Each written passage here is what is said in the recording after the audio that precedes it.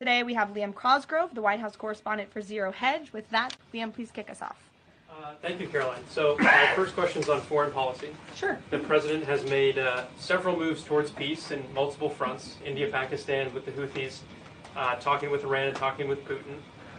Biden didn't even talk to Putin for the entire span of the war, which is crazy considering two nuclear powers were engaged in a proxy war. So I do admire these moves by the current president, I'll be honest.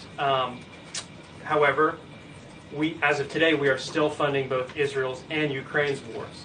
So can Americans expect to finally be done financing foreign wars at some point? Do you consider that one of the president's goals? Well, I think I can summarize the president's foreign policy agenda with two words: America first. And that means putting the American people and the American taxpayer first. And that's why the president is moving as quickly as he possibly can and working overtime to end these conflicts in both Israel and in Gaza, and also the Russia-Ukraine war. As you all know, the president will be speaking with Putin at 10 o'clock. He plans to call President Zelensky when that call concludes. I spoke to the president about that call at 10 o'clock. I don't want to get ahead of those very important conversations, but of course you will hear directly from the president or me after those calls conclude today. So you can expect that. As for Israel and Gaza, the president continues to not only himself, but his national security team engage in talks on both sides of this conflict. The president made it very clear to Hamas that he wanted to see all hostages released. And last week, when we were flying out of town, there was great news on that front with the return of Eden Alexander, who is the last remaining hostage in Gaza. So to answer your question, the president is always thinking about the American people, the American taxpayer first. He wants these conflicts to end, not just to save money, but most importantly, to save lives. Thank you. And my only other question for you is, so over the weekend, President Trump posted Truth Social a video highlighting what most people call the Clinton body count, which is the strange number of suicides that seem to happen in Clinton circles. I have a headline here from the Washington Post that said, Trump peddles false conspiracy theories tying the Clintons to several deaths. So I just wanted to highlight real quick, this wasn't in Trump's video, but this is from the Arkansas Times, and it's the death of Mark Middleton, who was a former Clinton White House aide, who was found dead on a Clinton Foundation property. And I'll just quote from the Arkansas Times. Middleton apparently shot himself in the chest with a shotgun and also hung himself from a tree with an extension cord. So I have no idea how somebody commits suicide that way, but if the Washington Post is here, maybe you can enlighten us as to how that was actually a suicide. So anyways, that's just a lead into my question about the most famous Clinton-related suicide, which is that of Jeffrey Epstein. There's still a lot of questions around that case. You've released phase 1 of the Epstein files. What was missing from that is any connection to his ties to intelligence agencies, and that's really the whole story, that not just trafficking young girls, but doing it on behalf of intelligence agencies, and even potentially as part of a blackmail ring with potential ties to the Israeli government. So for phase 2, when can we expect it? Will it have information pertaining to those aspects of the Epstein case? I know the Attorney General has committed to releasing those files. I would defer you to the Department of Justice on her timeline, but when she has made a promise in the past, she has kept it, and I'm certain that she will in this case as well.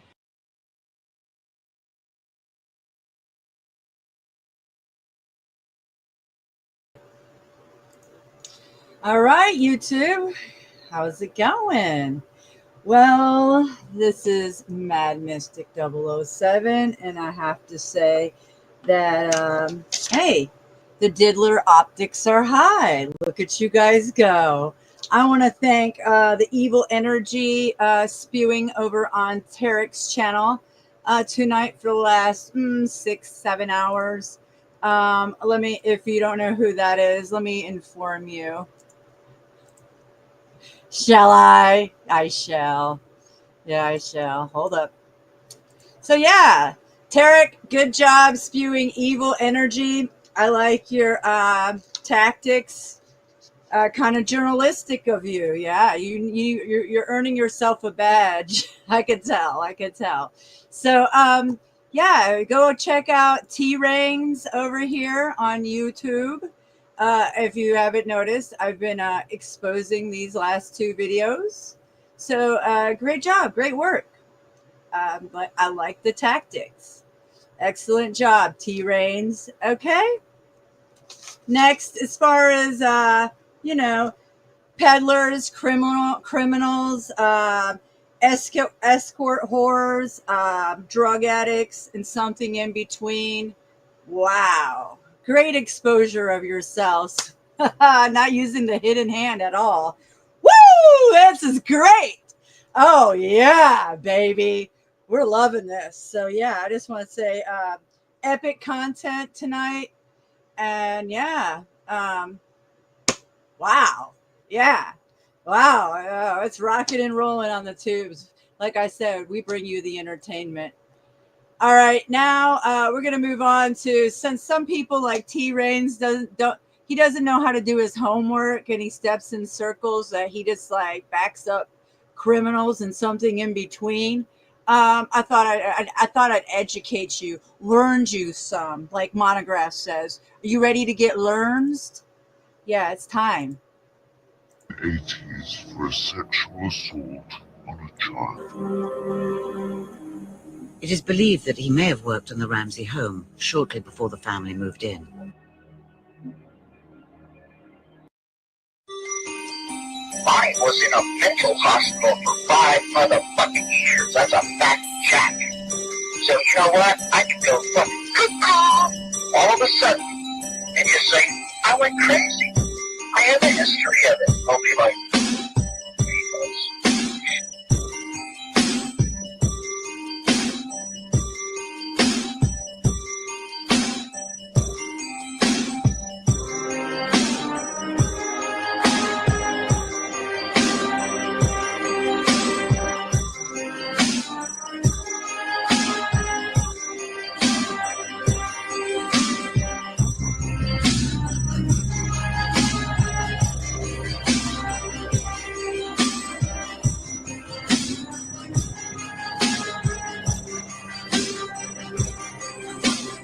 put me in the lollipop shop for about, a couple of years, let me out again, I'll be right back on your ass. So you think you scare me? You don't scare shit.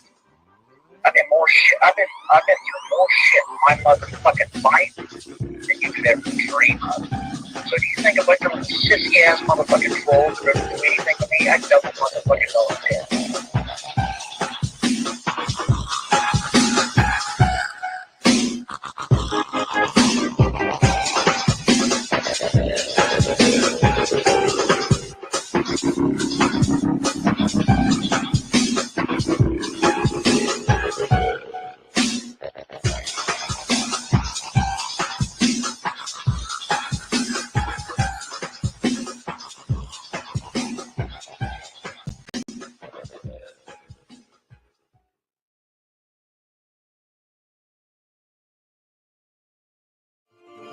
John Benet Ramsey was born into a Boulder, Colorado family that looked like a lot of American families. In these rarely seen home movies, she seems playful and happy.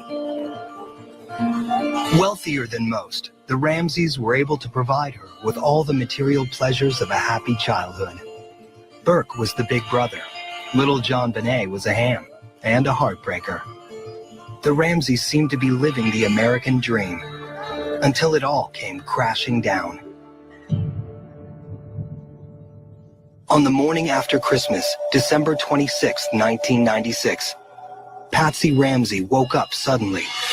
These images retrace the moments that followed, in the house where the tragedy actually occurred.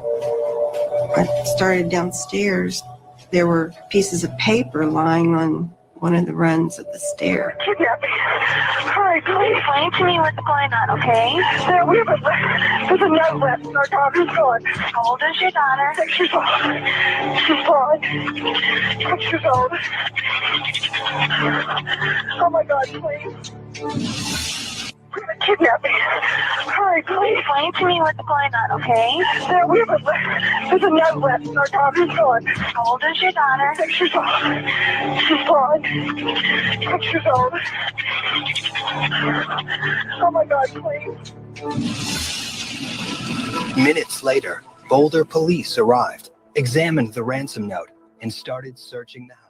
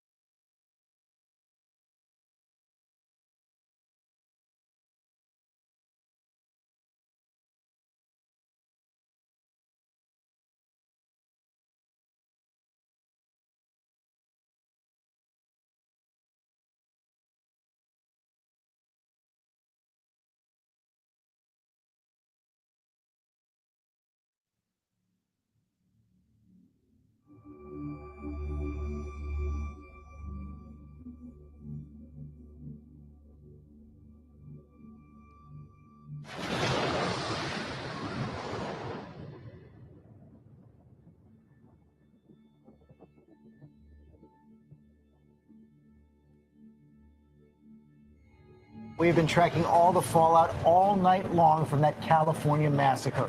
The worst mass shooting since Newtown. It has stunned the country, our entire country, one more time.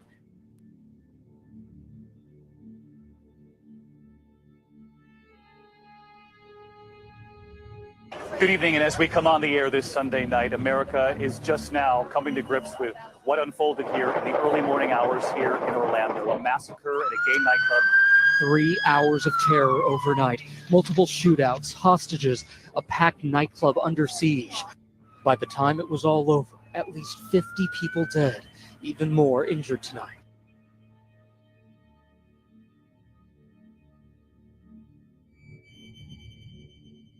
Morning, that peaceful protest was nearly over when the first shots rang out.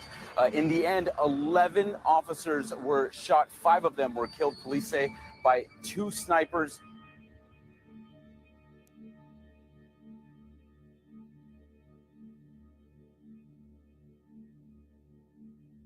This idea that America is somehow on the verge of collapse, this vision of violence and chaos everywhere, doesn't really jive with the experience of most people. You know, there's been a lot of talk in this campaign about what America has lost. People who tell us that our way of life is being undermined by pernicious changes and dark forces beyond our control.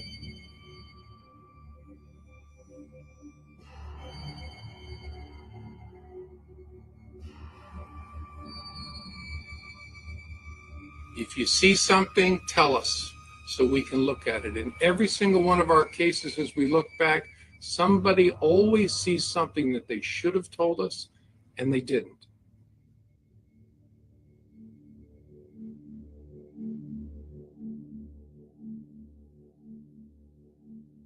The FBI is now investigating a series of attacks on Planned Parenthood offices around the country.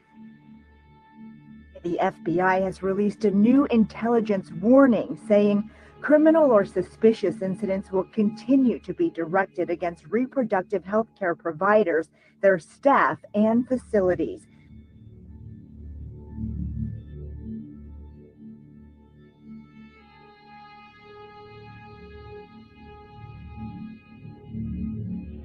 Hi, this message is for Danielle Kikoa. I hope I pronounced that correctly. My name is Kimberly Milka. I'm a special agent with the FBI here in Denver. And Ms. Kikoa, I understand that you might have some information that you'd like to share regarding Denver Bible Church. If that's accurate, would you please give me a call? Let me know when a good time to meet is. What we can easily do and get others to buy off on is the involvement with the pro-life protest. Okay. If there's any move to, again, harm people, like you said, I mean, we don't want to knock another Dr. Tiller on our hands. Well, expect it. You can expect it.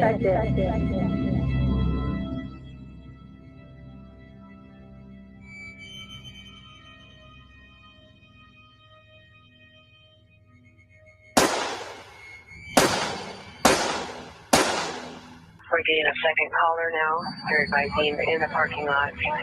Somebody is shooting. Actually, we're getting several more calls now.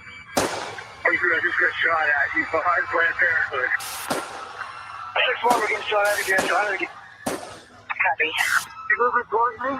The investigators tonight say it could take a week to process the crime scene. The 5-hour siege was pure chaos. We're pinned down. We're getting active gunfire.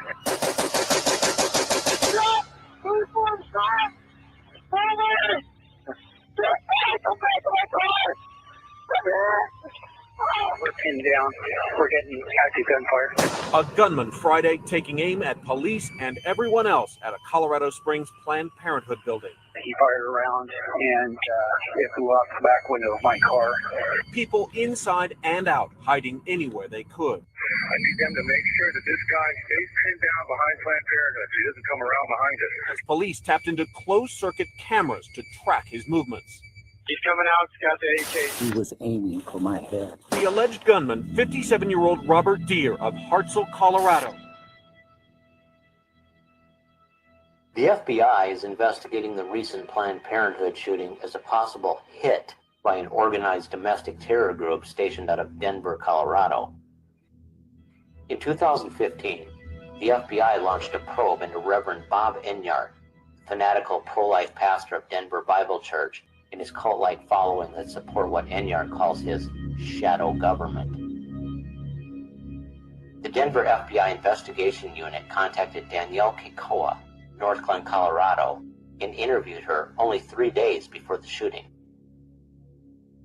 The FBI received Kikoa's name and contact information from Planned Parenthood, and the focus of the interview was Kikoa's membership in Denver Bible Church.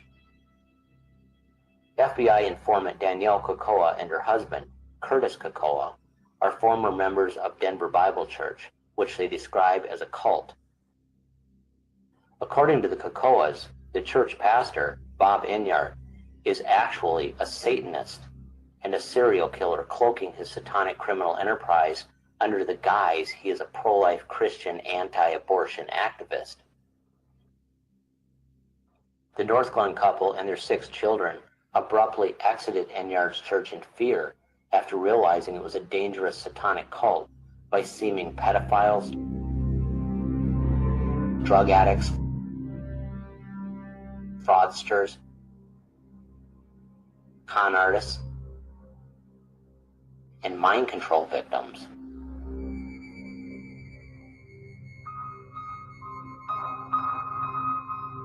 After leaving the cult, the Kikoas found themselves under perpetual siege by local law enforcement, child protective services, neighbors, and even family that have been communicating with the cult.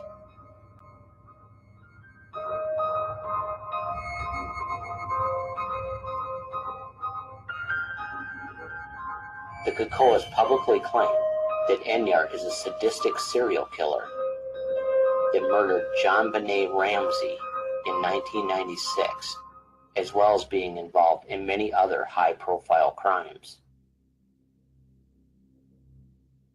Rapidly emerging evidence, which includes statements from a former candidate on the U.S. presidency ticket, reveals shocking evidence that supports claims by former Denver Bible Church members of extortion, blackmail, and mind control.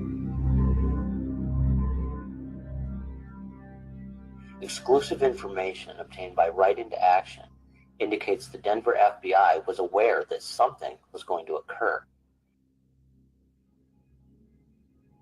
On November 24th, only 3 days before the shooting in Colorado Springs, Kimberly Milka of the Denver FBI interviewed Danielle Kikoa of North Glen, Colorado. Milka said she had received Kikoa's information from Planned Parenthood.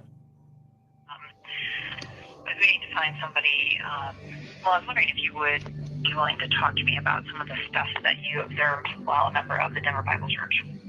Okay. So you're aware of some of their criminal actions, I take it? I read quite a few things online about kind of the back and forth between the church, and I think they've also made some accusations against you and your husband, but that's why we like to talk to people to get the full story. Okay.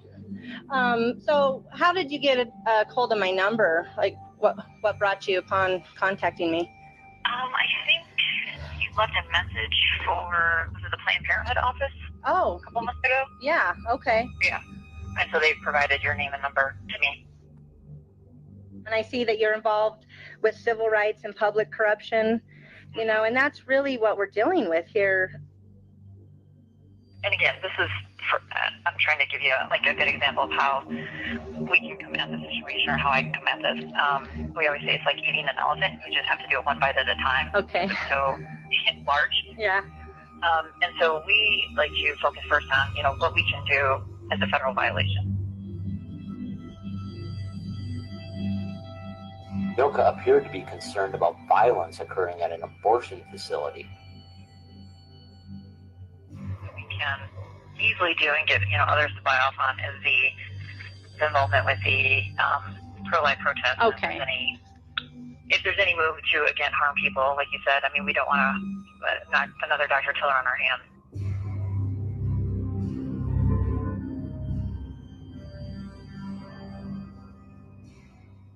New details in our breaking news here on CNN. The slaying of a controversial abortion provider, George Tiller, in Kansas in broad daylight inside his own church. We are hearing from police at this hour, wrapping up a news conference just a short time ago. And at the scene, a church of all places, investigators are combing the lobby and talking to witnesses for clues. He was a major target of anti-abortion groups, a man who never wavered in the face of protests, trials, and violence. In 1993, Dr. George Tiller was shot and wounded in both arms. In 1986, his clinic was bombed. He continued to be one of the few doctors who performed late-term abortions. The 67-year-old doctor was shot in the foyer of Reformation Lutheran Church while serving as an usher. The shooter killed Tiller with one bullet.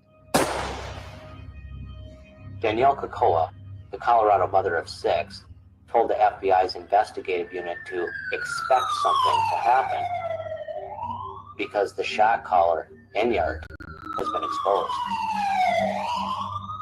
Well, expect it. You can expect it. And because Bob Enyart has been found out, I mean, it's no coincidence that all hell has broken loose in Colorado alone since the discovery of him.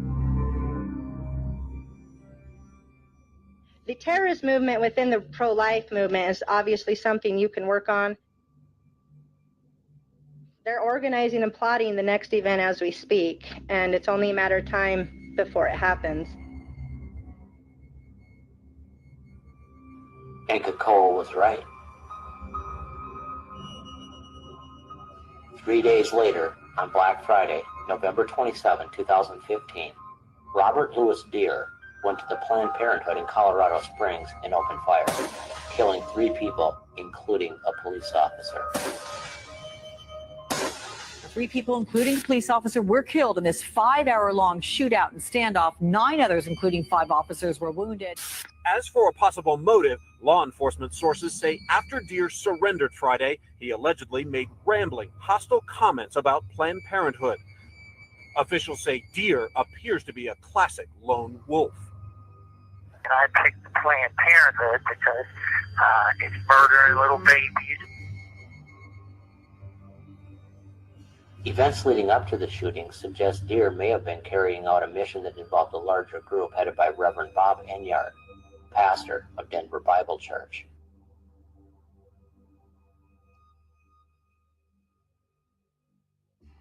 As pro-lifers rally around the country, graphic and shocking new evidence of Planned Parenthood's alleged exploitation of aborted fetuses. Good evening. Welcome to Washington. I'm Brett Baer. What has been a very bad summer for Planned Parenthood is a lot worse tonight, as pro-life groups gathering across the nation demand an end to federal funding of the organization. If we were doing 50 to 75 per specimen, that would be like 200, 300, right? And we'd be comfortable with that. But it's like stuff like this, we don't want to do just a flat fee of 200, and then it's like. No, and I think the per item thing works a little better just because we can see how much we can get out of it. That was a clip from a series of sting videos shot by an anti-abortion group that appear to reveal Planned Parenthood negotiating prices for fetal tissue. These controversial videos have prompted Congress to once again attempt to defund Planned Parenthood. And for a long time, groups like the group behind this have been trying to get the government to defund Planned Parenthood. So there's a kind of interconnected web here, also apparently working in tandem with various politicians who were shown the videos ahead of time. This is roughly a 3-year effort that's been going on right now.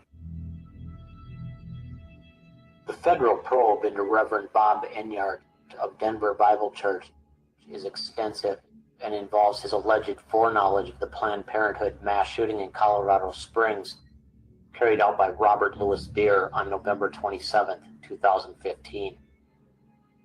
The reasons and implications for federal authorities to have an interest in Denver Bible Church could be far-reaching. Evidence shows an FBI investigation and intervention is required for purposes of potentially solving unsolved murders and kidnappings, preventing future murders and kidnappings, as well as disrupting possible plans to subvert national security. Enyart is also being investigated for civil rights and public corruption violations that involve conspiracy on multiple levels.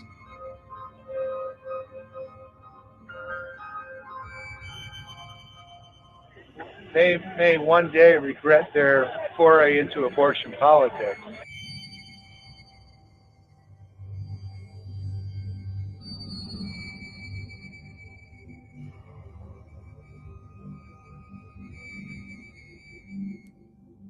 Witnesses, documents, and records suggest Enyart, who is also a radio talk show host and anti-abortion activist, is doing little more than posing as a pro-life pastor while executing an ongoing underground criminal operation in what he calls his shadow government.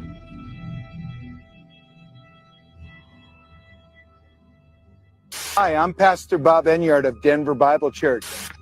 Bob Enyart is with Colorado Right to Life. Christian radio broadcaster Bob Enyart. National conservative activist Bob Enyart from KTOV and Colorado Right to Life is back with us again.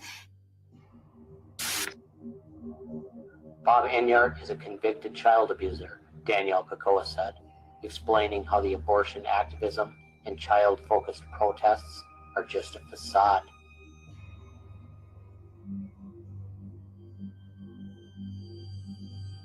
Bob Enyart's a convicted child abuser, types of things. I find out after the fact Bob's been divorced not once but twice, that he's a convicted child abuser, not once but twice, which he at first played it off like it was just some biblical spanking, like you just lovingly swatted your son gently with, So he totally used that to make it sound like it was just loving spanking on his stepson. Well, we find out that it's actually his girlfriend's son. They've only been dating a couple weeks, and he thinks it's important to beat the crap out of her son and then marry her 6 days later.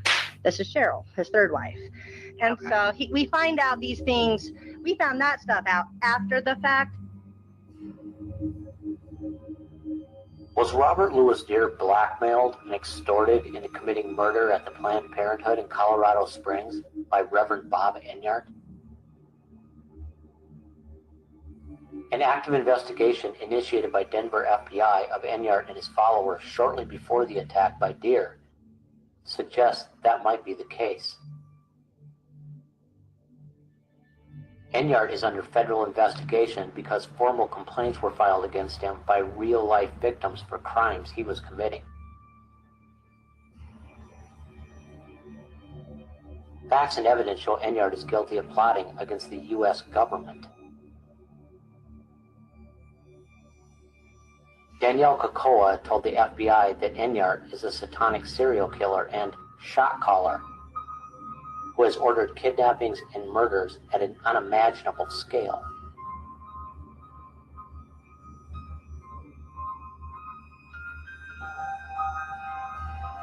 This is what Bob does. Of course, as a shot caller, the best way to get away with things is to never have any direct connection to the person. That's the most obvious thing. Kimberly Milka, special agent, Denver FBI, said shot caller accurately describes Enyart.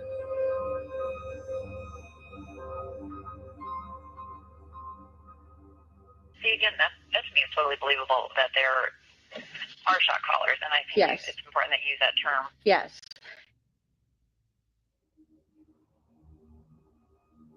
Evidence shows American Right to Life, formerly Colorado Right to Life, is a fraudulent front providing cover for homicidal, anti-government, and unconstitutional activities being staged out of Denver Bible Church by Reverend Bob Enyart. Brian Rohrbaugh, former candidate for Vice President of the United States, parent of Columbine massacre victim Daniel Rohrbaugh, founding president of American Right to Life and former member of Denver Bible Church, has been a very close business associate of Enyart since 1999.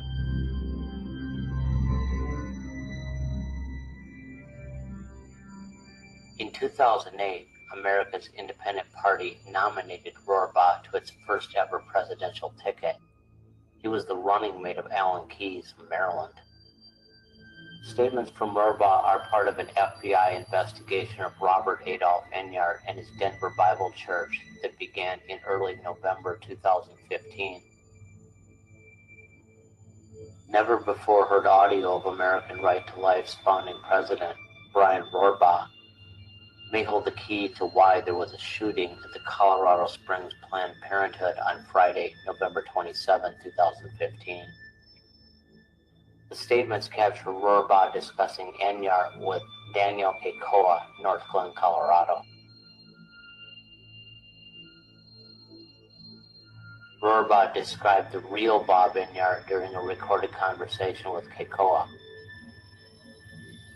This man has no place being in any role of leadership. In my opinion, he is perhaps the most dishonest and deceptive man I've ever met in my life. Yes, we agree with you completely. And He's a blatant liar, and his whole thing is to try to get people in to following and worshiping him.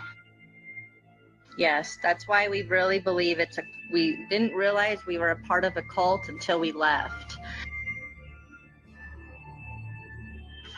Yeah, well, he's an evil guy.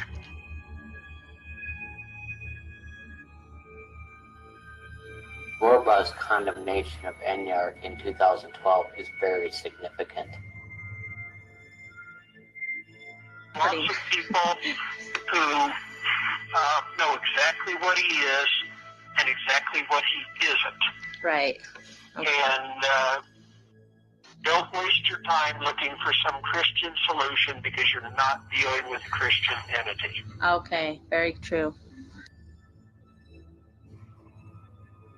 Murbaugh's statements regarding Enyart corroborates and confirm the Kekoa's assertions about Enyart. The other thing is, you've got something that has Bob scared to death. Yeah, that is true. Of what you're doing. Yeah. So I wouldn't let up.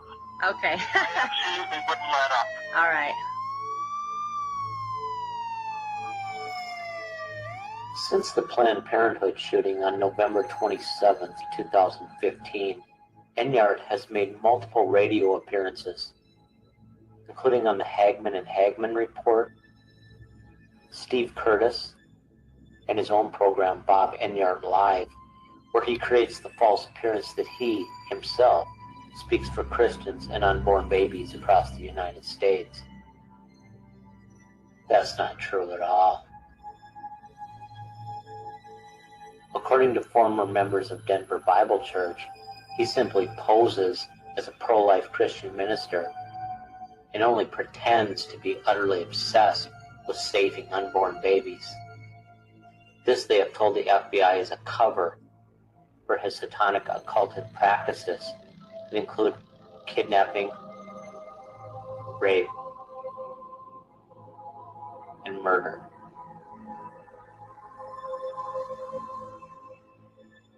The Reverend Bob Enyart is attempting to mislead the public about the scope of the federal probe against him and his church. If you'd like to join the conversation this morning with my guest, Pastor Bob Enyart, Denver Bible Church, and a spokesperson for Colorado Right to Life, longtime pro-life activist in Colorado for decades now. And I want to ask you first and foremost about we've been talking about this clinic shooting down in Colorado Springs, and we talked in the last hour about the disproportionate numbers of the number of babies that have been killed at Planned Parenthood and other abortion providers around the country over the years, tens of millions, and I would say well over 100 million, maybe 150 million by this point. We need to have outrage because this is an affront to God who made us and to children. They're dismembering children. That's what this is all about.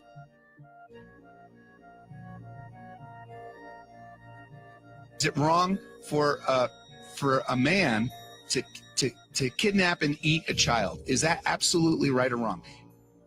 Is it wrong for a man to violently rape a woman? You've got to stop criticizing the killing of unborn children. That is your cue to pull out the stops and tell everyone it's wrong to dismember children.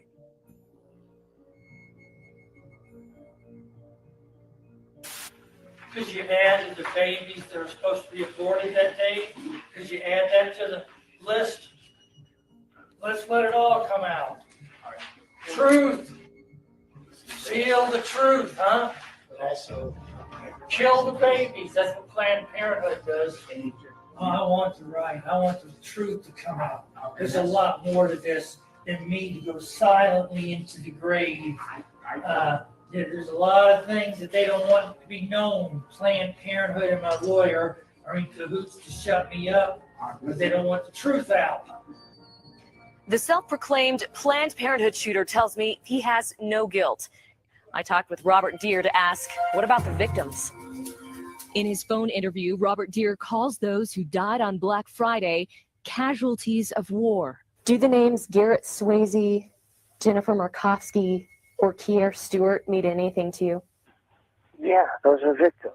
Were their lives not important? Well, in a war, there's going to be casualties. And are you going to name the 100 million babies that were killed that nobody talks about, nobody represents them? But when the interrogators ask this murderer, what do you think of those Planned Parenthood videos where they're selling baby body parts? Well, what do you think of those? And he says, well, now they won't be doing that anymore. I care about a lot of things. I care about innocent blood. The innocent blood of all those babies they're killing, and they're selling their baby parts. That's a Holocaust. That's an atrocity. Many associates of Enyart were discussed during the FBI interview, including Steve Curtis, Brian Rohrbaugh, and Doug McBurney. On November 30, 2015, Bob Enyart and Doug McBurney co-hosted a radio program on KGOV.com where they discussed the shooting at Planned Parenthood. Robert Deere is a pothead. The on-air conversation regarding Robert Louis Deere and the Planned Parenthood shooting quickly became all about Enyart and McBurney personally. We have the most effective list of the peer-reviewed science showing the horrific consequences of smoking pot. Yeah. Yeah. Very including the shooter at the Planned Parenthood abortion mill Now, in Colorado Springs. I was not aware that he had made he's some a pothead. And so Colorado, we have a schizomagnetophield field we've erected over the state that attracts. They're pouring in over the borders. Schizophrenics, faster than paranoid Syrians into Greece. schizophrenics, It's true. criminals. Yeah. Now he is this particular Robert Louis Deere. We're talking about the shooter at Planned Parenthood in Colorado Springs. It is an extreme example of the kinds of freaks that are coming to Colorado by the thousands moving here. Yeah. So they could smoke pot, be losers, and just experience life in all its paranoid schizophrenic glory. Yeah. So he's another schizophrenic pothead whose brain has been fried by this harmless herb. Yes, this medicine. Enyart and McBurney's anxiety is likely based upon the fact they know their cover has been blown and Denver Bible Church is under investigation. Now, NBC News was the outlet to report that this murderer mentioned the Planned Parenthood videos. Well, now they didn't quite say it that way. It's a little more vague than that. A law enforcement official says the suspect made a comment about no more baby boomers. That's about as vague as it is. Good evening. We are learning much more tonight about the deadly shooting rampage in Colorado Springs, Colorado, one day after a gunman stormed a Planned Parenthood clinic and killed 3 people before surrendering. Today, new details emerged about the suspect, although his motive is still unclear. Police say this is the man behind the bloodshed. A federal official telling NBC News Robert Deere appears to be mentally disturbed. Law enforcement sources say when Robert Deere was taken into custody, he began ranting about President Obama, politics, abortions, and, quote, baby parts.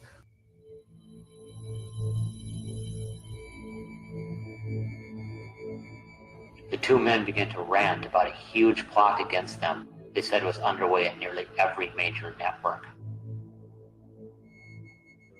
At any rate, I've been scanning, Bob, because obviously NARAL, Planned Parenthood, ABC, NBC, CBS, CNN, Fox News, they are dying to tie this guy to some the pro-life anti-abortion, pro-life movement. They're just, they want him to be an anti-abortion activist. They're waiting with bated like breath. You are, like I am. We are anti-abortion activists. They want him to be one of us. Yes. So that they want to find your number on his cell phone. So that guilt by association, they could smear millions of pro-lifers. Right. Enyart has repeatedly lamented that the American media is unfairly blaming the entire Christian pro-life movement for the actions of the shooter, Robert Louis Deere. Following the attack, Enyart began appearing on air to equate himself with millions of pro-life Christians across the United States. He claims the entire pro-life movement is being blamed, including himself in the mix, as if he himself represents the entire Christian pro-life movement. That is simply not true. How many pro-life leaders support killing abortionists? Well, none. I know of none. The answer is none. I know all of them. The entire pro-life movement condemns killing abortionists. Yes. We're the leader at American Right to Life. We're among the leaders, if not the leader, in teaching people why it's wrong to kill an abortion. In fact, people could go to AmericanRightToLife.com and search right now vigilantism. It's the top story. Yeah. It's the top story with a comment about, this weekend's murders. Yeah. It's wrong to smear guilt by association. The entire pro-life movement, millions of pro-lifers, by this lunatic's crimes. I mean, they're obviously trying to associate desperately this guy with all of us who've ever spoken out against the killing of people. Right, because guilt by association, and not even association, just the smear. Sure. They're desperate for it. Enyart does not speak for anybody or anything except for himself and Denver Bible Church.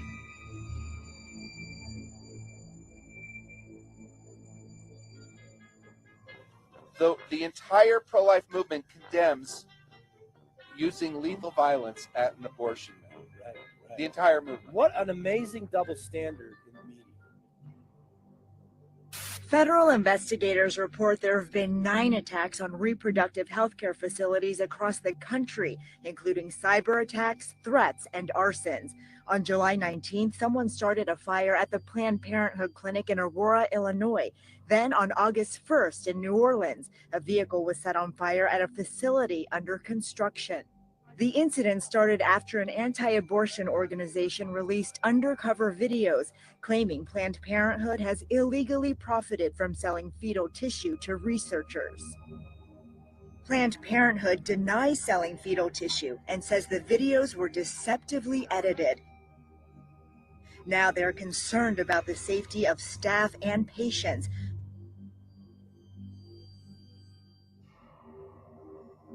The government and the media wants nothing more than to tie him to pro-lifers. Yes. That's what they want to do, even though he's condemned by the entire pro-life movement. I'm talking about people like you, Doug McBurney, like Denver Bible Church, pro-life Christians, that we cling to our guns and our religion. Bitter clingers. Yeah.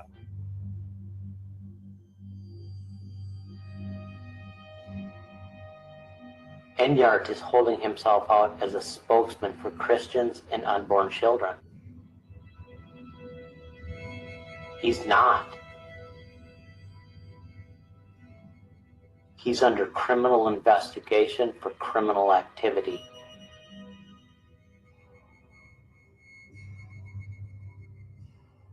Enyart's clever attempt to cloak himself with the name of Jesus Christ, biblical scripture, and receive cover from the Lord's followers is a deception easily recognized by those with eyes to see, ears to hear, and a mind to think.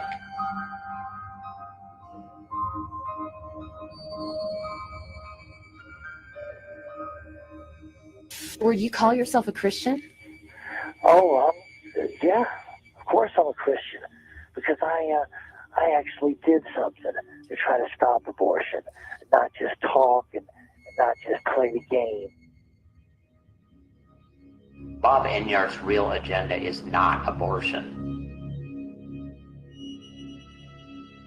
Following the Planned Parenthood shooting, Bob Enyart appears on radio programs billed to discuss pro-life issues, but his real passions and agenda is not abortion or unborn babies.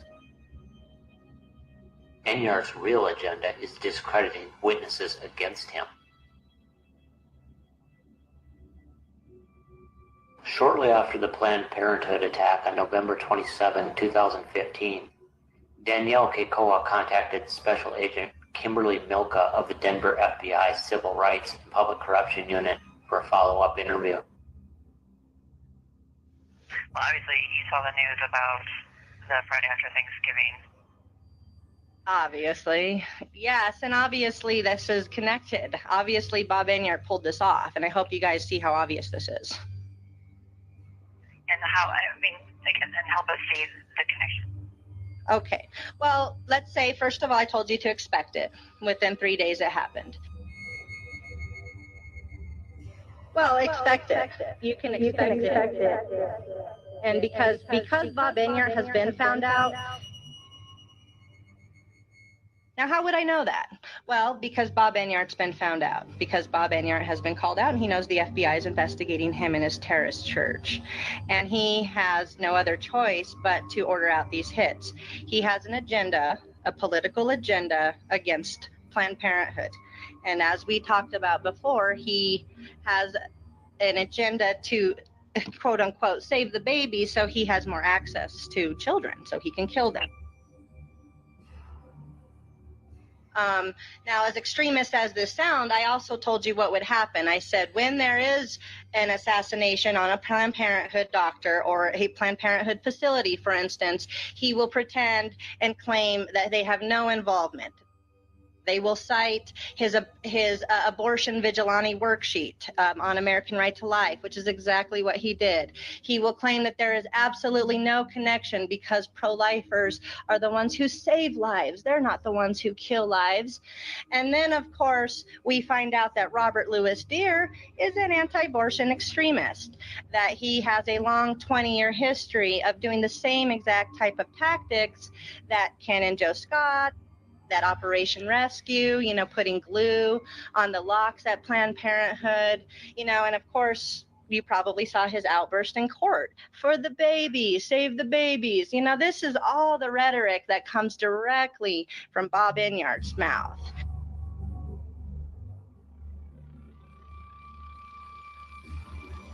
Enyart faces increasing scrutiny for his alleged involvement in multiple high-profile murders, including John Benet Ramsey, Jessica Ridgway, and Dylan Redwine.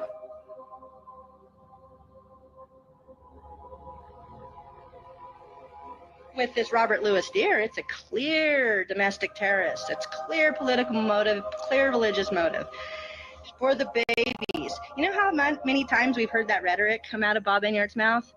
I mean, I can't even tell you. It was mind-numbing. In a cult, all they talked about was the babies and the dismemberment of the babies and the ripping the arms and legs off the babies and the unborn. It's all we talked about. Tonight, we're continuing to talk to the accused Planned Parenthood gunman. It began with rambling conspiracy theories. Then he talked about the shooting at the Planned Parenthood clinic. Tonight, he told me he was at war with the feds, so he picked the most evil spot he could think of for a battle, so he picked here. We also talked to him over the phone on Friday. Yeah, trying to save babies, yeah. Because they were selling baby parts, too. Not only are they killing the babies, now they're selling baby parts. And he has hundreds of agents. I mean, thousands of agents. There really is an unknown number of people who are willing and ready to take orders. I also told you that they're going to get the most mentally ill guy of the bunch to pull the trigger. You know, I mean, how would I know this? Am I a psychic, or do I just know Bob Enyart that well?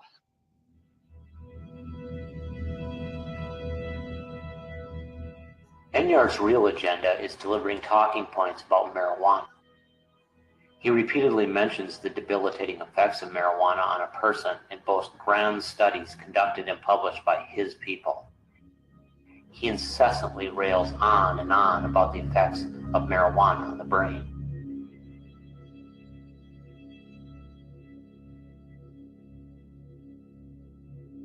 Enyart suddenly interjects his marijuana tirades into the abortion and pro-life discussions where they're out of place and unnecessary. Undoubtedly, our schizophrenic magnet law of legalizing pot here in Colorado has attracted thousands of losers, people who are schizophrenic, paranoid, who come here because they want to be high officially. That's what they want to do for their career. And so we got another part, Steve, so many of the criminals that have torn apart this nation have been potheads.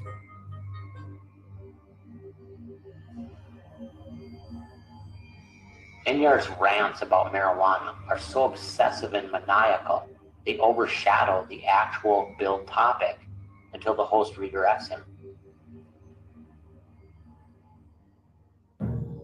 Robert Deere is a pothead. Right.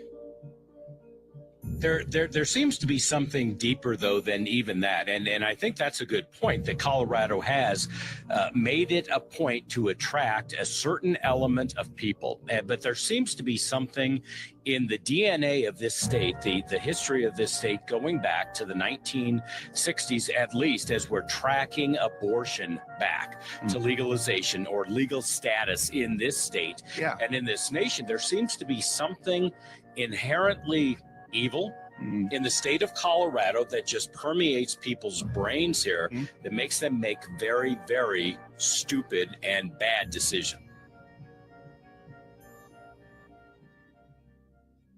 Enyart diagnosed the Colorado Springs shooter, Robert Louis Deere, as a, quote, a pothead, a schizophrenic pothead.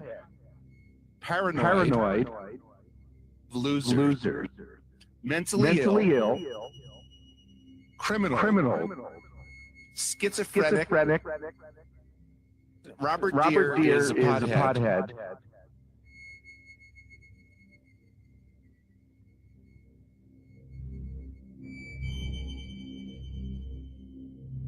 Enyart has no access to medical records, psychological reports, blood test results, police statements, and the like of Robert Louis Deere.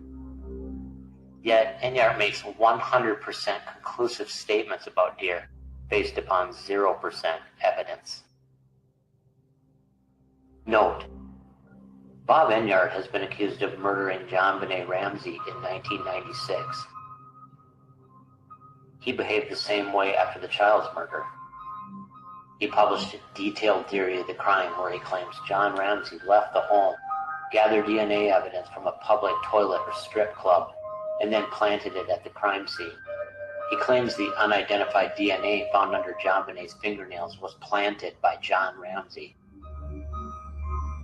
Former Denver Bible Church members say it's Bob Enyart's DNA.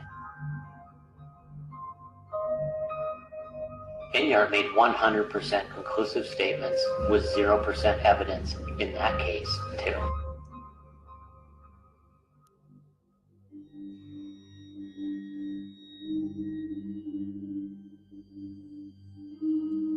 As a 6-year-old beauty queen, John Benet was publicly sexualized by her parents. Dressed provocatively and coached to saunter like a seductress.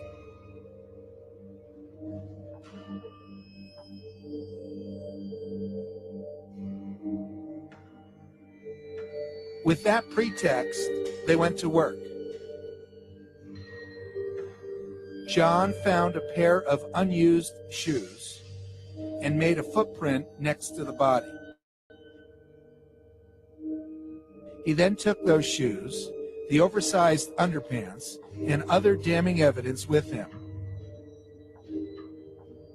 like the rest of the roll of duct tape and the rest of the cord used to strangle her.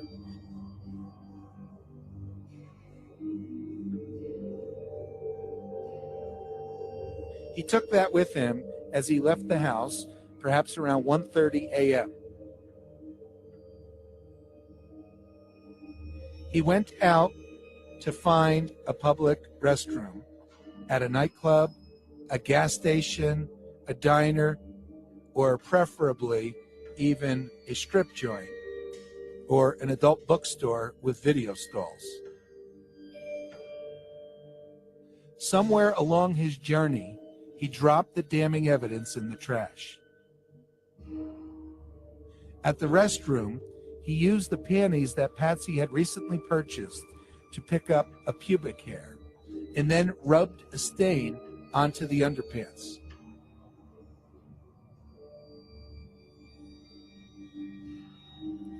The unidentifiable DNA material under the fingernails was likewise collected by John, or by a few days of Normal's child play.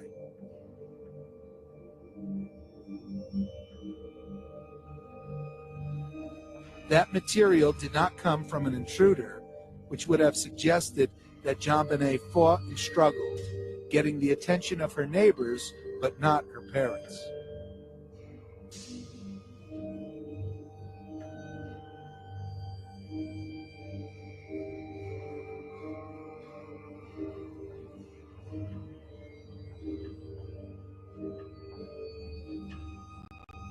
And so, again, just to reiterate too, I think some of the information that you provided may not have been viewed as credible at first because of the, I think a lot of the accusations you made against, and we're talking about Bob Enyart as the head of the church, correct? Correct. Okay. Is that he is a serial killer, and I think you've accused him of being involved in the JonBenét Ramsey homicide? Correct.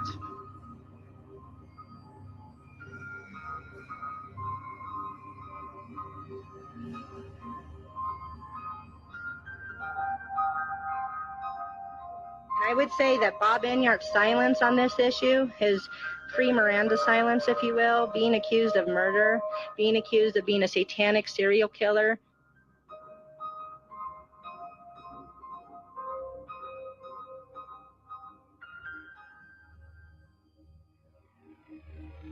and so I mean, who am I? I'm just a housewife, right? I didn't go to Quantico. I didn't, who am I? But the fact that we've been saying the same thing, screaming bloody murder, it started off us accusing him of conspiring to take our children, to unjustly try to take our children and frame us for crimes we didn't do. After a years-long investigation, finding out his criminal record, learning what a fantastic liar he is and how ruthless and aggressive he is, to know what he's capable of, it made it very believable to know what he did to John and Patsy Ramsey. And if you read what he wrote on shadowgov.com,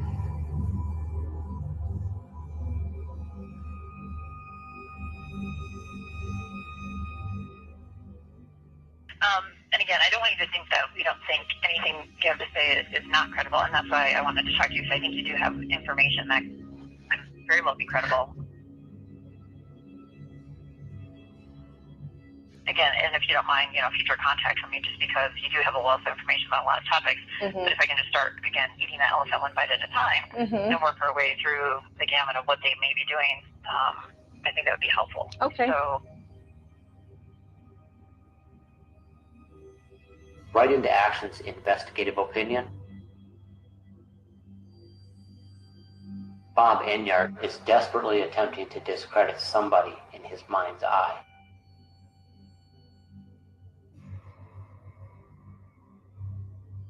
Somebody has witnessed Enyart do something.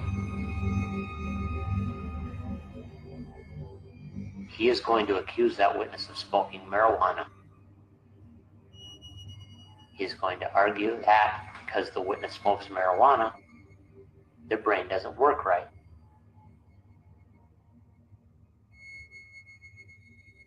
He will accuse the witness of being mentally ill and/or delusional. His DNA is at the John Benet Ramsey murder scene. So this is all delusional, and I want my opinion of how it got this bad. But what happened was Curtis and Danielle were using drugs, and they were about to lose all of their friends over something as insignificant as marijuana.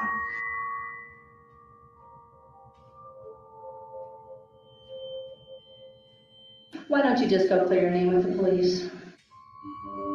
It's a delusional question.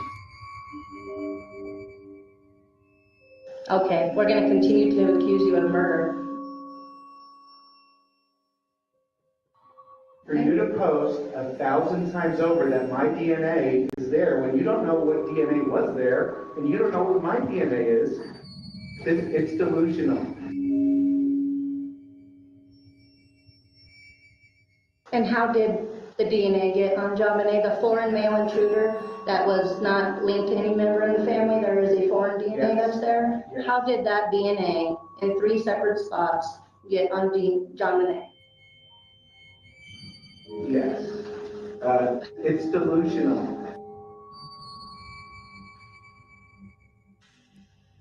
So what about the lone pubic hair? How did that arrive on the blanket?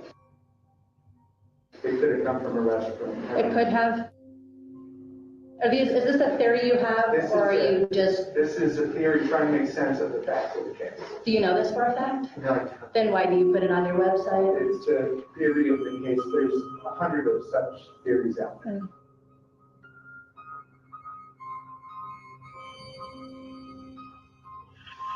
When Bob is being accused of something that he's not guilty of, he goes on the offensive with both barrels and publicly. And he likes to talk about how he's being, unfairly attacked, and you're not supposed to bear false witness, and on and on and on. All that is conspicuously missing.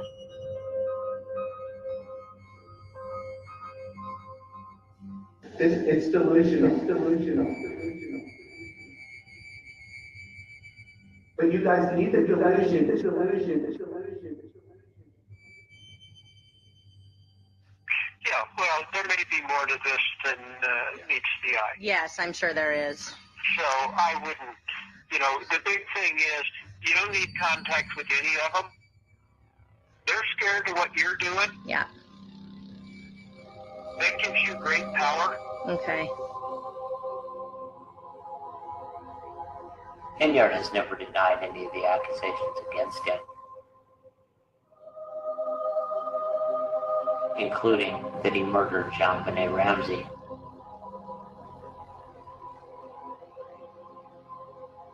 They're out there trying to kidnap you and they're trying to kill you.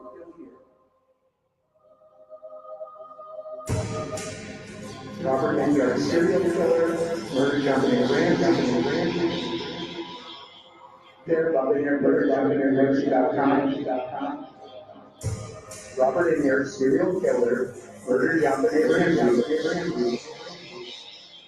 Robert Enyart, murdered John Benet Ramsey.com.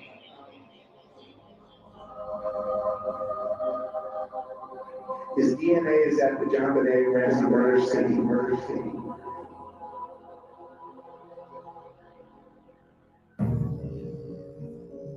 Right into Action is continuing to investigate.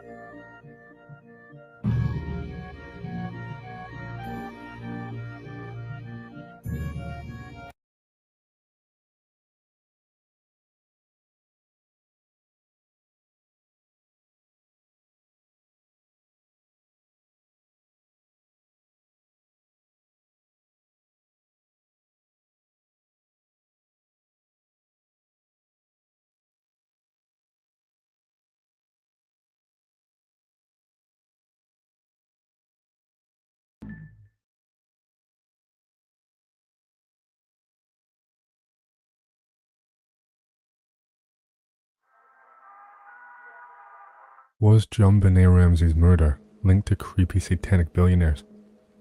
If you have ever gone down the JBR rabbit hole, you know that it's one of the most confounding unsolved mysteries in history. Nothing about this case really adds up, and one piece of evidence will contradict any given theory you can come up with, no matter who you think was involved. Quick recap, there are basically 4 possible outcomes. Intruder did it. Someone broke into the Ramsey house, planned to kidnap JonBenet. Something went awry, and they ended up having to kill her and flee, but not before writing a detailed 3-page ransom note. John Ramsey did it. The autopsy revealed that there had been an ongoing molestation of JB, providing a possible motive for John killing her before the secret got out. This would require his wife Patsy to go along with the staged kidnapping for the rest of her life, despite John being a monster. Patsy did it. Possible motive. JB had been wetting the bed, and with the stress of the holidays, travel, and tight scheduling, Patsy snapped that night and disciplined JB too harshly and finished the cover-up by strangling her and staging a kidnapping. Burke did it. Circumstantial evidence makes this seem likely, but the injuries sustained to JB's body seem to require a lot more strength than a 9-year-old will be capable of.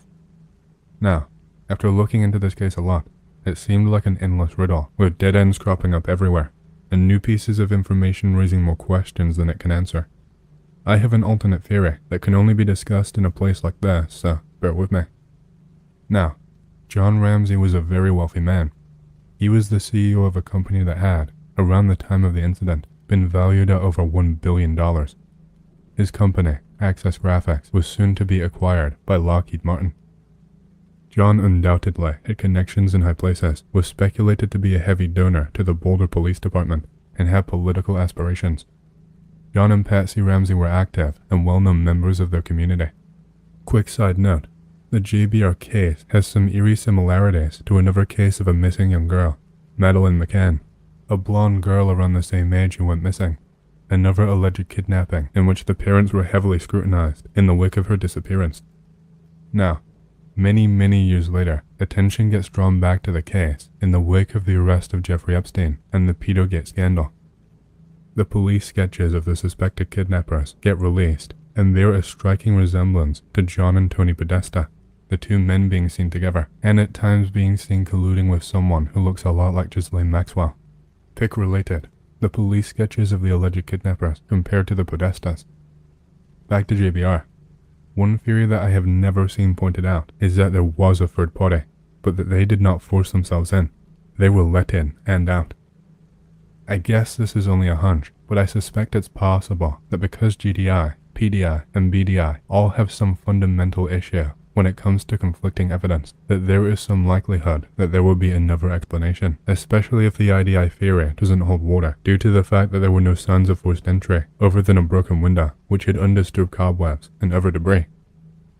My theory is that, given that JBR was a pageant girl, and the daughter of someone who is essentially a billionaire, that she attracted the attention of rich and powerful elite pedophiles. John Ramsey, who, make no mistake, is probably a sick bastard himself, essentially let other men use his daughter to gain favor. My guess is one of them had some kind of strangulation fetish and just went too far, and she had to be killed because there were visible abrasions to her neck and body. Then, the killer was allowed to walk, and whether the body was later discovered or not, the Ramseys needed to cover up the crime to protect their powerful friends and themselves. A person they were seen with, compared to Ghislaine Maxwell, a popular internet theory that arose from this case after the scandal was that the parents sold their daughter, McCann, into slavery. A few factors. Once the sheriff, who knew the family, made the choice to help cover it up, he had to keep covering for them, because you can't just stop obstructing justice in a high-profile case without anyone noticing. At best, your career in law enforcement is over. At worst, you go to prison for obstruction. By performing a cover-up, the police had already tainted all the evidence. An outside prosecutor, state police or FBI, would have had to arrest a lot of people, many of them cops, and prosecuted them all under RICO. That's an extremely difficult and expensive prosecution, with a high chance of failure. If the case is that high profile and you don't win, you're disgraced. Chances are good you wouldn't even gather enough evidence for the initial arrest warrants. If you beat the odds and win, you've made a lot of enemies in law enforcement, and put a child in jail for decades. The big mystery may be interesting to the public, but it's third rail for a career prosecutor. The pathologist found signs of repeated, but not extensive, sexual abuse. There was no evidence of forced intercourse with an adult. Nah, a scenario involving an eyes wide shut cult is just wild speculation with no real evidence for it. Nope. The father found the body, then faked the note to cover for his son. The note was also written with materials found inside the home. The sheriff saw through it pretty quickly, so the father begged his friend to help him. The sheriff made a bad decision, which he found himself stuck with, because now he was complicit. He could have come out a week later and said, "Look, I helped my buddy cover for his kid, but this has gotten out of hand," and then justice might have been served. But it would have been the end of his career, his friend's career, both their families, etc. There could have been better ways to shield the kid from severe consequences up front, but the awful nature of the crime had everyone panicked and led to bad choices early on. Holy shit, I didn't realize she was killed on Christmas night. More info on Lockheed Martin and their interference with the case. So that there is no confusion, I want to say here and insert that I do not think that Lockheed Martin was involved in the actual crime/death of John Benet Ramsey. John Ramsey was the president of a company owned by Lockheed Martin. I have held much lesser positions than this for a company that does government military defense contract work, and this isn't like working at a typical corporation. The security measures and concerns are far greater. Additionally, Lockheed Martin was trying to sell Access Graphics in a fairly significant deal with GE at the time. So, wouldn't it be reasonable to think that maybe Lockheed Martin would want to immediately know about this fairly important issue of a missing child in ransom note found at the home of Access Graphics president? John Ramsey isn't just a father waking up on December 26, 1966 to these events. He isn't just a businessman waking up to these events. He is someone who is the president of a company owned by Lockheed Martin. Lockheed Martin, who is so mammoth in size, money, power, weapons, technology, secrecy. They are directly connected to the federal government of the United States and are the biggest arms dealer of the world. They are ranked 6th for lobbying spending and have been criticized for their influence in major political decisions. They ranked as one of only a few major military defense contractors. Getting back to my point though, John Ramsey heard Patsy scream, and while some of the details of what followed are somewhat debatable, the consensus seems to be that Patsy informs John Ramsey of the ransom note that she has found. They do a brief search for John Benet and don't find her. John then tells Patsy to call 911 while he reads the note. "We are a group of individuals that represent a small foreign faction. We do respect your business, but not the country that it serves. Make sure that you bring an adequate size attaché to the bank. Any deviations of my instructions will result in the immediate execution of your daughter. You will also be denied her remains for proper burial. Speaking to anyone about your situation, such as police, FBI, etc., will result in your daughter being beheaded. You can try to deceive us, but be warned that we are familiar with law enforcement countermeasures and tactics. You and your family are under constant security as well as the authorities. You are not the only fat cat around, so don't think that killing will be difficult. Don't underestimate us, John." I pulled out anything that I thought might immediately stand out to someone like John Ramsey for him to think maybe he should contact Lockheed Martin about this incident. Even if this ransom note was immediately considered a hoax by John Ramsey, it's reasonable to assume that Lockheed Martin would most certainly still want to be informed immediately and want to make sure of that themselves. So, my initial questions are, why doesn't John read the note before instructing Patsy to call 911? Shouldn't he at least review the contents of the note to get a better sense of things? Is it possible that once reading the note, that John realized this was possibly more concerning than he initially considered it to be, and possibly had second thoughts about Patsy calling 911? Maybe he hung up on 911. Maybe he thought he should call Lockheed Martin first. I'm not saying this is what happened, just a consideration. I understand why John wouldn't want to mention ever calling Lockheed Martin. Possibly. He isn't allowed to mention any details concerning them, their protocols in such an event, or their involvement in this regard. However, why doesn't anyone else seem to discuss it? Further, the Boulder Police Department, and Ron Walker with the FBI also doesn't seem to mention John talking to Lockheed Martin, or any of themselves sensing any need to contact Lockheed Martin about this matter. That seems unusual to me, but maybe they also aren't inclined to speak publicly about this. For years with this case, some things have just nagged me. Why are there so many people acting in manners that seem out of the norm, to put it mildly? Why is the entire Boulder Police Department not following procedures? I've traced it as far back as John Eller being responsible. However, does it really stop at him? Why is the entire BPD blamed when really it's John Eller's fault? Why is the BPD's reason for this given as short-staffed, inexperienced, etc., when in reality, there was someone present who had training at Quantica, knew what they were talking about, and was suggesting correct procedures on the 26th of December, 1996 that would have avoided nearly every mistake made in the case. However, Larry Mason was ignored by John Eller, who continued to issue commands that broke procedure. John Eller found an excuse to remove Larry Mason from the case early on, which Larry Mason fired back with a suit against the BPD for this and won. Why isn't the FBI intervening in this case, even as they see the Lockheed Martin connection, and watch local law enforcement screw things up? Why is the DA bending over backwards for the Ramseys in manners that aren't typical? I mean, I get that the Ramseys were wealthy, but come on, were they that important? How are the Ramseys able to get a Washington, D.C. crisis manager and ex-FBI profiler John Douglas on their case? Not just anyone can call these people up and request their services. In fact, I've never heard of John Douglas providing these types of services to anyone else beside the Ramseys.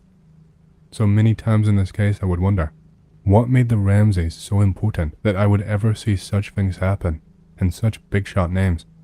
Then I stumbled across this article. In it, Fleet White mentions this. 1. That he thought that the grand jury had been delayed to protect Lockheed Martin's financial interests while trying to sell Access Graphics. As the White saw it, various entities connected to the case had strong reasons for delaying a grand jury investigation. Hunter, whose office rarely went to trial on homicide cases, was just one. Lockheed Martin, one of the state's largest employers, was another. The company had been attempting to sell Access Graphics at the time Jean Benet was killed. Any risk that the company's top executives would be facing a possible indictment would not have helped the divestment plans. Lockheed Martin sold Access Graphics, an asset reportedly valued at around $200 million, to General Electric in late 1997. The grand jury began hearing evidence in the Ramsey case in September 1998. 2. Attorneys who had connections with Lockheed Martin and the Ramsey's chosen legal firm offered pro bono services to the Boulder Police Department. As the feud with the DA's office escalated, the Boulder Police accepted the aid of a dream team of free attorneys who offered to provide pro bono counsel in this case. Curiously, one of the attorneys had served as outside counsel to Lockheed Martin in several cases. The second belonged to a firm that had also represented the company. The third had been co-counsel with Hal Haddon, John Ramsey's criminal attorney, in another matter. The Whites met with members of this dream team, who said they were in favor of a grand jury, but they didn't seem to be in any particular hurry to get one. 3. That Colorado changed their laws concerning grand juries during this case. They had learned that an obscure new law, pushed by the Colorado District Attorney's Council in 1997, allowed a grand jury to issue reports in first-degree murder cases in which an indictment was not returned. The reports could even include a public exoneration of the unindicted, but the new law would only apply to juries convened after October 1997. People interested in obtaining a public absolution of the Ramseys would have to get the matter before a jury seated after that date. Denver District Attorney Bill Ritter, who had been involved in drafting the new law, and was also on a team of district attorneys advising Hunter, denied that the legislation had been written with the Ramsey case in mind, but there was little question that a grand jury investigation had been repeatedly delayed by backstage maneuvers, as well as a series of much below-age summits of experts and formal presentations of evidence. What the Whites describe as well-publicized but clumsy attempts by the district attorney and police leadership to look busy. 4. That the intention of convening the grand jury was actually to seal away facts, evidence, and such. The people running the investigation had long ago decided against filing charges in the case, the Whites wrote. Their motivation for presenting the case to a grand jury has little or nothing to do with obtaining new evidence, grilling reluctant witnesses, or returning an indictment, and everything to do with sealing away facts, circumstances, and evidence gathered in the investigation in a grand jury transcript. I can't help but to think that Fleet White was onto something here. What if Lockheed Martin was doing a lot more behind the scenes, trying to influence the things happening in this case, and helping the Ramseys? How else could someone explain all of this? More so, why don't more people discuss this possibility? Side comment, but look at the novel's instructions. Don't call the police, or we will kill her. What did they do? Call the police. There's the justification for her death. In our terror, we disobeyed the faction, and they did kill her. But if they were still inside the house, she would have been freshly dead, not stiff in rigor. Also, no kidnapper keeps the target inside their own home. You will be denied access to her remains. What do they do? Leave her dead body under the Christmas tree as they flee. The mention of being denied her remains and proper funeral are so interesting to me because, 1, it just seems like an odd thing for a criminal to bother with, thinking or mentioning. 2, the Ramseys would later make a huge fuss about the BPD trying to hold her body. The coroner arrived late, on the 26th of December, 1996, and he did the autopsy on the 27th of December, 1996. The body then had to be flown to Atlanta, Georgia, in time for preparations for the viewing/funeral. This requires at least 2 days. Paperwork, scheduling, transportation. So let's say 28th of the 12th, or 29th of the 12th. The body would arrive preferably at least a day in advance for preparations to take place. So let's say 30th of the 12th. John Benet's body was present in Atlanta, Georgia, for the funeral that was held on the 31st of the 12th, 1996. That's a reasonably quick time frame, quicker than I would expect. My brother died at age 46. His body was held for 3 weeks. The family was fine with this, as they did not know why he had died, and we knew that understanding his cause of death would help us with closure. Due to the time they took, we learned that he had an undiagnosed hereditary heart condition that led to a heart attack. This information has since made us more aware of our own risks and could save our lives, so I have a hard time understanding why a family would rush the body being returned, especially in a murder case, where forensics is critical for justice, could potentially save people's lives, help with closure, and if the Ramseys are innocent, possibly help eliminate them as suspects, and lessen the financial burdens of a defense / the negative consequences from lingering suspicions. I 100% believe Lockheed Martin was a factor in this case. Why couldn't the police get phone records, financial records? That shit is standard in an investigation. Am I to believe they're going to let a situation like this derail a $200 million sale? Oh, hell no. The longer I think about it, the more I believe John was on the phone with lawyers and probably people above him from Lockheed in the wee hours of the morning to discuss what was going on. That meeting in Atlanta was probably specifically intended to address all of this. In fact, more than a spoiled social reputation, this alone could have been the driving, motivating factor to cover up an accident at the hands of Burke or Pat, though my guess is Burke, especially with the potential discovery of familial SA at the hands of an autopsy or intense hospital examination were she to live. Why does no one talk about Lockheed Martin? They were definitely involved in the post-cover-up and investigation fuck-up, but I've never read anything about their involvement in the crime itself. Maybe John was on the phone with them when he disappeared after the non-ransom call. This is a case of the powerful and wealthy protecting its own. No one else would have received the courtesy of assumed innocence for so long. Point number 4 is the most compelling, and is the typical sinister motivation that is usually behind these things. The grand jury did indict Patsy and John, but on child endangerment and obstructing the scene. Awful indictment, sure, but still not for sexual abuse or murder. The DA not pursuing the case after the indictment is always going to be pretty fucking fishy, even if people say that's because no one wants to put a 9-year-old on a murder trial, and it's not his fault his parents didn't get hot for his behavior. Still, the grand jury is a beautiful way to seal up literally everything involved in this case, forever, that would expose exactly what really happened, especially the things still not made public that might show tendrils were touching this case that came from outside the domestic family situation. Would Lockheed go to these measures for what? $200 million. That's how much they sold John's company for to GE. $200 million was not a lot of money for Lockheed Martin, even back in 1997. Hell, John's company just grossed $1 billion in sales for the last year, and $1 billion would still be pennies to the world's largest defense firm, and the biggest arms dealer on the planet. So I'm not really sure Lockheed Martin would care too much about the $200 million they were trying to get for the company, as much as they valued not having negative attention and press directed at them, which for LM would be worth way more than $200 million. There were also stock options involved on top of the $200 million up front, which could have been potentially worth billions, so maybe that is why. This whole thing is extremely sinister, and dear Lord, do I wish I could have access to the entire grand jury investigation that is now sealed up and locked away forever. They got more out of that deal than $200 million. They also got $2.75 billion worth of their own stocks back, which would strengthen their position against Northrop Grumman. So this was also a strategic move that could have earned them even more money had the federal government not stepped in and prevented them from buying Northrop Grumman.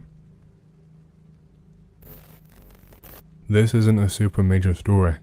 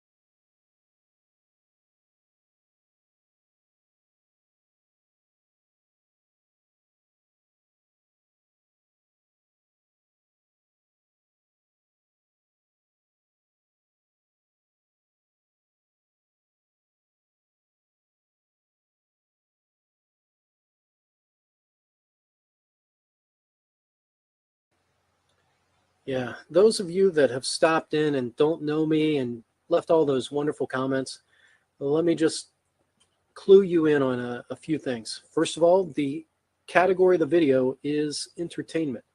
Second of all, I come from a blue-collar background, all right?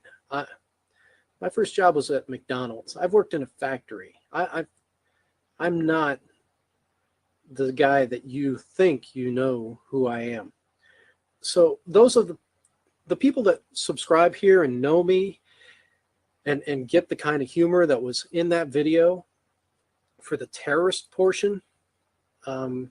Yeah, some of that just comes from Tin Cup. So how ridiculous would it be to call somebody up and say, this movie is so unethical because it makes fun of old people, dogs, and children. That's just crazy. Come on. The 24th, we have this wonderful Chinese buffet. It's called the Garden Lee. It's run by a wonderful Chinese couple. The husband, as a matter of fact, had been almost deported by the INS, but the Chinese government. Well, let me just not go there with the story. Anyway, because it's right around the corner, we go to that Chinese buffet probably 2-3 times a month. It's got the most wonderful egg rolls. And they were open on Christmas Eve.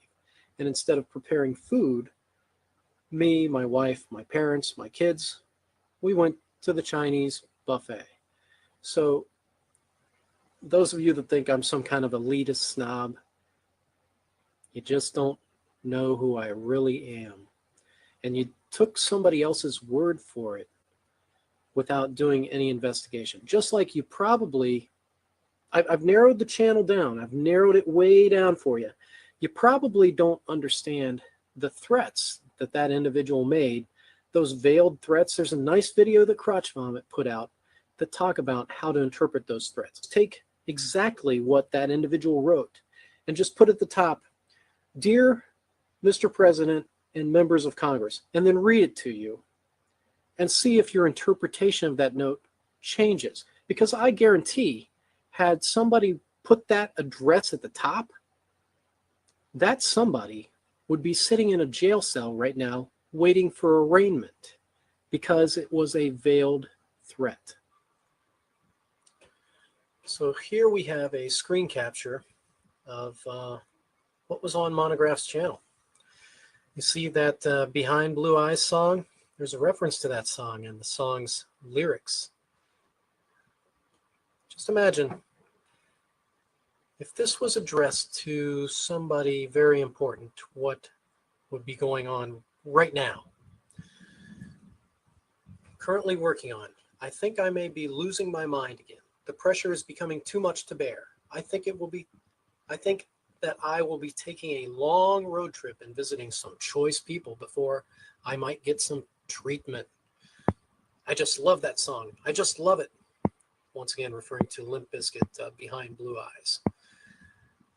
I think that is wonderful when you have something that you want to do or is driving you to do. Money is no object and is only a tool to achieving your objectives. You only live once, so you might as well go for the goal. Some people think that lives are a big joke and will never learn until it looks them right in the face or from a distance. Who knows? They just don't know the scope of things.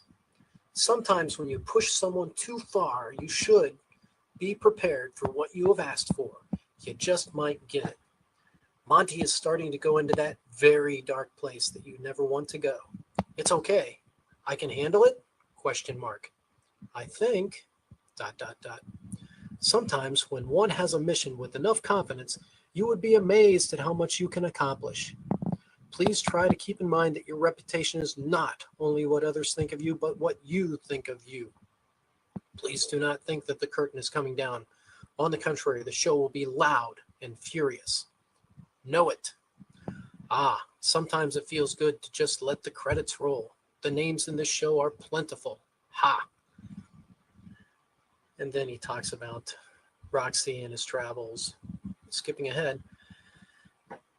For all of you, be yourself and have a great Christmas. People in general take kindness for weakness. So in short, no more Mr. Nice Guy. It's time for cold and controlled extermination of the skeletons that may haunt one's dreams and or past. I think everyone has something to fear. What can be the scariest is when you fear yourself. No one is perfect. There are many states that I must visit, so I will try my best to be back in a timely manner. I am sure that I will have a lot of, quote, special, quote, or, quote, one of a kind, quote, real action footage, laughing out loud. I suspect that I will publish those on February 4th, 2011, if I am able to, exclamation mark. What would prevent him from being able to do that? And so this veiled threat that was posted is still ongoing. It's not February 4th yet. Lastly, I did not want to say to all the people here on the InterTubes, it has been a lot of fun. Truly it has. These past few years have brought a lot of smiles and laughs. What I have to do is for me and no one else. Working on a new YouTube collaboration with 3 other YouTubers based on the possibility of losing one's mind over repeated action, when in reality, the repeated action was a life-saving sign. So let's just stick this at the top here.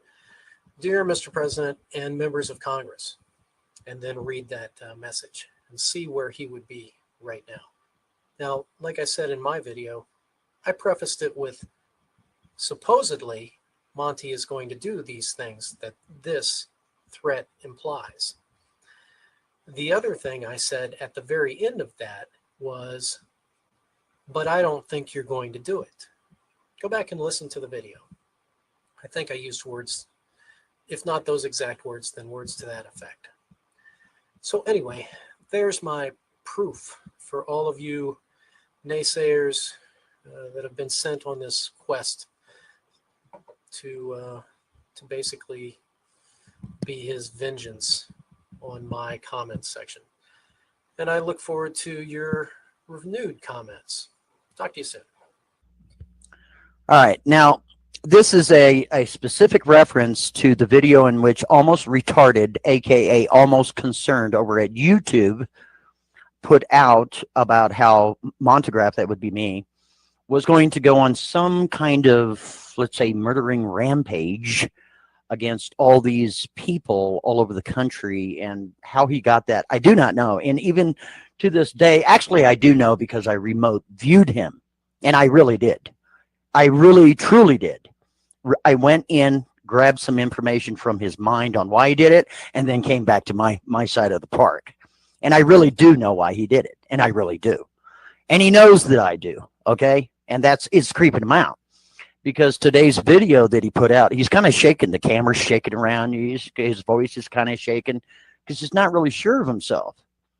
All right, now, what I'm going to do is, how this all started is, Monograph decided, because I'm a knucklehead, and I'm going to take one more PM, but I'm not going to take any more PMs after that. I got to get on with my show. Hold on.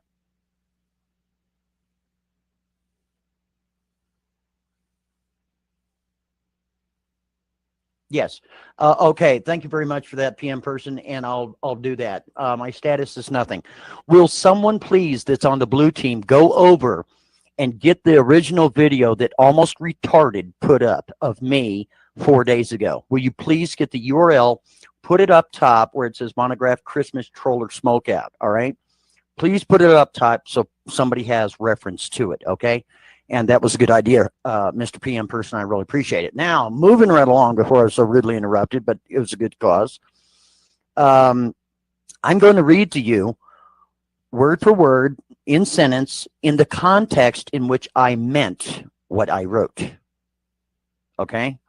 So, again, if you want to record the show, you just have at it. All right? If you want to share it with law enforcement, FBI, CIA, NSA, NCIC, whoever the hell you want to share it with, you just go ahead and do that, because we're going to get started. All right. Now, I'm going to bring it up. I'm not going to be able to see the chat log, so I'm just going to go about reading exactly what I wrote, word for word. I have it right here. But see, I'm thinking ahead of these guys. They just don't know what's going on, but I do. And it's quite amusing because I know what they're going to do before they do it, and they've already done what I knew they were going to do. So, you know, that's on them. Anyway, here we go. This is the text that I wrote 4 to 5 days ago on my YouTube channel, which is Monograph. I wrote, I think I may be losing my mind again. The pressure is becoming too much to bear. I think that I will be taking a long road trip and visiting some choice people before I might get some treatment. Now, listen up, trolltards. This sentence was created for an illusion for you, because you trolltards think that you're getting to me. You think that you are breaking me. You think that you are bending my mind in certain directions where I'm going to fall and I'm going to crumble. This is winner. You got that? Because where it says, I think I may be losing my mind again, excuse me, like Chang said, you know what? He was right. I never got it back. I'm a nut job. You all know it. Okay. The pressure is becoming too much to bear. That is called the illusion opener. And you went for it. Shame on you. I just love that song. I just love it. There was a song that I featured on there called Behind Blue Eyes, and it's a Limp Bizkit version of the Who's version of Behind Blue Eyes, and it's a kick-ass version. You might want to check it out. And I do love that song. It's a great song. Now it goes on to say, it says, I think that it is wonderful when you have something that you want to do or is driving you to do. Money is no object, and it's the only tool into in my face. I just don't believe you would. Maybe some of you would, but overall, I don't believe that you would. Okay. You would rather do it from a distance. Does that make sense there, dummy? I'm here, you're there. You constantly are making these little insinuations, these little threats, death threats. I've heard it all, I think. Okay. And that's what that means. So let's go through it again. Some people think that people's lives are a big joke and will never learn until it looks them right in the face or from a distance. Do you understand now, little cupcakes? And then it says they just don't know the scope is capitalized with an S of things. Scope meaning size. You got that? I'm only one motherfucker. I'm only one guy. And I got 22 trolls up my ass every single day. Every single day on YouTube. Now, is it feel sorry for me? Listen, because I can corroborate this easily. Okay? Almost retarded. I hope you're recording this. Please try to keep in mind that when your reputation is not only what others think of you, but what you think of you. Now, I tell you what, my little almost retarded little friend, I made a video of this about 4 months ago. Are you ready for this? Write it down. It's called Internet Corner for You.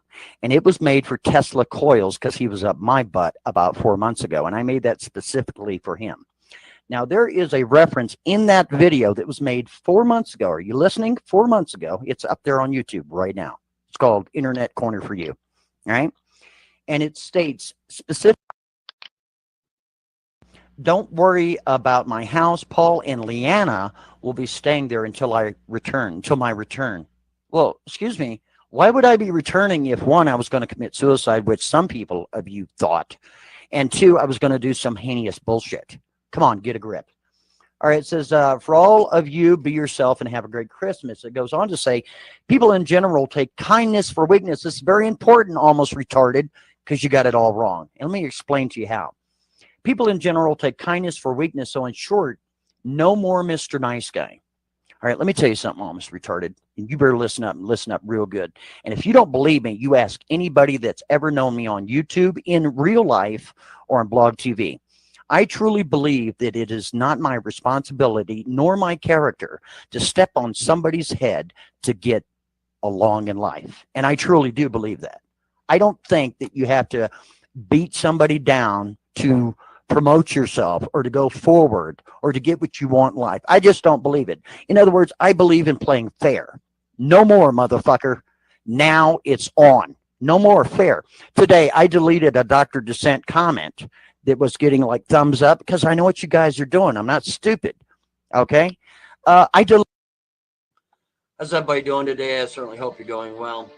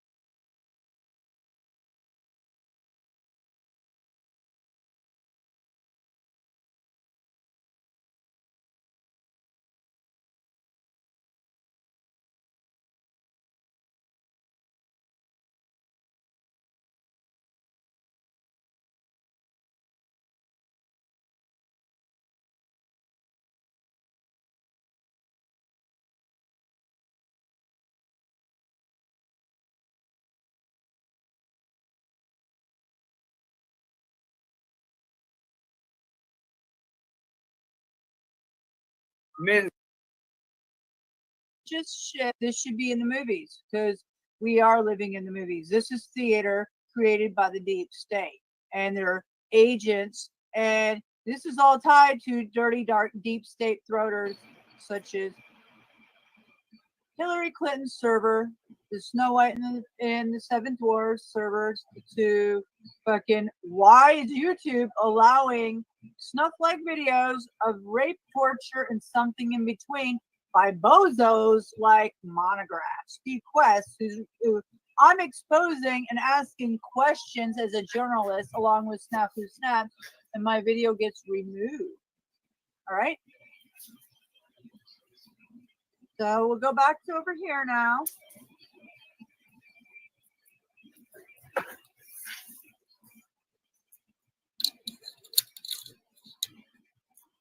Pedograph.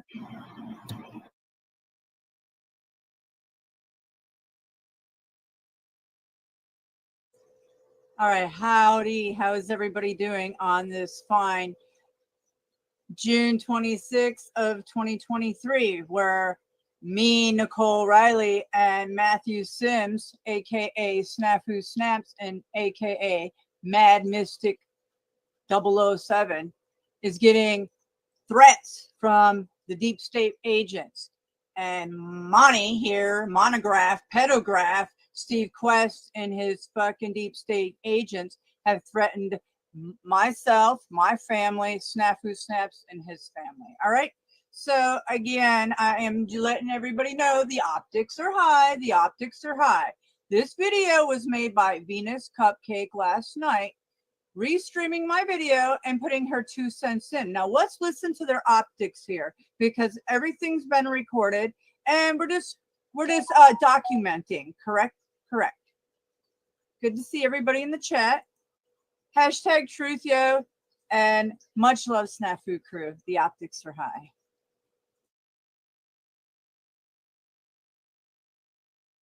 Well-deserved name. Look at you go. And your clowns. Right. Oh, they don't even give you the time of day. They just they'll shit all over you. You don't even get no talk back to them or nothing. They'll shut you right down as soon as you say anything. Yeah, they deserve whatever they get. Once I learned what some of the different aspects of gaslighting were, I see so many hosts doing it that I might make a big old montage of just like a crazy person. Nobody knows what you're talking about. And just be like all of them saying it over and over again. Yep. Well, Snaps called Paul a pedo over at the OTW show the other day, and that's what caused big. Okay, now this is what they say. We don't call anybody pedos. What we say is you are supporting pedo optics, like supporting Monograph. These people shout out Monograph. They've in the last 4 or 5 months, they've literally went to the extent of making sure they tell everybody who they support. Marfugal TV, Marfugal News, and Monograph. All right. So again, the optics are high. You might want to go check out Dabu's video, Dabu777, and check out his optics earlier of covering this up because they pulled me in this shit. All right.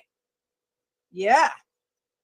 Isn't that right, Dabu? You fucking called out Marfugal and Monograph and your little fucking Alonzo agent coming over here and trying to hug a buddy, fuck a buddy me with your clown asses. No, I don't think so. All right. So, again,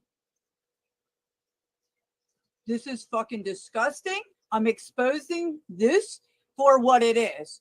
If you can't see the optics are high, then I don't know what to tell you. This is being watched by many, and keep on with your threats under my videos, commenting, doing stuff in front of my home, doing things to my vehicle, calling my phone, and giving out my personal information that I willingly gave Venus because she said she would help me out because she was something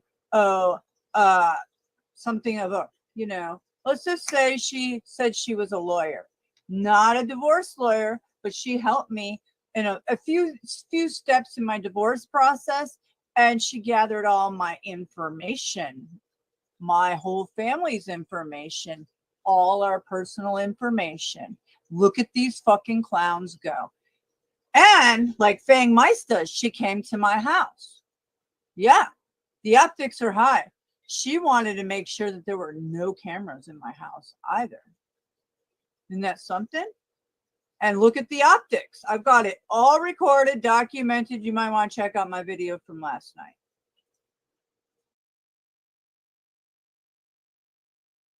Big explosion. It was the same day as Monograph showing up at Mad Mystic's live stream and telling her to shut it down or else. For fuck's sakes.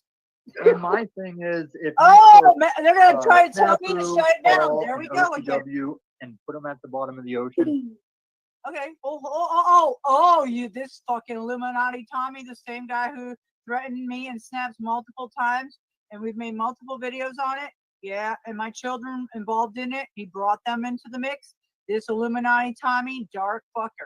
Let me tell you, he's admitted to so much dark shit in the last 7-8 months on YouTube. Look at you go, clown. You see how? Let's back this up. Constantly telling you you're crazy or no one knows what you're saying. Right. That's gaslighting. It's like challenging your view to try and get you to think you're crazy. Yep. Right. Well, they don't even give you the time of day. They just they'll shit all over you. You don't even get no talk back to them or nothing. They'll shut you right down as soon as you say Yep. anything. Yeah, they deserve whatever they get. Once I learned what some of the different aspects of gaslighting were,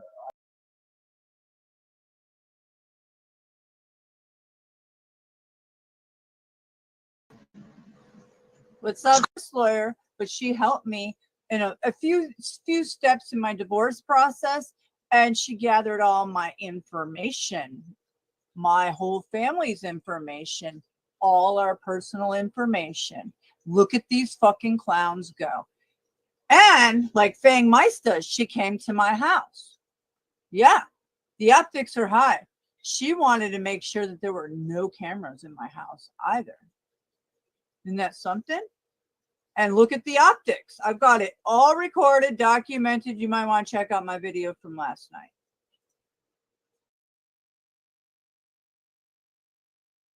Big explosion. It was the same day as Monograph showing up at Mad Mystic's live stream and telling her to shut it down or else. For fuck's sakes. and my thing is, if they're gonna try to tell me to shut it down. There we go again. And put them at the bottom of the ocean. Okay. You this fucking Illuminati Tommy, the same guy who threatened me and Snaps multiple times, and we've made multiple videos on it. Yeah, and my children involved in it. He brought them into the mix. This Illuminati Tommy, dark fucker. Let me tell you, he's admitted to so much dark shit in the last 7-8 months on YouTube. Look at you go, clown. You see how? Let's back this up. Constantly telling you you're crazy or no one knows what you're saying. Right. That's gaslighting. It's like challenging your view to try and get you to think you're crazy. Yep. Right. Well, they don't even give you the time of day. They just they'll shit all over you. You don't even get no talk back to them or nothing. They'll shut you right down as soon as you say Yep. anything. Yeah, they deserve whatever they get. Once I learned what some of the different aspects of gaslighting were, I see so many hosts doing it that I might make a big old montage of just like. What's up? What's going on, Mister? Hey, what's up, Snaps? Good to see you. Good to see you. Hey, I just want to let everyone know right now, whether you're watching or not. Hey, Paulie, you little fat fuck. Today, Paulie Boy went on his channel and supported Monograph and said, I hope you get sued, Snaps, by Monograph. Well, again, Monograph is posting his sexual fantasies of rape, torture, and kidnapping on children. Paul, you sit there and grift and act like you're doing something for the world. You're fucking a grifting sack of shit that actually we have been watching channels like Dabu and you for years. Dabu's already told us and showed us what he's about. My thing is these are people who, they may look fancy, they may present themselves as like, love a buddy, hug a buddy. But when you really look at who they are, their connections, and what they're doing and supporting, these are privately owned, government-operated, infiltrated media relations. I hope you motherfuckers sue me, because then Discovery, charity fraud, veteran charity fraud, Monty, your pedo optics, Monty, Jabu. But here's what I want to say to Polly Boy and all the little unslavia fucktards. The guy disrespects you, talks to you like he's a god, and every one of you have a truthio. And I'm going to tell you right now, Paul's truthio is sitting on his fucking couch, grifting, making money, and he ain't fucking doing anything good for this world. He's a piece of shit. And all those people who are culted up and mentality with it, the dude showed his optics today by saying, I hope Monograph sues you. These guys are in support of pedophile tendencies being posted on YouTube. They're in support of the truthio being censored. And you want to know something? I'm very proud of the crew and all of you, because remember, you guys are the crew, the glue. And much love. And by the way, Mystic, I got some things to talk to you off camera on the phone. There's some big moves being made, IRS moves, ladies and gentlemen. So just remember, we have a bunch of veterans and a bunch of fucking people involved now. And there's reasons why these attacks are ramping up more. And there's reasons like Polly Boy, his little bitch ass is fucking crying too now. Because there are things happening behind the scenes that will hold some of these people accountable, hopefully, in the end. We will not give up for standing up for the innocents or standing up for those who are being scammed, frauded, or manipulated by these fucking trashy-ass wannabe YouTubers who act like they're doing something good for the world. So, Mystic, much love. And Sherelle, I'm telling you right now, Paul's a fucking piece of shit. You keep hanging out with that motherfucker, keep fucking being cool with him, you ain't cool with the crew. I'm telling you right now, these are enemies who will kill us. These are enemies who don't want us around. These are beast system, New World Order, sellout fucktards. And you know what? We're here to just show you the truth, yo. And it's up to you to decide and decipher and discern. But any man posting videos of a child being raped, kidnapped, tortured, and, it's a movie, he said. No, this is a ritualistic fantasy. And the Masons have to show what they're into. And again, Mr. Monograph, whether Timothy Ellsworth article, that's his article, this and that, we're going to show you the awards he won, this and that. But the fact is these people are very dangerous, very fucking manipulative, and they're criminals, traitors, frauds, and pedophiles. And you know what? I'm very proud of all you, the Snafu crew, who's been standing strong ever since Marfugal, because it always goes down to the beginning. The veteran charity fraud from Mike Strutton and Marfugal TV and News that Monograph and all of them are covering up. So much love to all you guys. And I just want to let you know I'm proud of you guys. Always stand up for what's right, man. You're truthio. And thank you, Mystic. Yep, I'm just doing what anybody would do, you would think, is expose what the hell is going on. Why YouTube is allowing. Have you guys seen the smut, just the smut that they put on YouTube? They allow a lot of advertising to get edgy, but this, we are as people trying to expose what's going on in our reality. We're struck down with of strikes for our thoughts, and here it is. Monograph here can put up. This is straight up like deep state, dark web shit. This is dark web shit. That's right. His Masonic mask, the woman tied on the minor tied on the wall. Him acting like a little pedo fuck that he is. Pedo optics, let's say. Yeah, how do we know that wasn't real? I mean, remember Timothy Helmford's Little Piggy video. According to investigators, they never even found out who that little girl was. Again, ladies and gentlemen, these are some very deep state, as she said, crazy fucktard criminals. Or you get the cult mentality grifters like Paul, who will suck pogo balls and sell out in heart. See, you know what? Paul would sell out to pogos, but because of how he is, they don't even want to fuck with him. But the thing is, he's a sellout pogo hornet nest anyways, like a fucking chump. Fact is, these people are cultured up. And it's like you said, when people should stand up for what's right, it's almost disgusting to see these people double down on what's wrong. And they're calling Monograph a filmmaker. That's a film. Right. That's what Venus Cupcake said. Yeah, she's a filmmaker and a musician. Yeah, let's not forget about the rape, torture, or kidnapping optics. Let's not forget about the Mason checkerboard mask and the, ritualistic shit that Monty's involved. Let's not forget about him being questioned by Pentagon Task Force or investigator Timothy Helmsworth. Or let's just forget about all the optics. Same with Marfugel and DEX, DEX, Mike Strutton, Oracle, the #2 data collection agency in the world.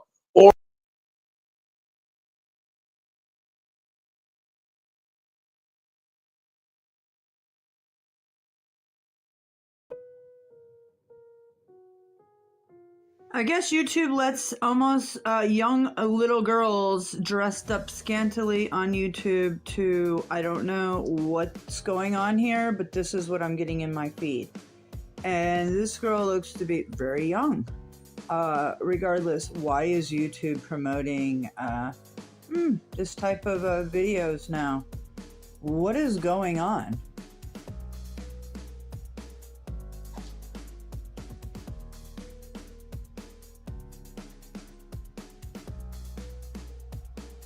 Again, April 15th, 2023.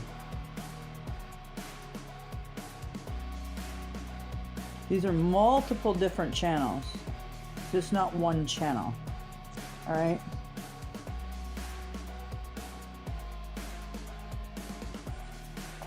Yep.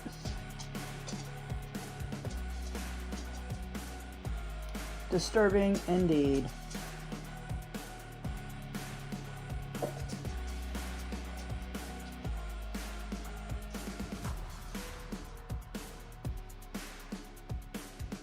All right. I would like to see what other ones they throw to me. What's this one? Oh, another one. Different channel. See, how many are there? I mean, this is outrageous.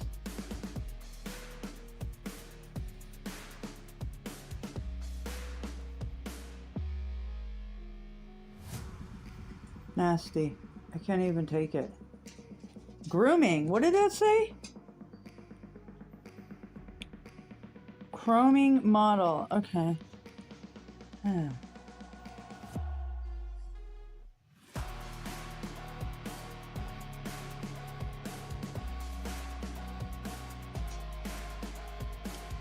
All right. Let's see now.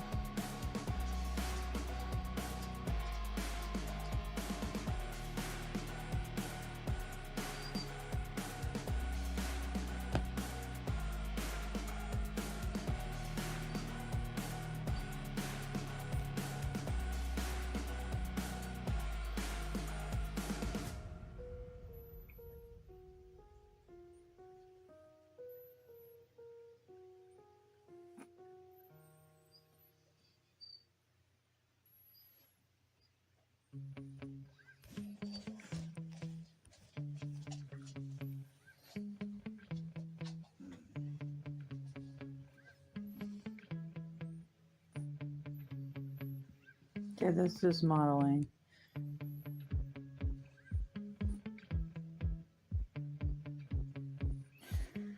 All right, somehow this is you know, there needs to be a second on X, a different site if YouTube wants to run this type of content, but they want to censor freedom of speech, and it's just outlandish. This is outlandish.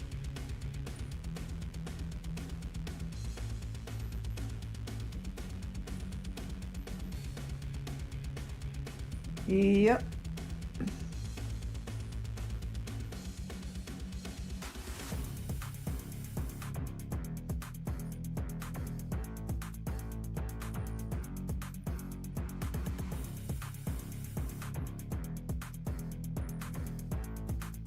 Oh man.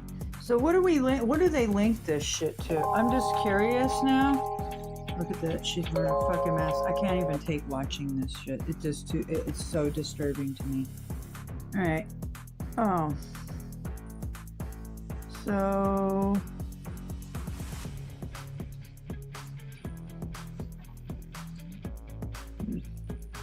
And then when you hit these hashtags, it will take you into the back doors of probably the Snow White and the Seven Dwarfs, fucking Hillary fucking servers or something in between.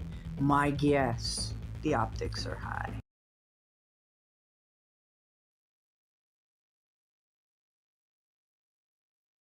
Or Dabu, you know, sucking on Monty's balls after we expose this and talking to us the way he did.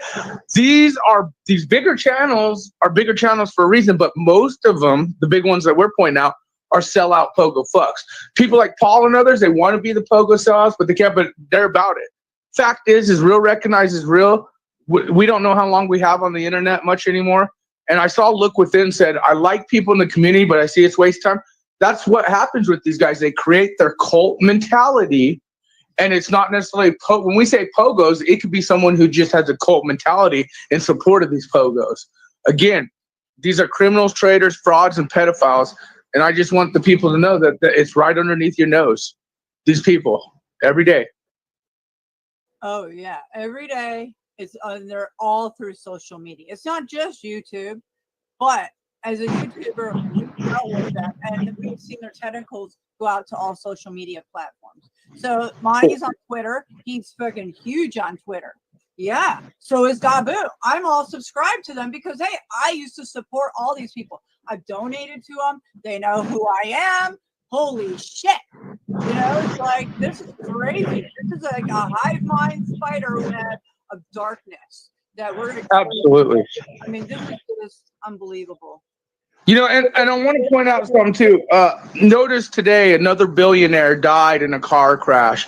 The billionaires on the sub fucking died. Billionaires and CEOs disappearing. Ladies and gentlemen, mainstream media, these billionaires know shit's about to go down. Things are happening.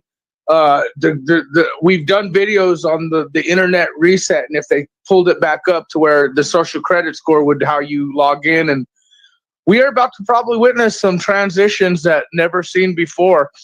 And that's why some of these pogos are on high end right now. But I do want to say, Mystic, we'll talk off camera, but TikTok, you little pogo fucks, Marfugal TV News and Monograph and all you fucktards, the optics are high, but if you fucking stand for evil, we will call that shit out. And I love you guys, all you guys out there who are standing up for what's right. And I'm going to go charge my phone, but I'll be back and I'll be watching your shit, Mystic. But thank you as always, hon. Much love, much love. All right, I'm going to get back to this video. I want you guys to hear this.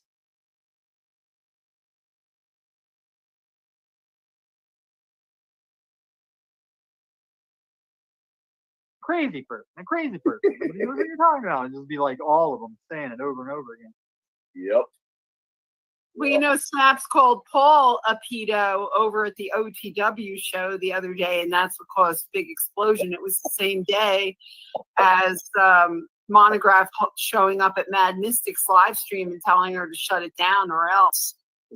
Same optics that Venus Cupcake here pulled on me last May of 2023. She pulled 2022. She pulled the same shit on me because her and Snaps had disagreement on their take on lawyers in the chat room. And then it came to my panel. And you know what? She threatened me with emails to take my video down, just like Monty did. And they strike your videos. So YouTube allows this type of gang mentality controlled by the operators, privately owned government operators, pogos, who have infiltrated social media, infiltrated YouTube, and YouTube is going along with that while they strike down our videos for deceptive practices, scams, medical misinformation, or whatever they want to make up. All right. Documented by many for years now. All right. So just for the record here, this is going wide. Real journalists are watching.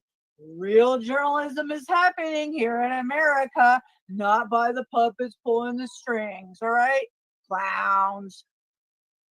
And my thing is, if you took Snafu, Paul, and OTW and put them at the bottom of the ocean, I'd say that's a good story. Like, I don't like any of them. Yeah, why weren't they on that stuff, huh? Right? Oh, fuck. But they're gonna and Mad Mystic's being so arrogant that she's not. Mondi wants them to apologize, and if they don't, he's pressing charges. Oh, Bring it on. Right down, man. He'll hurt him. He'll hurt him. Noise. The guy's a fucking pro.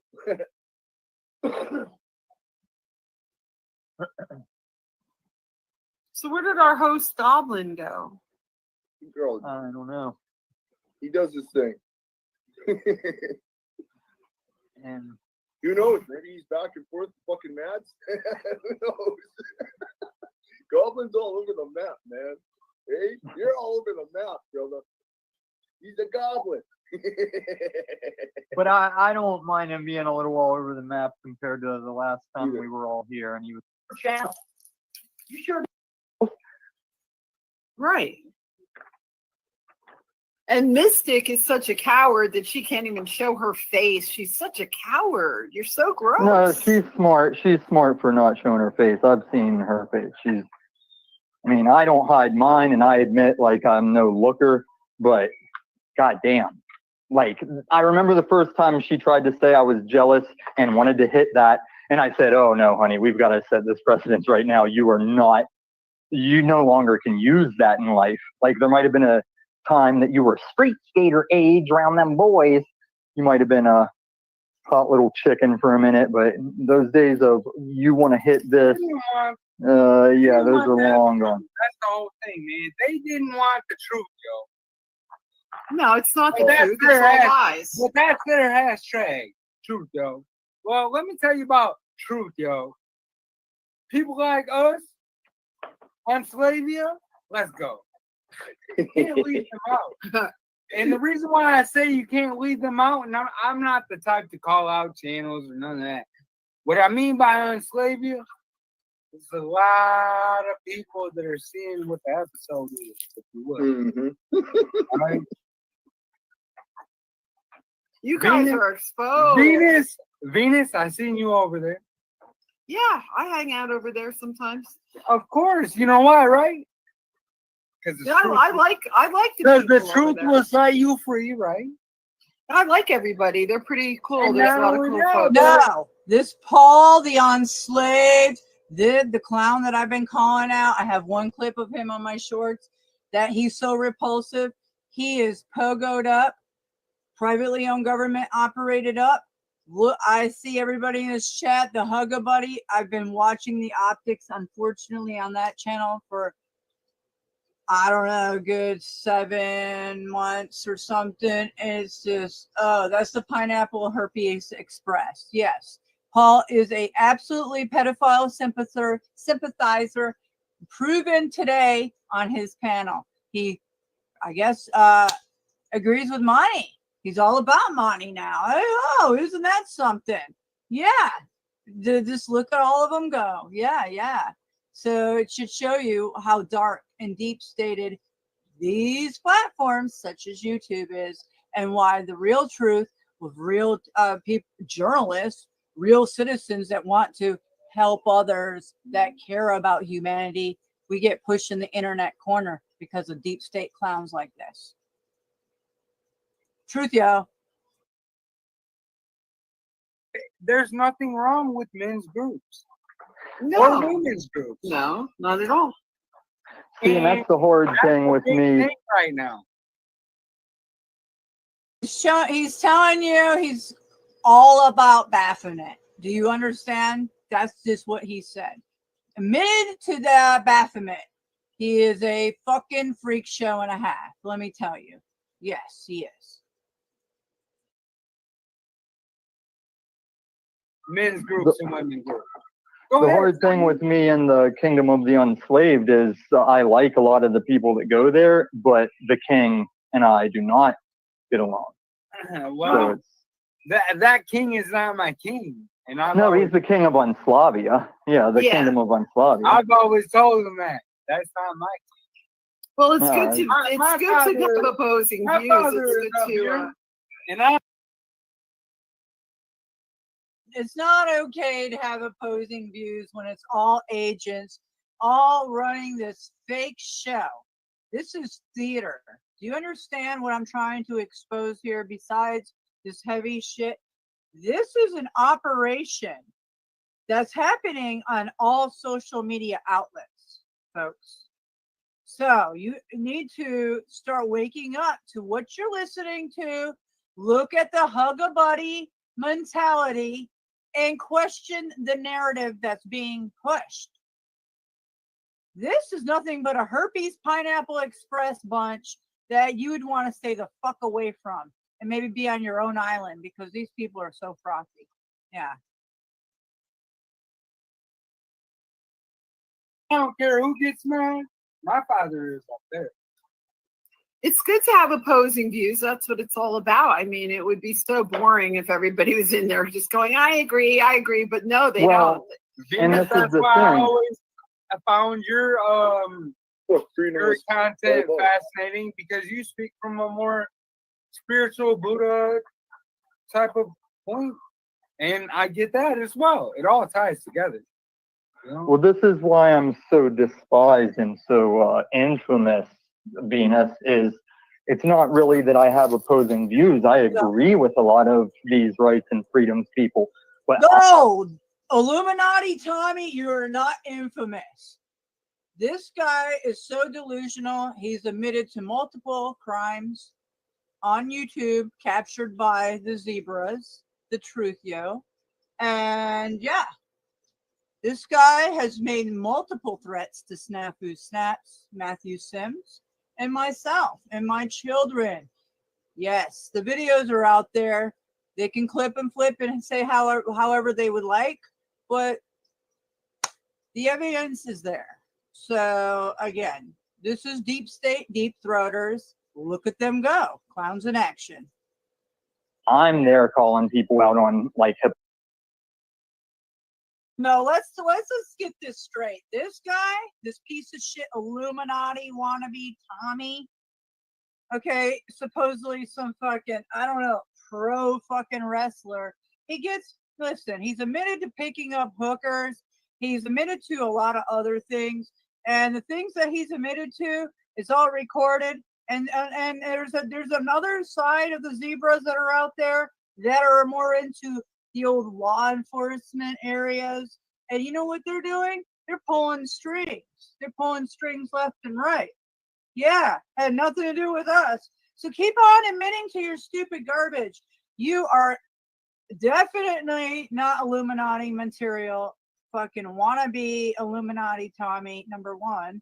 Number two, you've admitted to so much dark shit that, yeah, I don't even know why you're trying to blend in.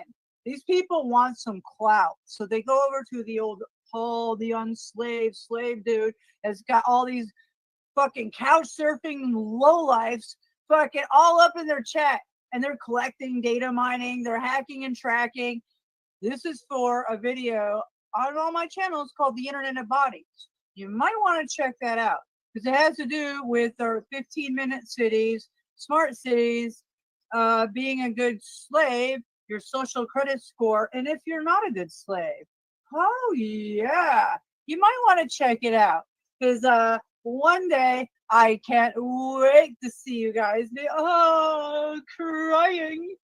Yeah, crying. You like little bitches because you should have listened to the ones that try to save your fucking asses. But instead, you're lying in bed getting herpes with the bitches. Whoa. You know what, Venus? I don't want you on my channel, you fucking bitch. You deserve everything you get. You took all my information. You suckered me saying you were a fucking lawyer. I gave you my divorce papers and you handed them out to everybody because you're a fucking agent that was sent over here recorded. I don't care what you say. And you're supporting pedograph right here and you gave him my number. Who else would have gave him my personal information if it wasn't you that's been giving everybody it out? Get off my channel now, bitch. Yeah, that's how I handle that. No. We've got a woman who's given this creep right here, pedograph, my divorce papers, my husband's last name, my first name, and he's pulled criminal records on my husband and I, and he's putting it out there. I don't care. I've been very transparent about who I am. I've doxed myself for 6 years now. I am the truth, yo. Can't you see? Come on. These clowns. This is what you got. This is what we got to do. This is exactly what's going on to our former president, Donald J. Trump, where you got gaslighting clowns like this doing the same shit. And do you think that they're not part of the same fucking organizations, the same crime rings, the same people? Yes, you're right. Ding, ding, ding. Gold stars for you. Hypocrisy or contradicting Goblin, you ideas. really support this guy who posts his fantasies of sexual rape, torture, and kidnapping? You already know. Both you and Matt can know. Venus is supporting this. Also, Venus helping the elderly, changing diapers. Yeah, I did that. I help people in need. You're a disgusting piece of shit, Venus. You think helping the elderly is disgusting, and you're supporting harm on children. Venus and Tinfoil Goblin, you better watch out who you're paying attention to. These people are like basically saying, oh yeah, it's okay to support kidnapping, torture, and rape on children. You've seen the videos. You know what's up. The Pentagon Task Force pedophile unit question monograph. You're so full of crap. Venus, the Pentagon Task Force question monograph on pedophile tendencies, and Venus is supporting that. But Venus is so stupid. She's like, oh, changing diapers. Yeah, helping the working in a medical facility, Venus. You're a disgusting fucking piece of shit, pedophile supporting fuck. Snafu, I need to ask you the same thing I've been asking Jack Talcott. Like, do you not see that even the UN is starting to usher in the maps logic and shit? Like, why would you be out on this pedo crusade? Like, you should not want people to be pedos. You should want to stop pedos. But do you not see how, like, they're being slowly climatized into society for beast system? Yeah, good point there, Tom. Fucking great. It's just like you're this and you're that. What do you know? I'm not any of those things. That's all you say to everyone. Who cares? No one cares what you have to say. I got an Okay, so this is how I've used him and Paul as a tool to read all the people in these streets. Is I watch people for, do they just take Paul or Snafu's word at face value? Do they spread that word? Do they openly push back whenever they do it? Do they just be quiet and let them do it? I'm always reading motherfuckers. You should move to Canada. There's snaps. You and Trudeau would get along just fucking fine. Yeah, he's a real yeah, you really sound like a Antifa member snapper with your Nazi optics, right? Well, for all we know, he's probably one of them guys that was up there dressed in drag. So this is how it's so crazy and people require discernment. It's like, yes, Antifa is being fascist while claiming to be anti-fascist, and they'll claim, do they claim to go against pedos? Because they are kind of promoting a lot of pedo groomer type setting. Well, how can Snapper come in here and talk about pedos when he totally porn bombs people all the time? What the hell is that? You're a pervert. So that's more narration and made up lies by their stupid optics. Their lying optics. Hey, LCJC, how's it going? Sorry. Hey, honey, how you doing? I'm doing fine. Just wanted to get this out there. Oh. Yeah, I just came in about 10-15 minutes ago, and I've been listening. And can you hear me? Yeah, I'm listening. Yes, I can hear you. Okay. And my son's calling me. Okay. So I don't go to their channels. You and Snaps know I don't go to any of their channels. My spirit just can't deal with them. But I hear about what they say about you guys or whatever when you play their videos. And the one dude is talking about how, oh, I watch you because you're spiritual. And I have heard nothing. Okay. There's spirituality for the Father. There's spirituality for Satan. And then there are people that are in between that are just trying to figure this stuff out. And I think that's where you land. You're like, I believe in this, this, this, and this, but you're no phony. You tell it like it is, right? You don't pretend to believe in God because you're not sure. And you don't pretend to believe in this or that. You just No, I do believe You know, in God. you I mean, you have your own God- belief, but you're not a phony. Yeah. Right. Well, yeah, but you're not yeah. a phony like the one Yeah, the one all guy these- says that he follows them because they're spiritual. I've heard nothing spiritual out of anybody, any of them, none of them. And then they bring me in and they want to talk about me because I talk about God. Well, they have no clue what's about to happen. They're talking about, you know, the stuff that they have no clue what is about to happen to the earth. They have no clue what's going to happen. So many children are being taken right now. They're being taken underground, just like they've been taken the last 6 resets to repopulate when this is over. When what comes, because the sky is going to open. We are in a dome, and when it's depressurized, everyone's going to float. And if you're not held down, you're going to float. You don't want to float. The Father says, twinkling of an eye. He never says you're going to float. The movie It says you're going to float. There's all these movies that say you're going to float. The scientists are coming out now saying a plasma event's coming. Yeah, that plasma event is coming, and it's going to come through like, you know, that ball you put your hand on and the electricity follows your hand around? Mm-hmm. That's going to come through. That is going to go after electricity. Well, what are we? We're water and electricity. That's what we're made up of. That's why they need. That's why they need those the shock thingies to restart your heart. If your heart stops, they have to reshock you because we're made of electricity and water. So all this is coming out now. I mean, I knew about this 3 years ago because when I was a mod in Marfugal, I would tell people, you don't want to float. And people would say, what do you mean? What do you mean? Well, I couldn't tell them because if they do not go and search it out for themselves, they're not going to believe me. They're just going to say, oh, I don't know if I believe that, But if they search out the problem themselves, then they'll believe what they find. You know what I mean? So when people say, where do you get that information? Go find it. I did. Ask the Father. He'll show it to you. He showed it to me.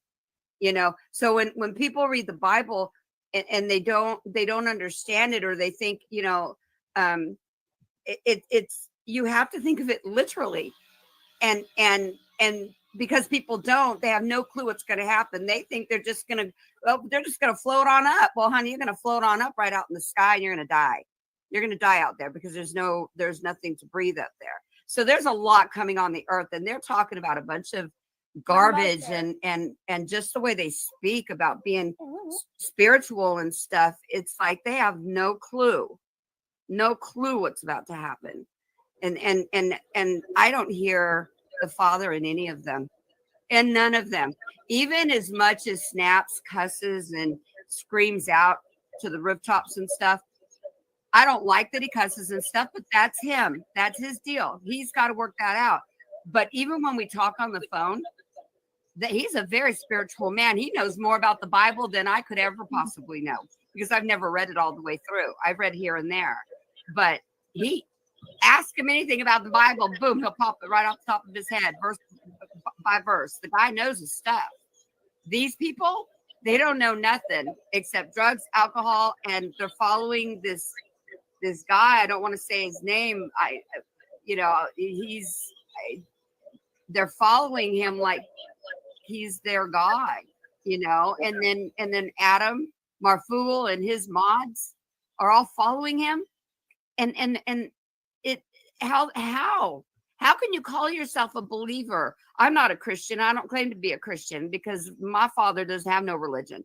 He doesn't go to no church. He's going to come here and take the ones that believe in him. I follow the way. Just follow the way. The Bible says that, follow the way. But they're all following their God, which is Satan. And they're going, how do they call themselves a Christian if they're supporting channels that do these heinous, even if the video that he starred in with that little girl, which that was no adult, that was a little girl.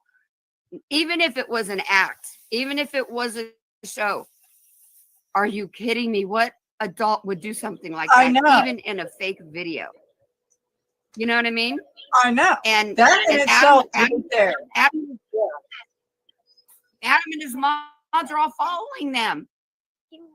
Like I don't understand that. And then they say that they're believers. They say they follow God. Yeah, they follow God. They follow their God, the one that was put in the heavens, which is Satan.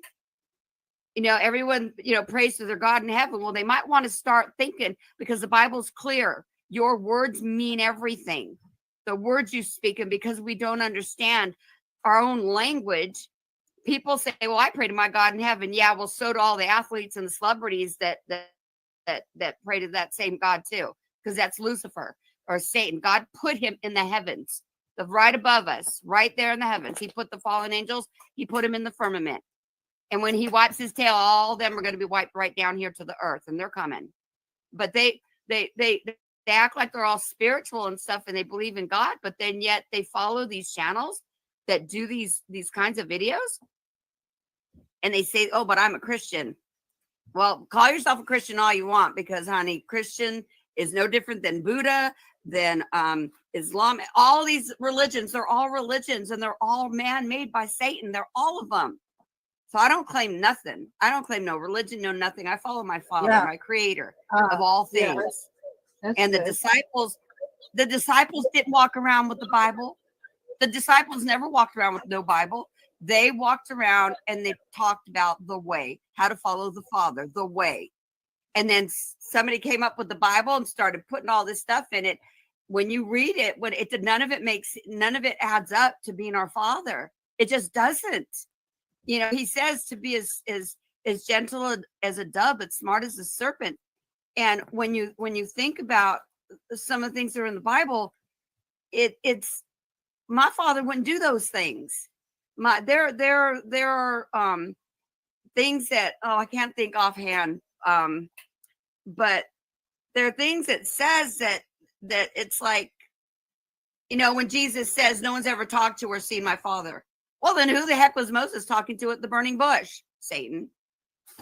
This is his world. People don't realize this is his world.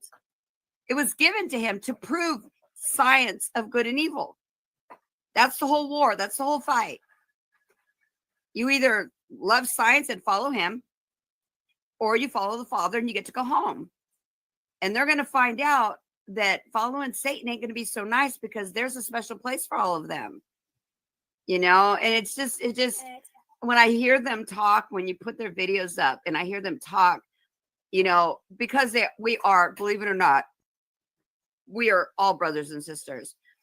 And when I hear them, talk like this, it really bothers my spirit, because I know who they truly are, but because they're blinded by either drugs, alcohol, or just defiance.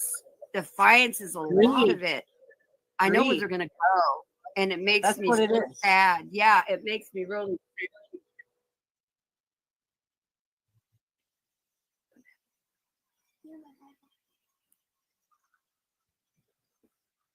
so when they call out Snaps for, the way he speaks and stuff like that, if they ever talk to him one-on-one, just as a human being and just, talking, the guy knows his stuff. He knows the Bible. He don't need no one to tell him what he has to do to be saved.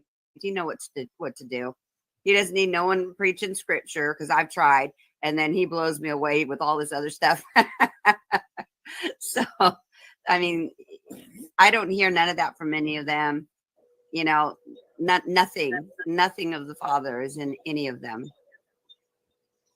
I mean, obviously not. And I don't know. All I know is that they're supporting Monograph, Steve Quest, who threatens people because they're exposing him for what it is. And YouTube for letting those videos up and then censoring us. So hey, I only came in here just to say one quick thing, and then I'm gonna dip because I just got up.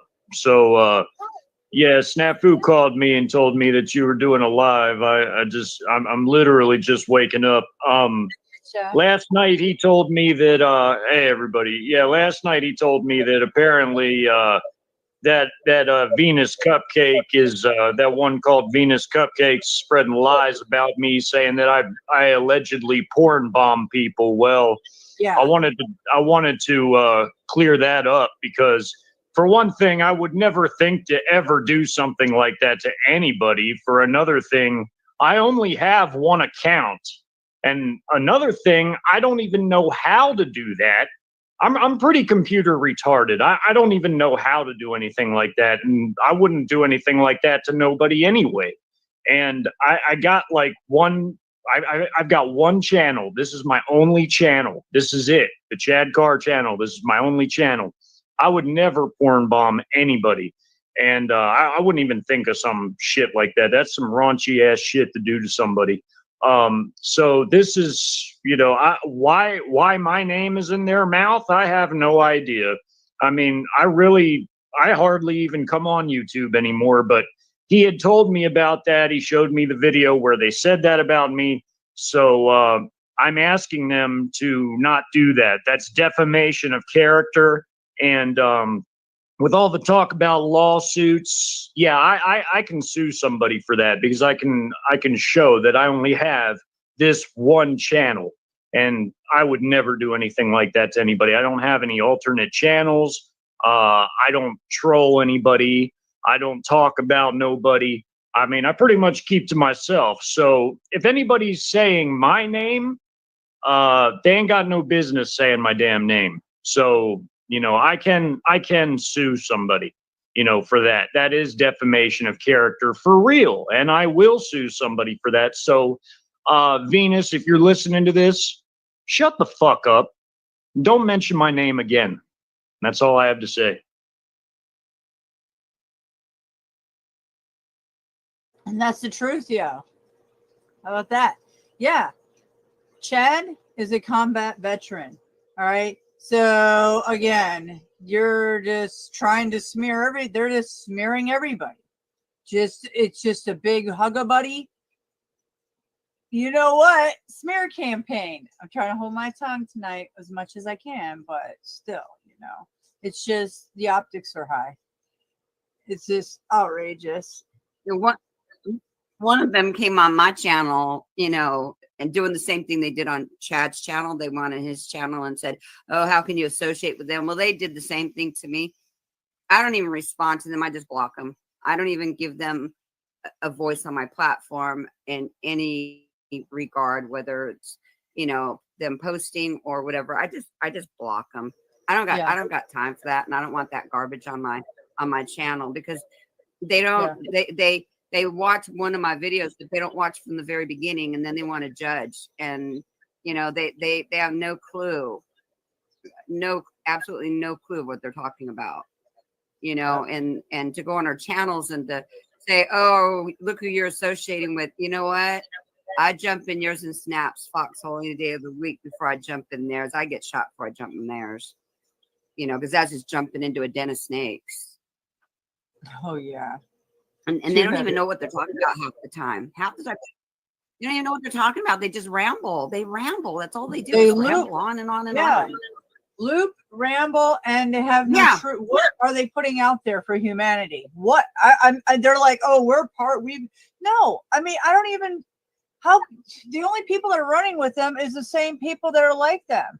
That's it. There is no. They've infiltrated everything and they've collected and some people are unaware in their little cults, you know, I think. But most of them know. Most. Because they're all sellouts. They're traitors. Well, they get so blinded by, you know, anger, or try to get somebody back, and try, you know, if they stopped to think about what they're doing, the anger and the hatred and everything that they're doing, where they think they're self-righteous. They don't think they're doing anything wrong, because they're so blinded by what they're doing that they think they're self-righteous. They cannot see their nose in front of their face at all, you know.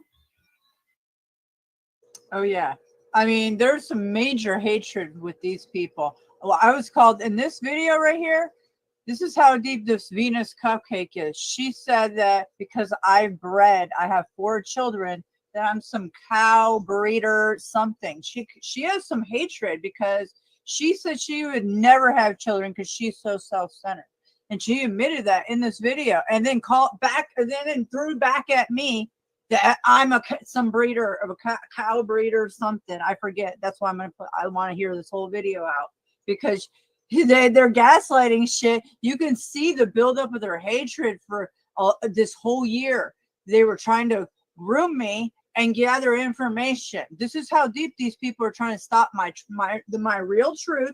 And you can look on my other channel that it's up, Truth or Tube, all one word, or Board Queen 777, because the optics are high over there. So also, but they took down my truth. I'm having to expose. I'm in an exposing state because I've played with the agents for 6 years and all their little fucking groups, all their little spider webs, hive minds. So yeah, the optics are high, and Snaps has been in this as long as I have, and we've been in the same groups, and we know, just like you, we've all had our experience. A Planet X Watcher, Karma Ghost, we've all had our little experiences in these YouTube streets with these agents and these gaslighters and deep state agents, and here they are supporting Pedograph. That's his nickname, no monograph. Right, Steve Quest? Leave me another voicemail. Why don't you go ahead? I'm waiting. Sue me. Go for it. I'm waiting. Oh, you going to threaten me some more? Go for it. Yeah, clown. Yeah, I just started learning about all this stuff. I was also in La La Land as the Marfugal mod. You know, I didn't know nothing. And had they not jumped the gun and got rid of me, had they just waited a week or two, I was going to leave anyway, because the father was telling me to get off that channel. I didn't know why, didn't understand why. All I knew is that I loved the channel. I adored Adam. And I was like, no, I don't want to get off the channel. My spirit kept telling me, get off the channel.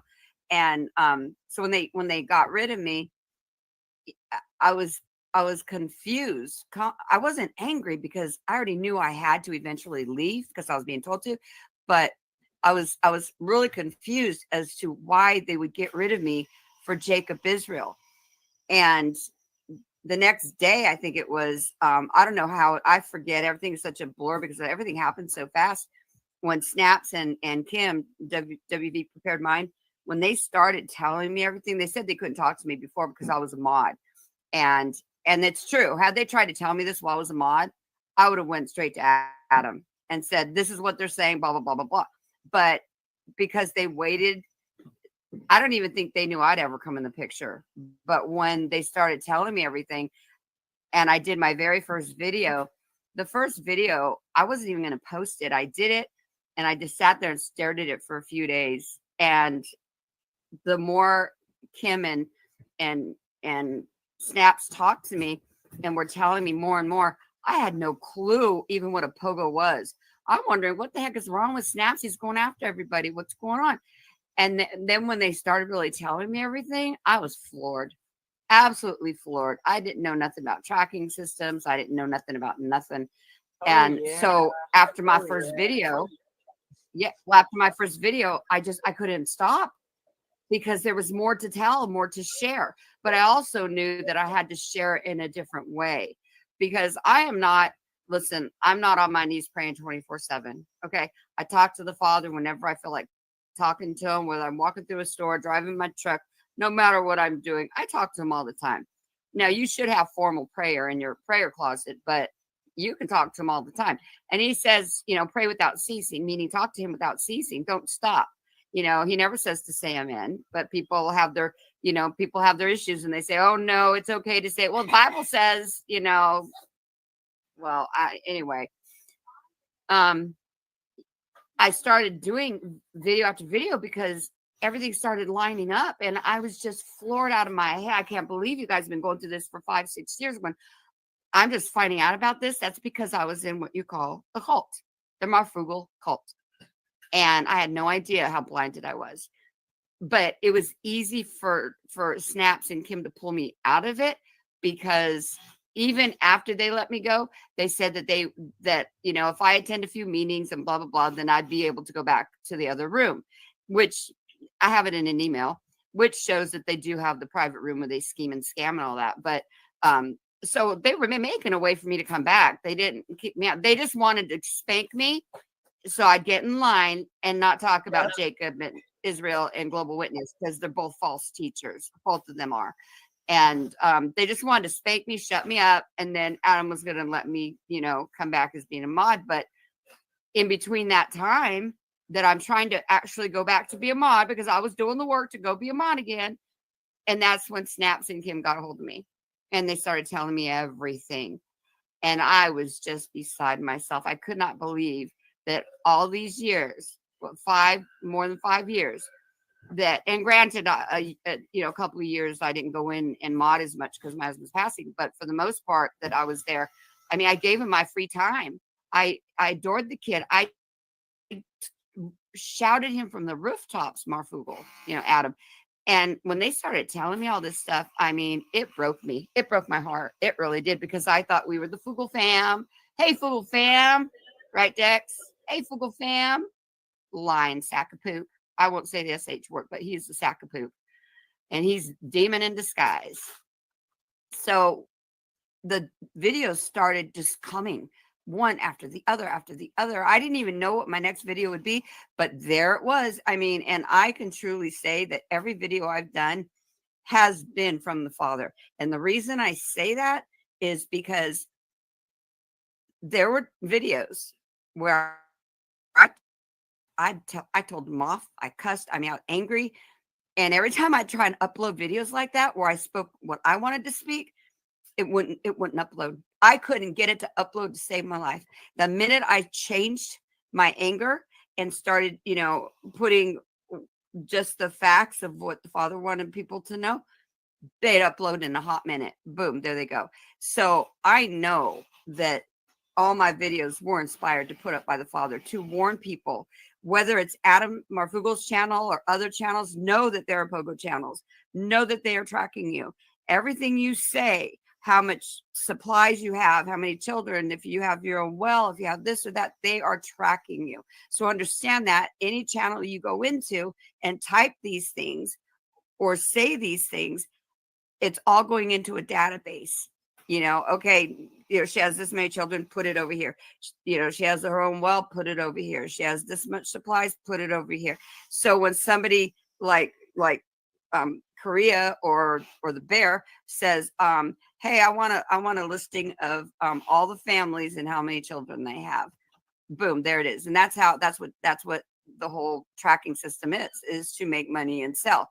Eventually it's going to be used for the B system. But when Snap started telling me all this, and Kim, Mystic Man, I was floored. I had no clue. Like, talk about being out there in the wind naked. I mean, I knew nothing. I mean, I truly, truly, from the bottom of my heart, loved Adam as a mom, as he was a good kid, and he was doing, amazing things. Now to come find out that all of his news things are taken off of a computer thingy, they're all whatever, and Dex put all that into place. They don't have to work so hard come up with news. They're, now that I'm on the outside and I can look in, I just want to kick myself in the butt for being so stupid. And here's the thing. When my Charlie died, my mom and my sister came out for 2 weeks, and when I told my mom about Marfugel news and stuff, she said, I was telling her about it. She goes, Lena, that sounds like a cult. And I'm like, what are you talking about? And she's like, Lena, I've seen it. You showed me his channel. I watched it. I don't like him. And me and my mom both have, we lived, when I was in California, we lived like an hour and a half away. So on the way there, I'd be singing I remember particularly, I was singing that song, Do You Know the Way to San Jose? Because my mom used to sing that to us when we were children, because that's when it came out, right? And I remember her sitting in with her beehive hairdo and sitting in the station wagon driving and singing to that song. And I drove to her house an hour and a half away, and I go inside, and me and her would gossip. We just would. And I said, oh, I got something to tell you. And she's like, what? She goes, wait, don't tell me. You're about to tell me about so-and-so, which was Dorothy, Charlie's sister. And I said, yeah, how'd you know? She goes, I don't know. And she goes, give me a minute. Let me finish the dishes so I can come sit down. And I said, okay. So I take off my jacket and everything. She starts doing the dishes. And guess what song she starts singing? Do you know the way to San? My sister was there too. And my sister, I told my sister, I said, I just sang that all the way here. And my sister already knew that me and my mom were connected that way.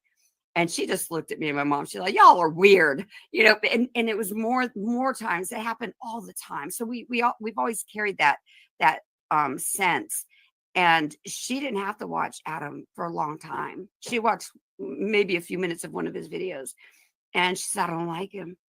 And I said, why, Mom? He's a wonderful young man. She said, Lena, I can't put my finger on it, but I don't like him. And I don't think you should be on that channel. And this is right during Charlie's passing, right? Well, in that same week, I called my best friend. We grew up in high school together. She's a retired, I don't know, she retired a lieutenant or whatever from the police department. And I called her up and we were talking, and you know, I was telling her my Charlie died and stuff. And we started talking about Adam, Marfugal TV.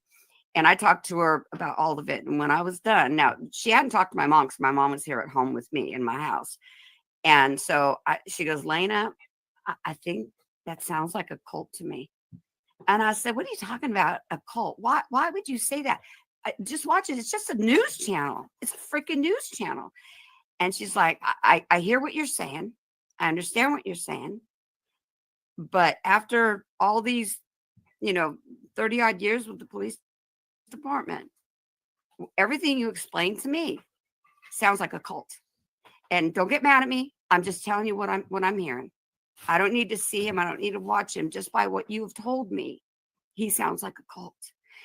And I got really upset with her, but I maintained when I was on the phone with her because, she's my best friend. I adore her so much. But for months and months and months, I couldn't believe that she had said that to me.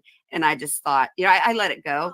But then, But then when Snaps and them started telling me all this, I was like, no wonder why Snaps is calling them a cult, because it brought back what my mom said. It brought back what my best friend said, and they had no reason to lie to me, and so all that started coming back to me when Snaps and Kim opened my eyes, because I didn't know Mystic. When I say I didn't know nothing, I didn't know nothing. And they kicked me out from being a mod because they thought I knew everything. They thought I was hanging out with Shauna, which now I wish I would have, because she would have been the better bet. And probably, not even probably, she would have been a better friend to me than what I've had from all of them, especially in the last year, So when I say I knew nothing, I knew nothing. I was blind to all of this. And Snaps was able to pull me out of it because I had been gone for 2 years, just going in there every now and then. And I mean, like maybe once a week for 10 minutes here, 10 minutes there. I just stayed away because I wanted to learn more about the Father. So I was going and watching other videos like that. And when Snaps and Kim told me this, I was able to drink it in because I was hearing the truth and I was no longer indoctrinated. So when I talk about CJ and Lisa and them, I don't want to hurt them. I truly don't, because I really adored them girls. But CJ they're in a Blaze? cult and they can't even see it. Oh yeah. Yeah, Oh CJ Blaze yeah. and Lisa. Oh. Well, she has it bad. She has it bad for Adam yeah. specifically. Like if he were to say he was the Messiah, she would believe him. That's how indoctrinated yeah. she's been, even before she was made a mod. And I'm the one that sponsored her in to be a mod. And yeah, I wish I hadn't done that, but none of them, they all think they're Christian.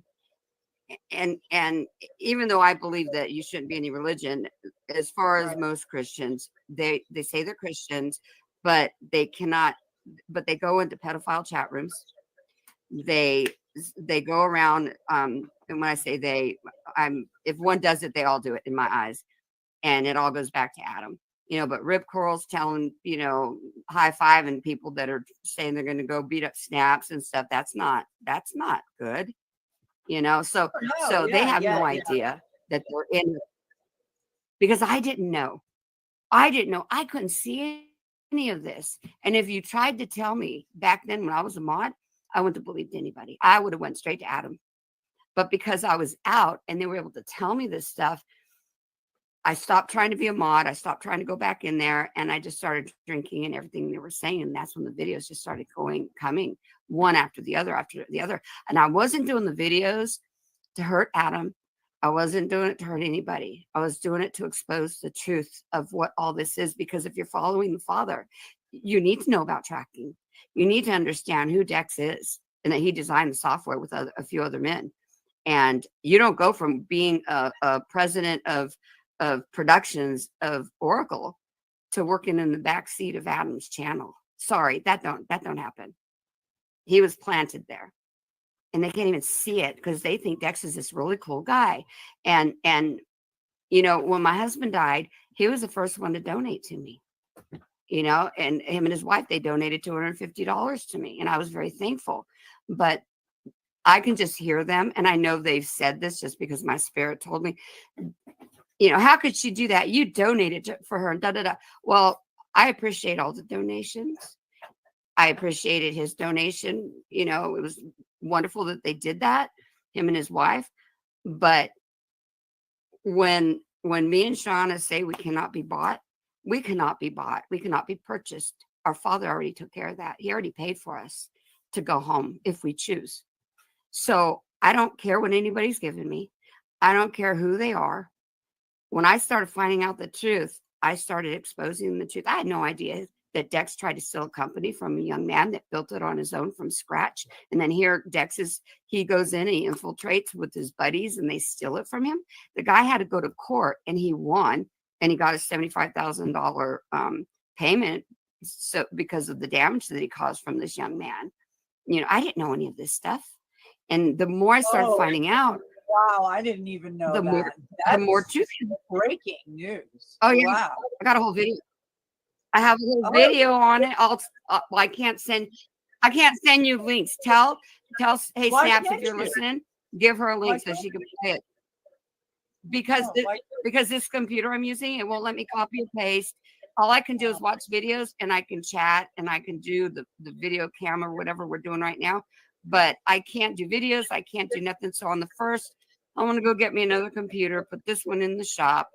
And so I can't really do much on this. So I can't even send you a copy and paste an email or nothing. But Snaps, if you go through my videos, you can find it and you can.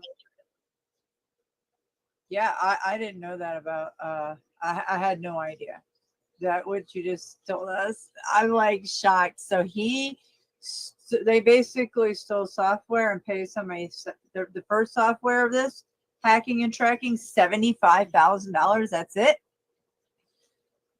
No. What he did was this young man started up a company, and Dex got involved. I don't know how Dex got involved, but Dex and his buddies got involved, and in a very short time, they ousted the owner and they took it out from under his feet.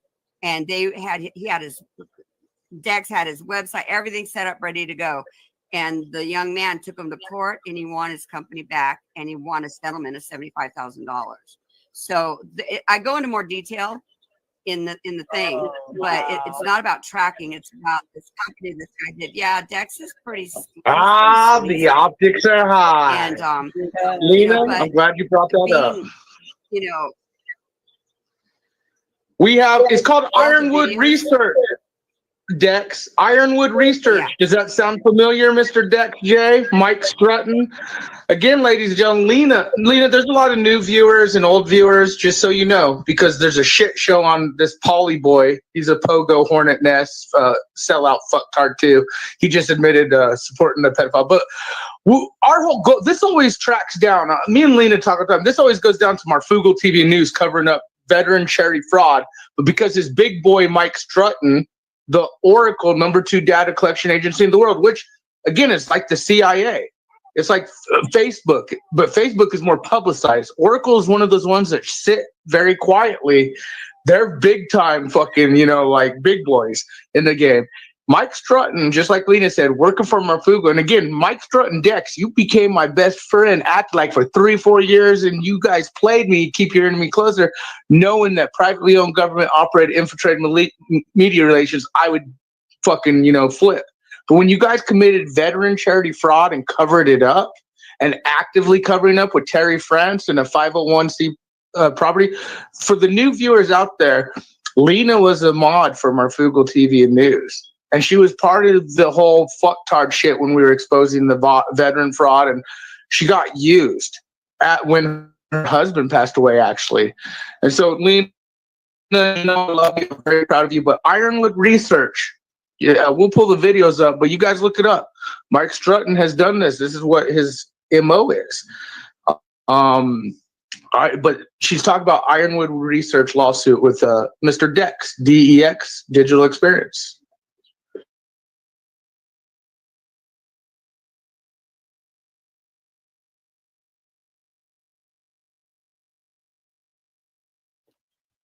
Yes. So when Lena, if you could get the title, the name of the video, if you could get the type Mike Strutton Ironwood Research. Yeah, Mike Strutton lawsuit. No, not Dex, Mike Strutton. Because Dex is his, remember, Dex is his character he uses, DEX. Okay, I'll go and find the name, but I can't put it in here. Yeah, just find the name of the video and I'll pull it up. But anyways, it's out there. Right there, civil lawsuit, property lawsuit. Mike Strutton was filed as a property. Yeah, but a lot of people can't read the court documents, so they so I spelled everything out for them pretty much. So it's and now remember, this is a big guy. He developed patents for hacking, tracking on YouTube, Google, Facebook, Twitter. When we're talking about the elites, the big guys, digital ones, these are them. And see, what happened is Mike Strutton and Marfugal committed veteran charity fraud and got caught. And that's why Monograph and all these people, see, look what's behind him, DEX. See, DEX behind him, Digital Consumer Experience. And then he names himself Dex. And he told people, oh, my name's Dex from the movie. No, DX Summit, Mike Strutton. This is it, guys. And when we talk about these pogos, supporting pogos, there's different many kind of pogos. Like you got the business savvy criminal trader fraud pogos, like Adam Marfugal. Then you got the pedophile, ritualistic, crazy, fucktard, Monty graph ones. Then you got the poly enslaved, grifting, will sell out to just make that dollar or whatever fuckers. Again, ladies and gentlemen, they're using these media relations, YouTube and shit. They all are watching everyone. They know who's doing what. They know what the Snafu crew and Zebras are screaming. It truly, if you want to help real journalists, LCJC, Mystic, myself, help us, man. I appreciate it. But most of all, share the videos and stand strong. We need the Truthio to stand strong more than ever right now, because there's a lot of things going on behind the scenes with these criminals. And that's why all these other pogo people are tripping out and going crazy. But yeah, Lena, I just wanted to kind of let people know, because there are a lot of people who don't know, who are coming every day, like what's going on here. And Lena was a mod for Marfugal TV News, Mike Strutton, Dex and them, and she was part of the whole thing when we uncovered the nefarious acts that these guys are into.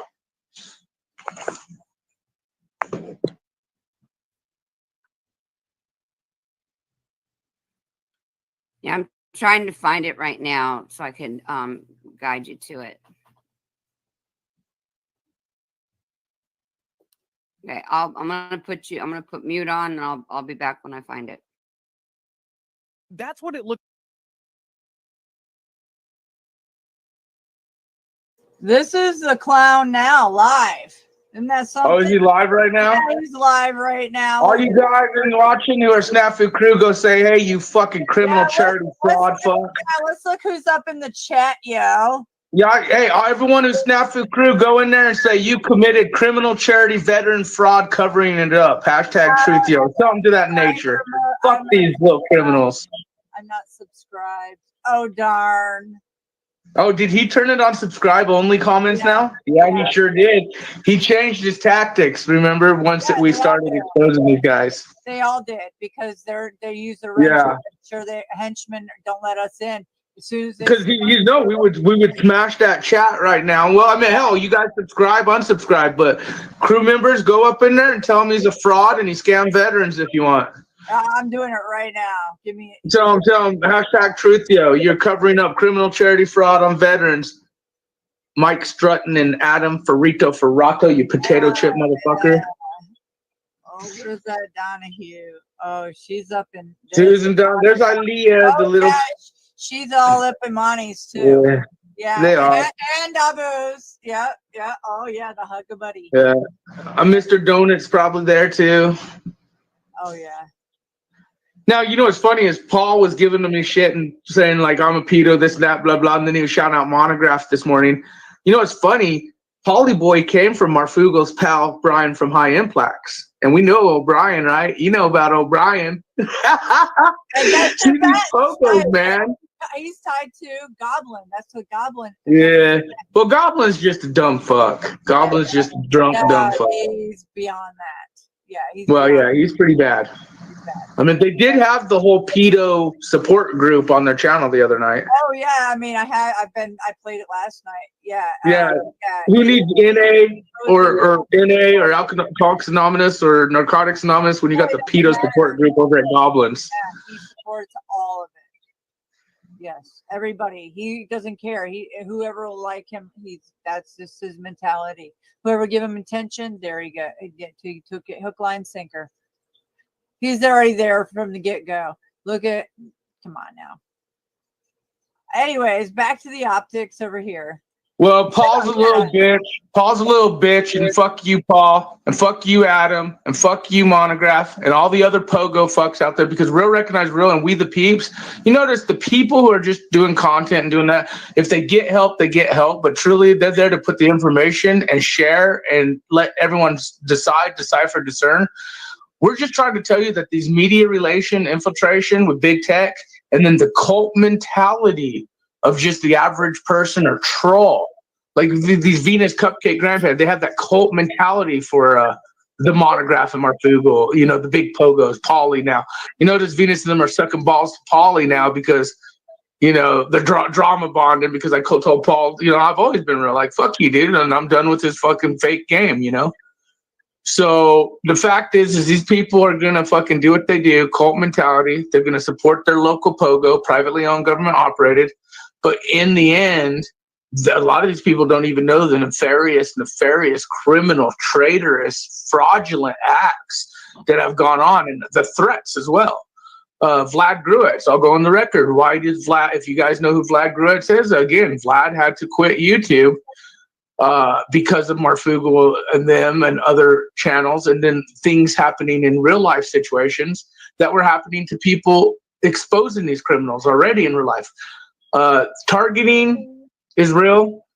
You know, I used to sit here and think sometimes I would hear these people tell me these stories like, oh, this guy's this and he's related to this company, and oh, the targeting does that because we target, and I was like, that's crazy. But when I started fucking around with Alex Jones and me and Owen Schroyer were talking, you know, here and there, and then French File went over there too, and then we were with the whole Marfugal thing and the time slot thing and the whole David Goldberg final words. I mean, it lines up. And then you just look at the money, look at the people, and look at their connections. And Marfugal, Adam, Mike Strutton, and Dex, they're actively covering up with Terry France, the 501c veteran charity fraud. They frauded the subscribers, the viewers, the people. But again, this guy's working for Oracle or did, or whatever it is. I know he has third-party contracts. Discord was something they had running, and in China-based platform, kicked Marfugal TV and News off forever. Now, Marfugal, of course, lied to his audience and subscribers and said, oh, tell everyone why, you know, they never told it. Well, we know why you got kicked off. These guys are them, and you could look up their patents. You could look up who they are, look up old lawsuits like we were talking about, Ironwood Research. But they're so protected that these guys have flauntlessly in our face spit in the veterans' faces, spit in the civilians' faces, spit in the viewers and the subscribers and the donators' faces, because they actively been covering up this charity fraud thing. But because the Snafu crew and the Zebra has been making so much waves over the years, I'm very proud to say a lot of these pogos, like Brian, like fucking Jacob Israel, like fucking Mr. Global Witness Microsoft, like Mr. Polyboy Unslaved, you notice they're triggered. You notice we triggering them, and that's what I'm saying. Paul blocked me today, you know, or yesterday. Fucking, he's a pedo sympathizer, bringing up Monograph, and then he argued with us about other things, and then it ain't even about that. He sits on his couch grifting all day. But these are different pogos. He brought Antoine in, and we know Antoine, Dr. Phil, These are mainstream media channels, narratives, and they're all trying to sell out, trying to grift, trying to make the money. They want to be a YouTube star. But again, we've always been about the people. We the peeps versus. So I just want to say, Lena and Mystic, I'm very proud of you two women. You guys have been warriors for the truth, yo, for your truth, yo. But most of all, you've been standing against this media infiltrated relation bullshit, no matter what attacks have been thrown at you girls. And same with the others out there, all the crew members. And I just, like I said, it's more real than most of you understand. And that's because these are criminals. These are traitors. These are frauds. And they've done it right in front of everyone. The whole Marfugo veteran fraud thing you've been witnessing, the whole Monograph tripping out because he's butthurt about the pedo optics he's doing. Venus Cupcake and Polly Boy and the cult mentality fucktard. You know, you're witnessing the triggering of these people because they're being exposed for exactly who and what they are and the optics that they present to everyone. And there's a lot of cult mentality people out there who claim that they're this, claim that they're that, but in the end, I see the wheat and tear being divided, and I'm very proud of the Truthio movement. So thank you guys. So I found the name. It's all in capital letters, and it's Marfugal TV and News is the NWOB system. Did you get that, Snaps? It's on your channel. I can look it up. It's on my channel, and it's Okay, hold on 1 second. I'm pulling it it's up. in all caps. Okay. On, get a good search bar. And okay. The thumbnail is a picture of Dex, and right next to him is another thumbnail of Gone Girl. But What's the title? Marfugal TV and News.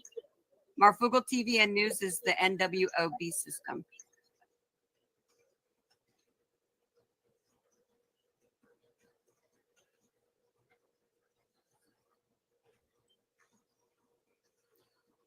Oh yeah, I have played this one. Is this the one? Is this the one? No. Hold on. Yeah, it's an hour long. Yeah, you go to 29 minutes in, and that's where I start showing the the court docs. Okay, let me drop the link and I'll play it. Is it up? No, it's not up. Hold on 1 second. Okay, 29. Okay.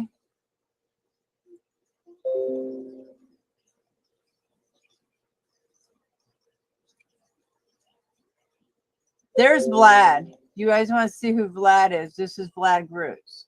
He's also been threatened. His family was threatened that he removed himself.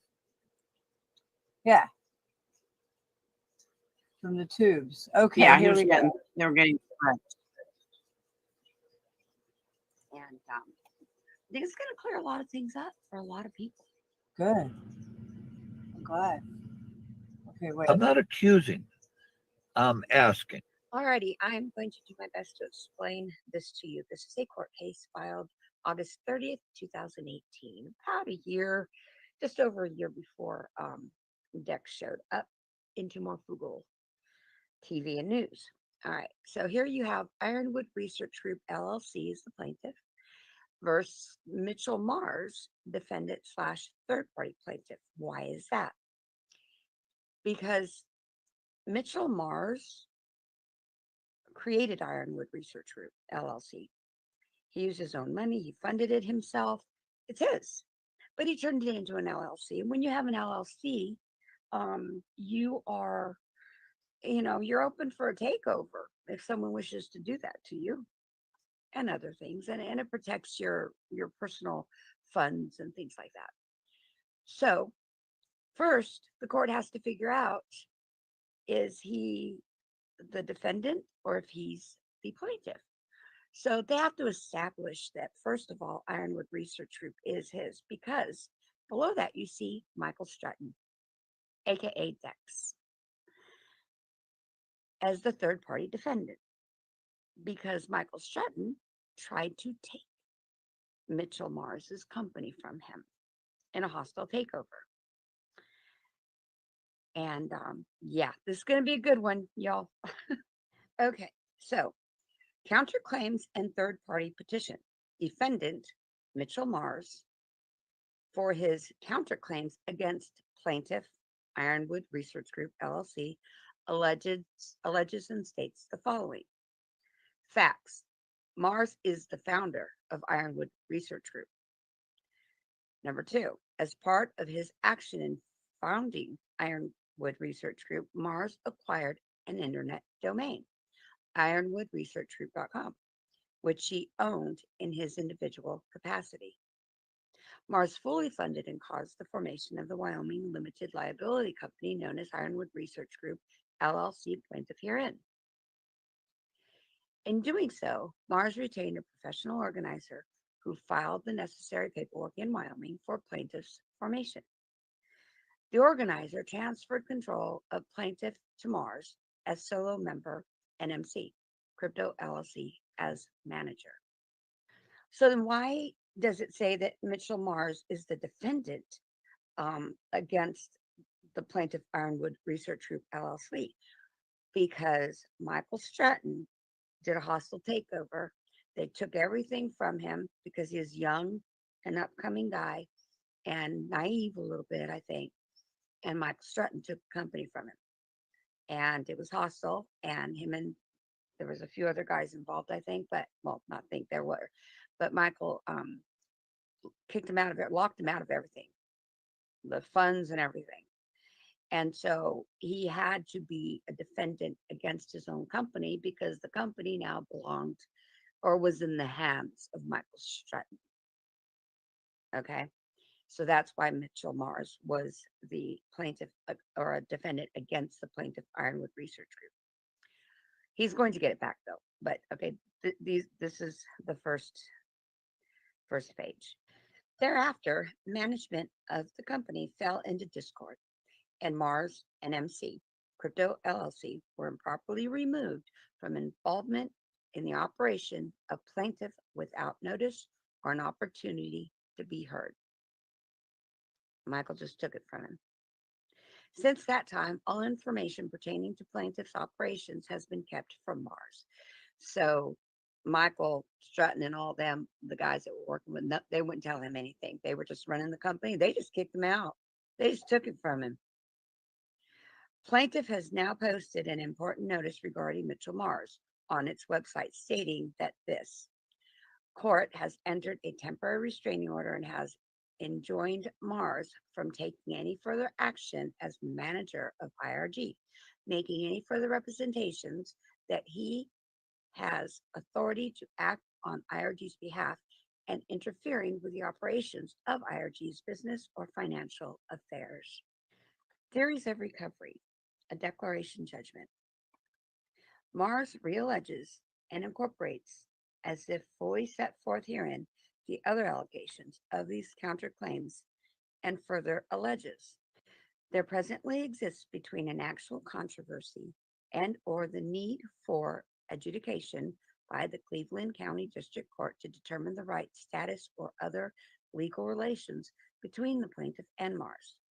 The court is requested to adjudicate that Mitchell Mars is the sole member of plaintiff, that MC Crypto LLC is the manager of plaintiff, and that all of the managerial actions taken by MC Crypto LLC after the formation of plaintiff on January 18, 2018 are valid, binding, taken in good faith, and in the best interest of plaintiff.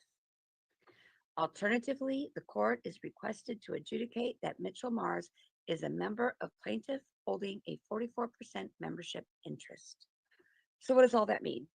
It means that the court decided that the company does belong to Mitchell Mars and that they took it, and they are saying that he is no longer a defendant against his own company. He is now a plaintiff alongside his company. Yay for him. Good for him. Conversion.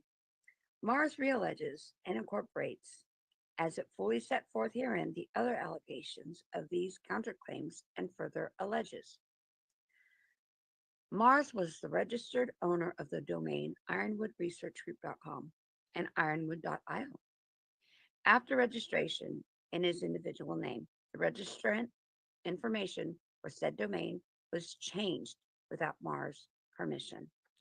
Plaintiff should be ordered to return registration to Mars. Accounting. Mars realleges and incorporates, as it fully set forth herein, the other allegations of these counterclaims and further alleges. Since the wrongful ejection of Mars from the plaintiff's operations, plaintiff has withheld the financial information for Mars. Mars is entitled to all documents which would permit an accounting of the costs incurred and revenue received by plaintiff companies, as well as the manner in which such revenue has been spent or distributed. Plaintiff should be ordered to provide a full and complete accounting as requested above. Indemnification. Mars realleges and incorporates, as if fully set forth herein, the other allegations of these counterclaims and further alleges. Section 4.7 of the operating agreements at issue in this case provides for indemnification by plaintiff of members named as defendants in civil actions by reason of the fact. Mars has at all times acted in or not opposed to the best interest of plaintiff. Plaintiff should be ordered to indemnify Mars for his expenses, including attorney fees, as well as any judgment rendered against him. So basically, he's saying that I should be allowed to use my company and my company's money to use in my defense and to use as I see fit, because now the company he has it back now. Judicial dissolution. Mars realleges and incorporates, as I fully set forth herein, the other allegations of these counterclaims and further alleges. The conduct of those members and managers in control of the company is oppressive and directly harmful to Mars. Pursuant to WYO Stat N 17-29-701AV, the court should enter an order dissolving plaintiff. So pretty much the court saying, get them jokers out of there. Michael Strutton. Third party petition. Third party plaintiff, Michael Mars, for his claims against third party defendant, Michael Strutton. Strutton alleges and states as follows. Facts. Strutton is an individual who resides near Atlanta, Georgia. Strutton is currently holding himself out as the chief executive officer of plaintiff. Prior to his professional involvement with plaintiff, Strutton was a member of the online community which subscribed to Ironwood Research Group's work. At that time, he was employed with his technology company, Oracle. Prior to working for Oracle, Strutton had experience with technology companies. After being laid off from his job with Oracle, Strutton began working with plaintiff, whose management consisted of young, inexperienced entrepreneurs, including Mars. So you took advantage, is what you did. While initially congenial, the relationship between Mars and Strutton soured. So much so that one purportedly agonizing day of requesting copies of a document from Mars, once Strutton obtained the document, he immediately moved to oust Mars from the company Mars had founded. By fabricating Mars into a common enemy, Strutton was able to align himself with the rest of the plaintiff's management team and used his experience to leverage the support of the aforementioned inexperienced entrepreneurs against Mars. As noted above, Mars was not given notice of any sort of meeting regard his ousting, nor was an informal meeting even requested. Thereafter, in furtherance of this crusade against Mars, this lawsuit was filed. So, Dex, Michael Strutton, it's the same thing that you did with us mods. You turned them all against me once I was out of the way because of my husband's death. You turned them all against me. So when I came back, I was kind of floating around, but nobody would talk to me. Nobody treated me the same. You did the phone call thing, called everybody, and had everybody. When do you grow up? When do you grow up and be a positive influence on people and earn your own dang money? Because it looks to me like all you're doing is going around, you and your little wife, that little demon you married, go around stealing money from everybody else because you can't make your own. Mr. I invented this and I invented that. You probably stole that too. Who knows? You should be ashamed of yourself. Both you and your wife. You both are demons. All right, well, let's read on. Okay. I just had to get that out. That just made me so mad.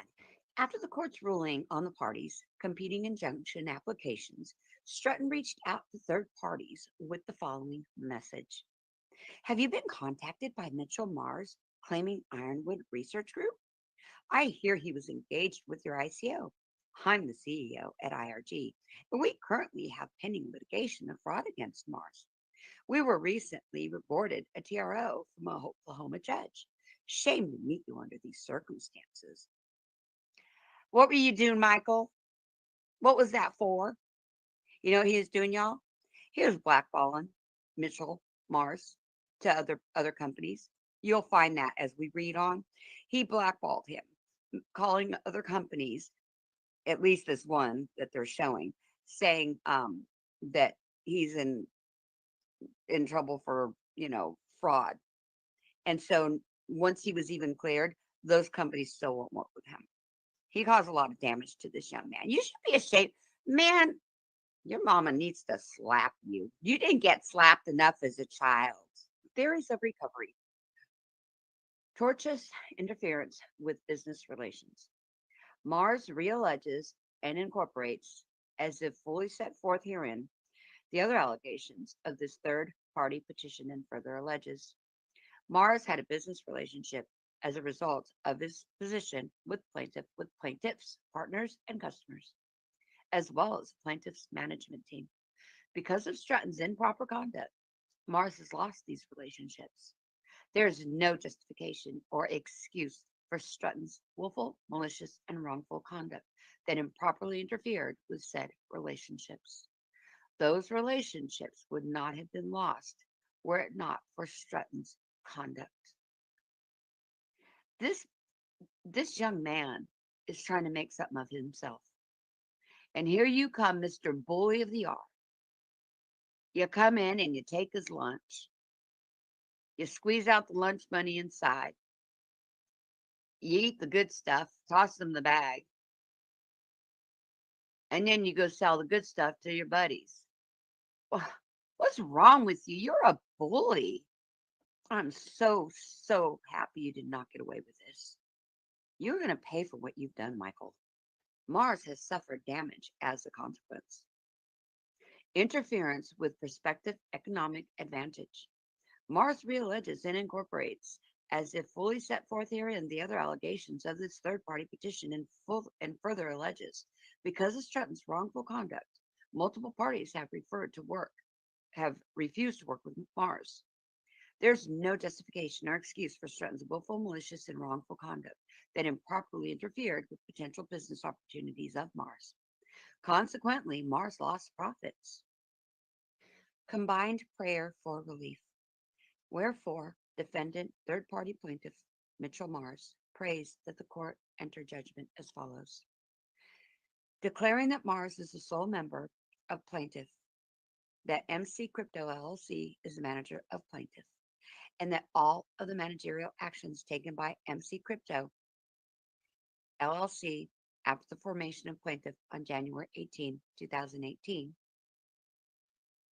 are valid, binding, taken in good faith and in the best interest of plaintiff, or alternatively, declaring that Mars is a member of plaintiff holding a 44% membership interest, directing plaintiff to return the domain ironwoodresearchgroup.com and ironwood.io to Mars, ordering that plaintiff permits Mars access to its books and records and provide an accounting, ordering that plaintiff be dissolved pursuant to the Wyoming limited liability.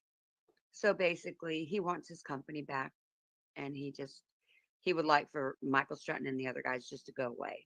But he wants his company back, and if he has to share it with them, that he wants to hold the 44% membership interest. Company Act for actual and punitive damages against Stratton for tortious interference with business relations and interference with prospective economic advantage in excess of $75,000 for an award of attorney fees and costs, and for such other and further relief as the court finds just and equitable under the circumstances.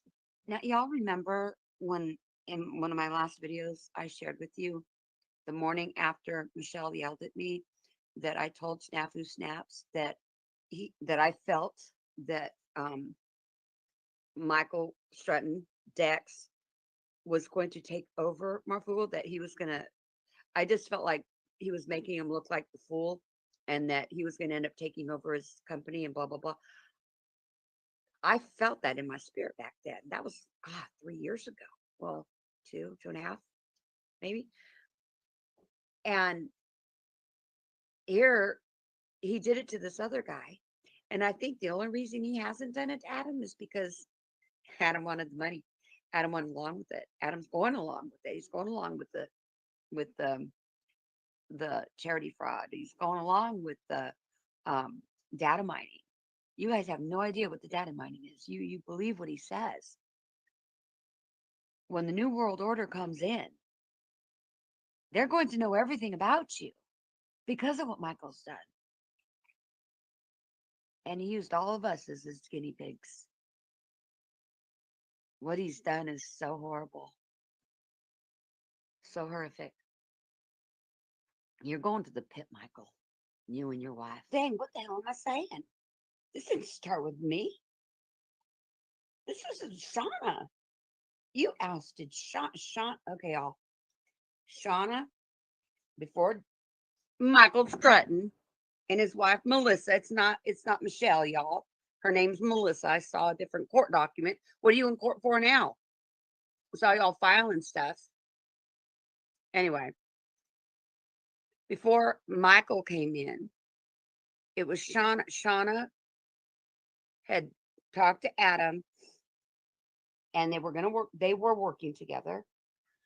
She was going to be getting paid once money started coming in. She was going to be a partner, which is why he gave her a channel that had. Shauna was given a YouTube channel, and it was named Have No Fear or something like that. I can't remember the name. Anyway, it had like 7,000 subs to it, and it was gaining more because of the Fugel family was going over joining her channel, and she had an awesome channel. She was having, as a matter of fact, it was her that was bringing us on her show, not Adam. I mean, we were doing all kinds of prepping stuff, and it was fun.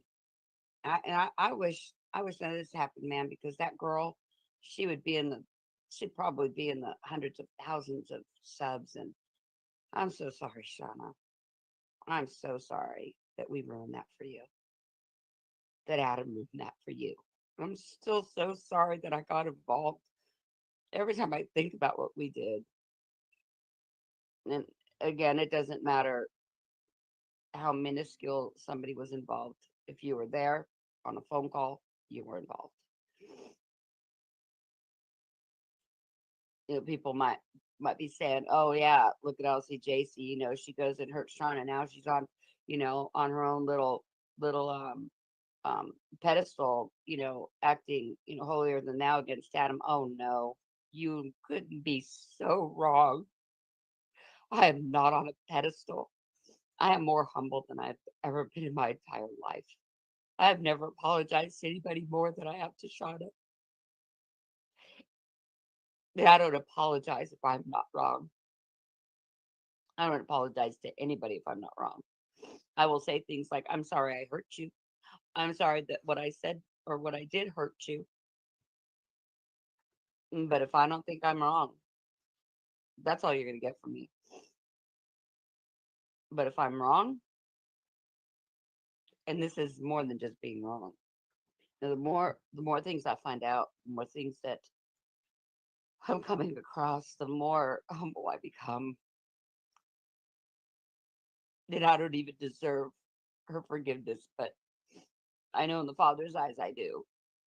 And I know she should forgive me because that's the right thing to do if she wants to go to heaven. But do any of us deserve her forgiveness? We don't deserve it.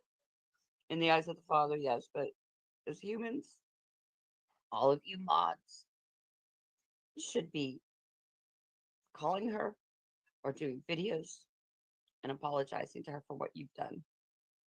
You still continue to stay with Adam, with Marfugal and Dex. If you stay with them after this video, seeing that he did it to another company, now him and his wife, Adam, are filing stuff in a court over here, okay, of this year. Are they filing to take over? Because now they're going to do it right this time. You might want to check yourself, Adam, because I have a feeling it's going to happen to you. I was shown it when I left. It was 3 years ago, not 2.5, 2. It was 3 years ago. My husband died in August. This happened a few months later. And I was shown the takeover. I was shown that they took this from you. And you were sitting on the outs, and everyone and all your subs looked at you like the fool. I was shown this, Adam.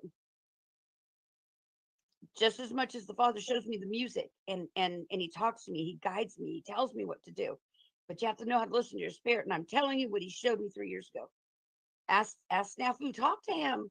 Adam, call Matthew and talk to him. He'll tell you what I saw that day. He'll tell you what I told him that day. I don't hate you, Adam. I know you think that we're all against you. We hate you. No. Dex has done all of this. You followed it along like a little puppy.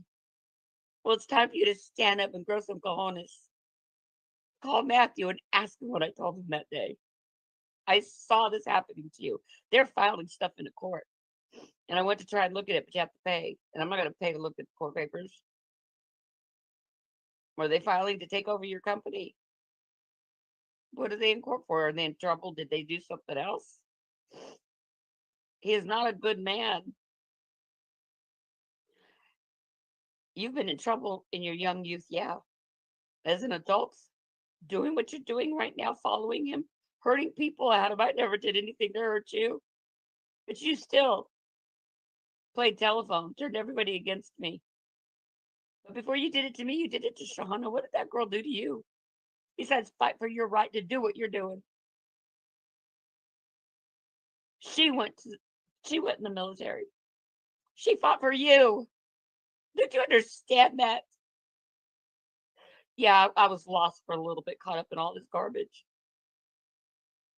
But being away, I was able to stand on the outside and look in just like everybody else. And how you have all these followers, I have no idea. Because I'm on the outside and I'm looking in and I'm thinking, oh my goodness, look at all these people. They idolize you.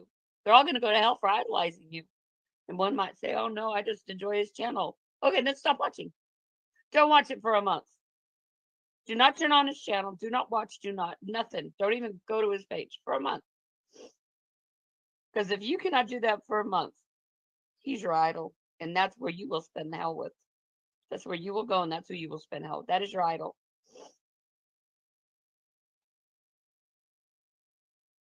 Try it, Adam. Call Matthew. Ask him what I told him that day. And I'm pretty sure that's what Michael and his wife, Melissa, are doing. And you should call Shauna and talk to her and tell her you're sorry. She probably don't even want to hear an apology from you, but you should. Or do an open one. But hell, you won't even say you're sorry for stealing from veterans. How are you going to freaking call and say you're sorry for hurting her? Adam, what you did to her was reprehensible. You let Dex come in. You let the beast in. Do you all know? Do you all know? This is the beast system tracking us. Knowing everything about you. I always wondered, did you always wonder how they're going to do that with all these billions of people on the planet? How in the world are they going to get a hold of? Certainly we can hide. Well, I moved to the middle of nowhere and guess what? I clicked. And I clicked and I clicked and I clicked. With software that Michael Stratton made, created, invented. This is the B system. This is what they're going to use. It's worldwide. So next time you go on a Marfugal TV, you thank Dex. You say, hey, thanks for letting us know that you're the beast system. Not the beast. He's a beast of the beast system. He created it. That's what Michael's job was here, was to create the beast system, how to track and hack everybody. Yep, that's exactly what he was here for. And he did his job, and you did it well, Michael. And you got yourself a pretty little demon wife. Well, y'all used to be pretty, but you can see the demons coming out in you because look at yourselves in the mirror. You don't look like that no more, do you? And I ain't talking about your weight change. Both of y'all have put on pounds, like a lot, but that's okay. So do I. I go up and I go down, and I go up and I go down. I'm talking about your face. Look at your face. You see the demons in your face. They're right there because that's what inhabits you. All this young man wanted to do was start his own company and make something of himself. He worked hard. He used his own money. He funded his own company. And here comes Michael Stratton. Like ain't nobody's business. And what do? You turn all the employees against him, all the upper management against him, probably employees too, I'm sure. And you told them some stuff and got them to believe you, just like you did with Shauna. You got us all to believe you and Mike. We all turned against her, fought against her horrendously. And while I was gone, you were getting them all against me. You got them all culted up. That's exact. You know, when I was watching, when I first found out about all this, watching WV's channel that night, she was screaming at you. I knew nothing. I knew nothing, Dex. Michael, I didn't know anything. I was floored. I sat there stunned that you guys were at it. And I couldn't believe what I was seeing. But what you did to Shauna was everything you did to me behind my back when I was gone with my husband's passing. Because you knew when you called me that day after Adam, you were trying to fill me out to see if, if I was going to play ball with y'all. And when I wouldn't, you didn't stay on the phone very long with me because you knew that I would not go with this. Because I wasn't in this for very long, a little bit here in the beginning and a little bit, or in the middle, and then a little bit in the end. But I would have woken up eventually to it all. It's just that I walked away and I stayed away from the channel. I questioned everything, but I didn't go back and really pay attention or watch. Because had I would have seen all of this. I didn't see it all until I saw WV's channel. And next thing I know, Snafu Snaps comes through my feed. And I watch one of his videos and I'm thinking, oh, everyone's calling everybody a Nazi and everyone's calling everybody this and that. I didn't think nothing of it. So when I watched one of his videos, it was like, no, he's just calling people names. No, he ain't just calling people names. You are a communist, both you and Adam. You are against your own country, your own people. He ain't lying when he says that. It ain't name calling when he says it. He means it in every sense of the word. You guys are Nazis. You were turned us all into the beast system. Everything that he says, even though it sounds like name calling and rude and mean, he's telling the truth. God help you. God help you both. I don't think he will. But God help you. And Shauna, I would really like to talk to you because there's something I think that you and I should do together. And I think I know who would be very eager to help us. All right. Well, thank you all for listening. Vlad, I hope that cleared up about the NDA as to why one might want an NDA signed. And I hope this gives you some answers. I know that Snafu put this information out, but a lot of people didn't watch it because of the delivery. So I hope this delivery was a little bit soothing to the ear. that you might have understanding, or I know you would, but others would have more understanding as to what took place. So, all right, get ready for my next video. All right, be blessed. I, That was great. I'll be straight up. I thought, what do you need an NDA for on a YouTube channel? I'm really, really, really wondering how deep this rabbit hole goes. Talking about this matter. This time, there's more coming. This rabbit hole gets deeper and deeper and deeper and deeper. Oh, it sure does. It sure does. It's everything you. Hey, everyone. Wow, that. I mean, I don't know. I streamed so much. Somehow I missed all that information or something. I'm floored. I know I showed it, but I'm always multitasking, and this time I absorbed it, and I'm just like, the rabbit holes, guys. This is deeper than. This is deep. This is really deep. Yeah. So they're caught. They are. I hope the audience knows that our lives are in danger for exposing this. All right. And I'm sure there's other people's lives who are in danger that might not know that they're in danger, or something in between. And these people, because what we're exposing and monographing is pedo rings. I mean, I'm wondering, because I had Tinfoil TV call me ahead of some pedo ring in Georgia. When Monograph, Steve Quest calls me and leaves a voicemail because I'm showing the little piggy umbrella man that was featured here on YouTube in 2010. And last year he posted his October Range channel, Umbrella Man Returns, with a girl in a box, tied up.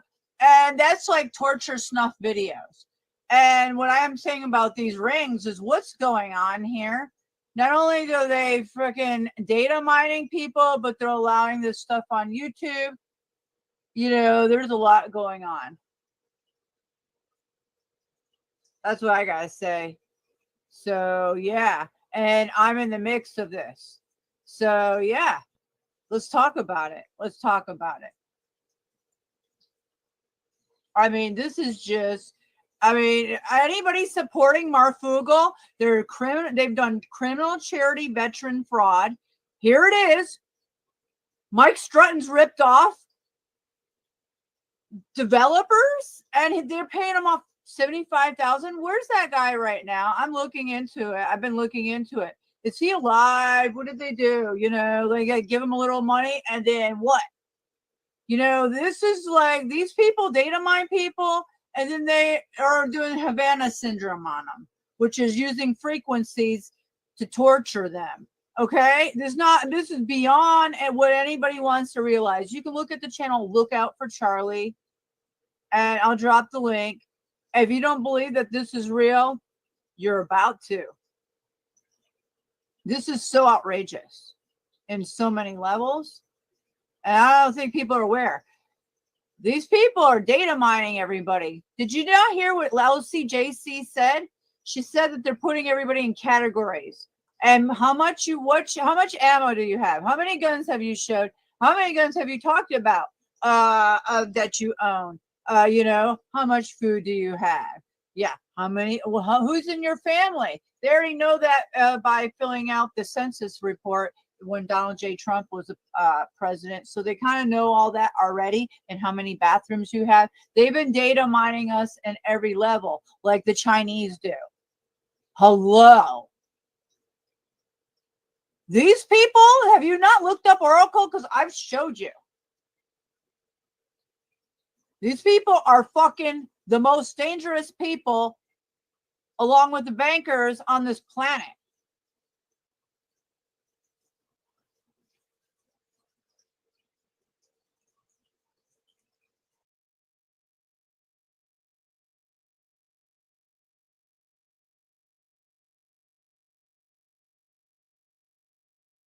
Are you there, Elsie?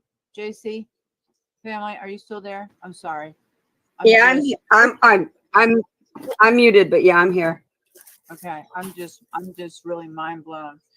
I mean, the optics are so high. You see these crazy Me Too bitches. That Venus Cupcake, who has all my fucking private personal information, all my family's personal information, everything about my children, all our social security numbers. And then I have Monograph, who's showing videos and us exposing his ties to Marfugel TV and Mike Strutton, and them shouting him out and being fully supportive on their videos about him, and then making these snuff-like videos, Monograph, and then coming after me and Snafu Snaps for exposing this. No, this is the most high-level big tech fucking ring and exposure ever. This is way beyond what media will touch. Mainstream, lamestream media. This is real journalism. This is why they are attacking all of us zebras, the Truth Yo, the Snafu crew, all of us. It's not just one. They're doing it hit all of us in different tactics and antics. And some of us get it way more than the others. So no, this is fucking serious. This is so serious. Yeah.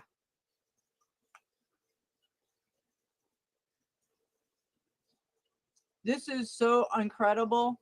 And anybody like Venus Cupcake who's making videos over there and say, oh, Monograph's a filmmaker, and these people, oh, yeah, Marfudal hacking and tracking, yeah.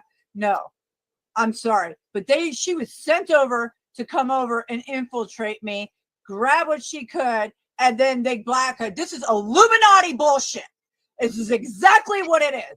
Come over, befriend you, get what they want, and then gaslight you with it. What the fuck? I've already exposed myself for 6 years on this motherfucking platform. So these motherfuckers are dark and deep. And you're not getting away with shit. Nothing. Beyond pissed. All right, I'm beyond pissed for lots of reasons. Oh, the rabbit hole is so fucking deep. Yeah, We've been watching it play out. I started watching it play out. Trust me, we have. The more I, every video I did led me to another video and another one and another one and another one, and then next thing that one, and I'm like, everything that I told Snaps about feeling that Michael and his wife were going to take over Marfugel. Whether that happens or not remains to be seen, but that's what I felt in my spirit, and I shared that with Snaps. So when I started doing these videos years later, and I come across that's exactly what the guy does. He took this guy's company right out from under his feet, changed passwords, everything, locked him out of all of his money, the bank accounts, everything, and then the court, made him give everything. I'm sorry. Yeah, go ahead. I'm sorry. I mean, no. I mean, when I say that, the Lord's been telling me, what videos to do, after each video was another video that went, that it was like one after the other, after the other, after the other. And these are things that we need to know to understand who Dex is, Oh, there's more than just Dex. Right, Adam?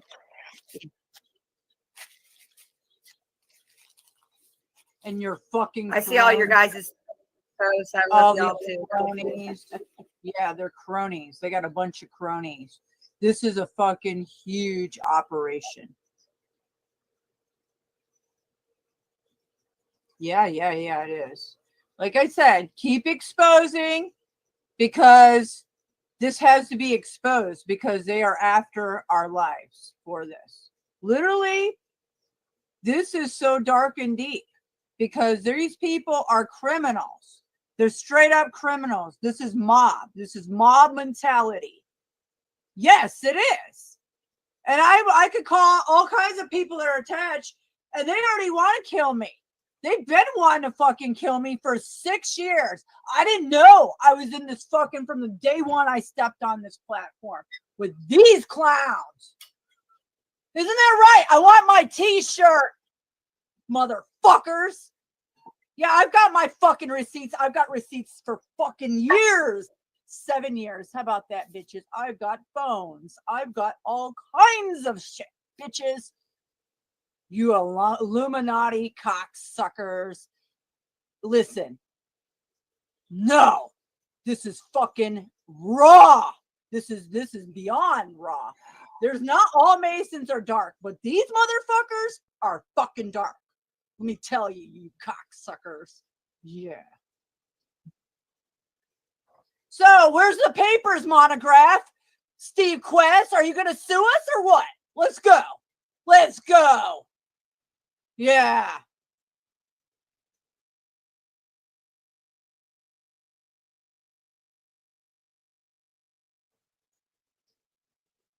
Oh, man.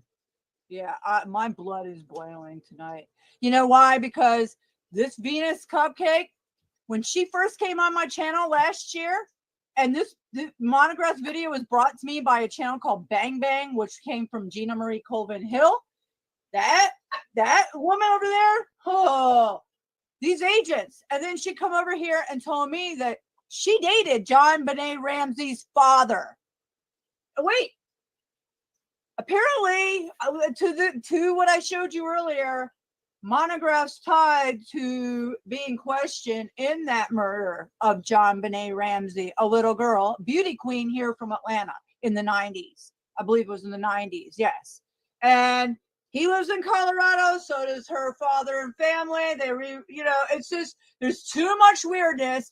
Here it is. Old Steve-O is in Grant Park soliciting men. Oh, really? Sue me, bitch. Sue me. You pedograph. You pedograph. And my videos get taken down and he strikes my video for fair right, copyright use, educational purposes only, doing exactly what I'm doing tonight. But I show his little piggy video because he copyrighted me, Steve Quest did, for that video. Yep. YouTube gave me a strike. Yeah. So, documented once again. Way to go, clowns. Great evidence. Thank you. Great. Where's the lawsuit? Still waiting. Yeah, Snaps and I are waiting patiently.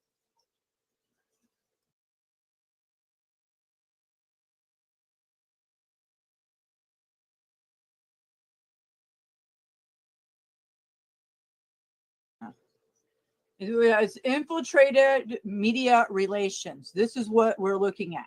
The deep state deep throaters have infiltrated every social media platform. And this is the tactics that they do. They blackmail people. They will groom them. What else? They'll use your they'll infiltrate your life. They'll befriend you. They'll even get to your family.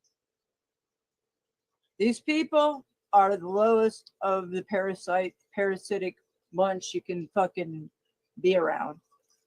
Yeah. So, I don't know. Yeah, it's just, the optics are high. They think that they're getting away with this. It's all been documented. There's a lot of eyes on it, thanks to them and their attacks. Worked out well for us. Look at the Oracle Magic go. So thanks. You clowns are fully in action. Gold stars for you. Clowns in action. Look at the theater. Go. World is a stage. This is all stage. Venus Cupcake had a bunch of trolls come over here. The Proud Boys. Mainly Paul Bearer. Okay? Look up that guy. He's a Proud Boy. This bitch is a crazy Me Too Antifa fucking like that type of mentality clown. Yeah. This is who these crazy Me Too granny panty cupcake wearing bitches are. And they'll make videos and gaslight me for a whole week long because these people are after me because of what we expose, the truth, yo. You know, I don't know what else to say, but this is this so outrageous because it never ends. By the way, Monograph, I'm self-employed, bitch. Ha! Oh, I'm so sick of these people. Yeah. You've got problems, buddy. You've got big time problems. If you thought Timothy Homestead was your problem, just you wait. Oh, the IRS too. Oh, yeah. We got that going in the background, huh? Lovely. See how that works. Gotta love the zebras. Hashtag truth, yo. Hashtag the snafu crew. Because we are the glue. The truth, yo.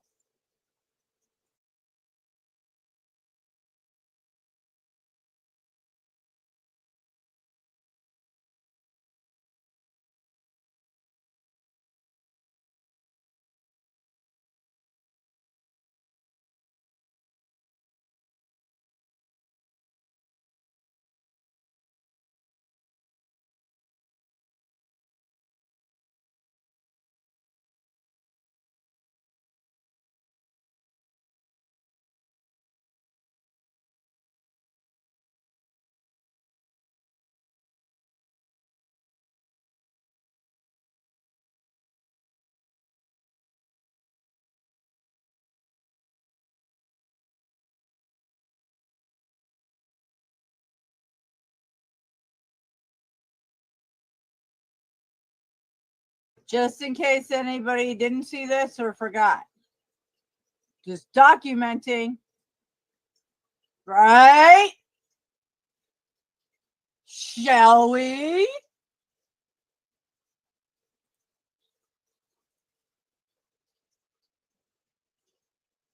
Oh, where's his little hit piece on me? Oh, wait a minute. Where's pedograph? Oh, my monograph? Oh, that channel? Oh, with the handprint in black and white. You don't say the same Tom Hanks optics as these pizza fucking clowns. Oh, you don't know what that is? Oh, anything with the word gate, beware. Yeah. Anyways, yep. Oh, this is in that channel. Oh, October Rains. Oh, that channel.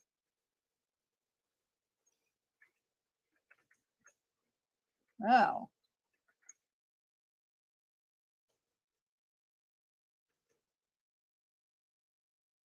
Close enough. Close enough. Oh, the hit piece. Mystic Monster gets learns. Where's my apology? Do you see the number? 423. Yep. Yep. I think you guys should check this video out. I can't play it because they'll copyright me. A little infringement, huh, bitch? Huh? You pussy. You fucking pussy ass bitch. God, I love to see you in the ring with my dad. He'd fucking kick your ass in a heartbeat, bitch. Yeah, Vietnam veteran, bitch. Agent Orange, baby here, bitch.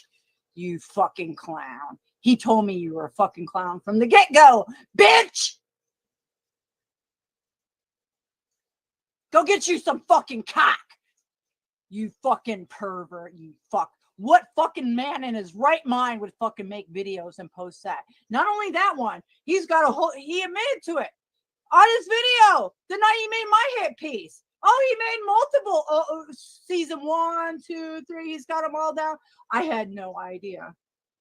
Oh, no, I had none. I've been sharing his work. I was super chatting. I was up in his chats all the time. Man, I was watching him like, oh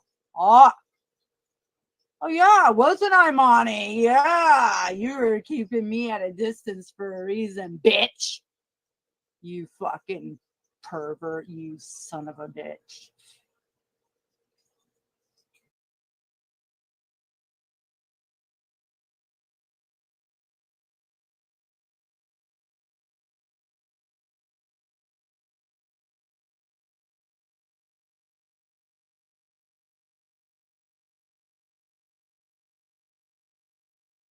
Yeah, I saw a few seconds of that video. I couldn't watch too much of it, but that girl he's calling a woman, that's a little girl. That ain't no woman.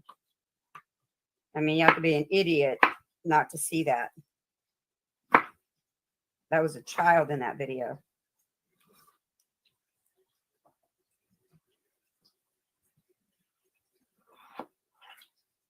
Well, I don't know who that was, how old she was, but this type of video is allowed by somebody that has background like that.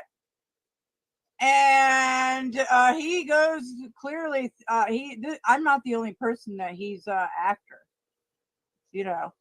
Oh, he's got other women that he makes videos on too. But oh yeah, he's numbered me. And look, this is allowed. Do you see her hand? That doesn't look normal to me.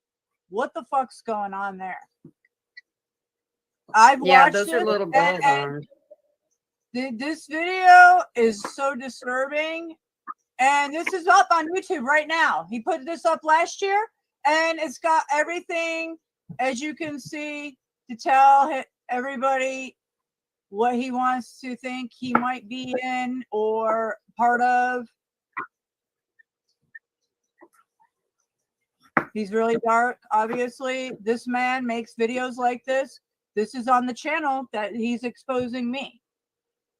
Do you see this, everybody? 1 year ago, he's got 2,100 people watching this, and he's got 262 sick fucks liking this.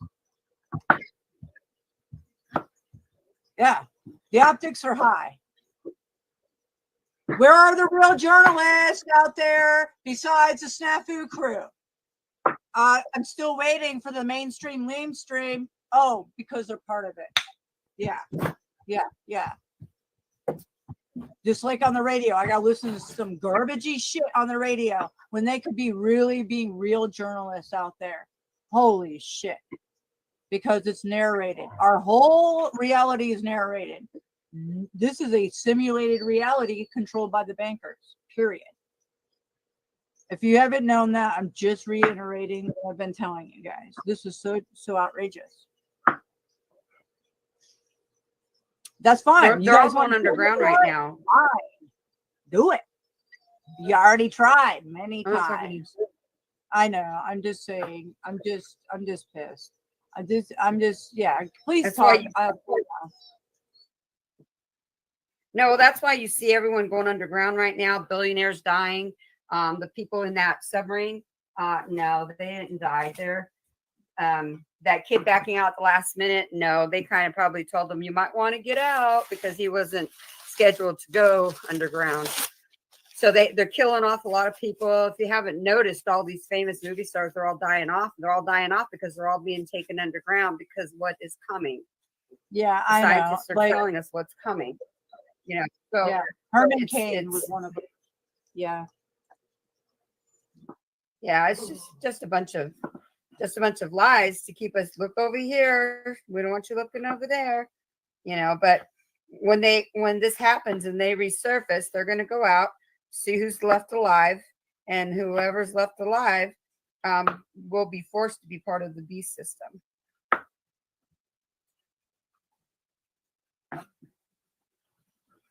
Because I don't see they're going underground for. Like Sorry, yeah, you're right. Whether we like it or not, whoever's left, and if they choose to keep you, you're going to be initiated whether you like it or not. I believe that's the way it is. Or they're going to take you out. Yeah. There's no way out of this shit. Almost, you know. It's crazy.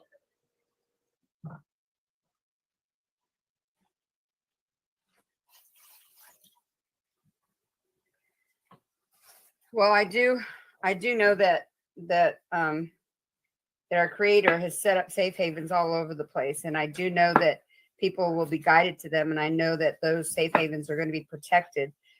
So when all this goes down, I have a lot of faith in that. But I mean, I I just as soon be taken out. I'm gonna go Yeah, home. I'm not trying to be in no safe haven. I'm going out as a warrior. I want to be like fighting like my ancestors. Fuck that. Fuck that. Nah. I want to be renegade. Let's go, bitches. No. I don't want none of that. It's in my blood. Yeah, it's totally in my blood. So no. Well, safe havens are places to get food and water because That's there's fine. that's what the Dive safe in ash. it's not to hide from when they come out because there's not gonna be no hiding. They're gonna find you, but it's to have a place for people to go for food and water and shelter and stuff. It's because a lot of damage is gonna come upon the earth. Oh, it's already happening. Yeah. Yeah. Oh, I mean, they show you if you watch these movies, they show you everything. So, but it's happened 6 times before, so this is the 7th and last time. So why do you say it's the last? I've heard that a lot. Why 7 and why it's the last? Well, because the Bible says that the 70th generation is the last generation, and we are the 70th generation. And he says it'll be in the time when Israel becomes a nation again, which it has. Everything that Revelation has said was going to happen has come to pass verbatim. No ifs, ands, or buts. It's all been happening. So the 70th generation is the perfect number, 7. And that's this is the last. That's why he says he's going to come in during the 70th generation, because the fathers had to do 6 resets because the fallen angels kept giving our idiots in the house it's white and all these other leaders technology that had they not done the resets and taken us back a couple hundred years for the last 6 resets, that we would have blown ourselves up by now.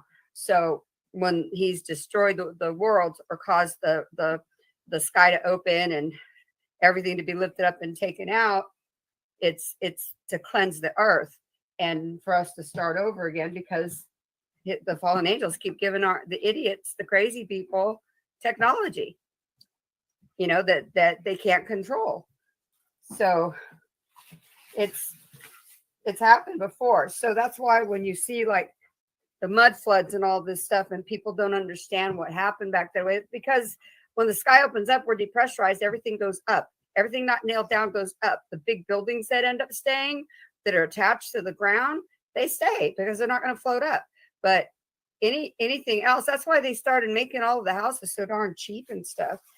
But anything that's not nailed down is going to float up. So if you don't have discernment when the darkness comes to hide and keep yourself down, hold yourself down, you're going to float up, and you don't want to float up. There's always Satan's lie and the God's truth. When the news people say, oh, this is the woke culture, those are Satan's people, because the Father's truth is the awakening, and the awakening is in the Bible, and it's true. The awakening is all of us waking up to the truth of him and what happened, why we're here, what's going to happen. But he says his people perish for lack of knowledge, because I get a lot of people that say, I don't want to know nothing. All I know is I follow God, and I go to church, and I try and be a good person, blah, blah, blah, blah, blah. His people perish for lack of knowledge. They don't want you to tell them anything. Well, let me share this with you. I don't want to hear it. I don't care what's going to happen. I don't want to know. Just let it happen. Well, because they didn't want to know, to have some way when the darkness comes and we know something's happening upon the earth. If you don't have some way to tie yourself down, you're going to float up, and you don't want to float up. The movie, it tells you about everybody floats. Everyone's going to float up. That the whole system gets cleaned out and taken out. That's why they're building the rocket ships, because when it opens up, they want to shoot right out the sky, because they haven't been able to get out of here, because this is a prison planet. But the Father made it, durable for us because he loves us, and he made a way for us to go home. But the elites, they're building the rockets because when the sky opens up like a scroll, just like the Bible says, it's going to depressurize. And that's when people are going to forget everything. They're going to forget who they are. They're going to forget about everything. And that's when everything starts over. So if you do not have the Father in you, you are not going to remember anything.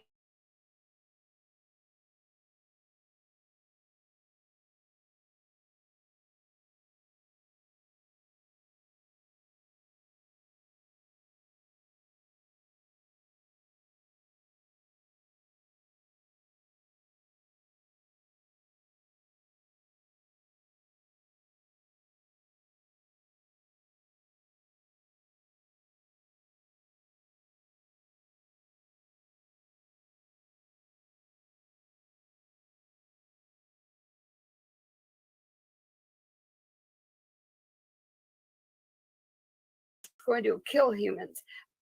And when they're floating up, because we're depressurized, everything's floating up. You're going to see cars. You're going to see all their food storage. You're going to see cabins. You're going to see everything floating up that's not nailed down and attached to the earth. So if you don't have the to hold on, you're floating up, and you don't want to float. All these people are waiting for the rapture. Well, he says in a twinkling of an eye. He don't say nothing about floating up. But people, they don't have discernment. They're going to believe as they're going up, floating, I'm being raptured. No, honey, you're going out into space. You're going to die. You're dead. You're done. And he says his people perish for lack of knowledge. So for all those people that say, I don't want to know, I don't want to know. Well, you're not going to know to tie your ass down. You know, hold on to some, get into a building that is, you know, I have a 6x6 outside, fully cemented, attached to the ground, where me, the boys, and the animals will all fit in there.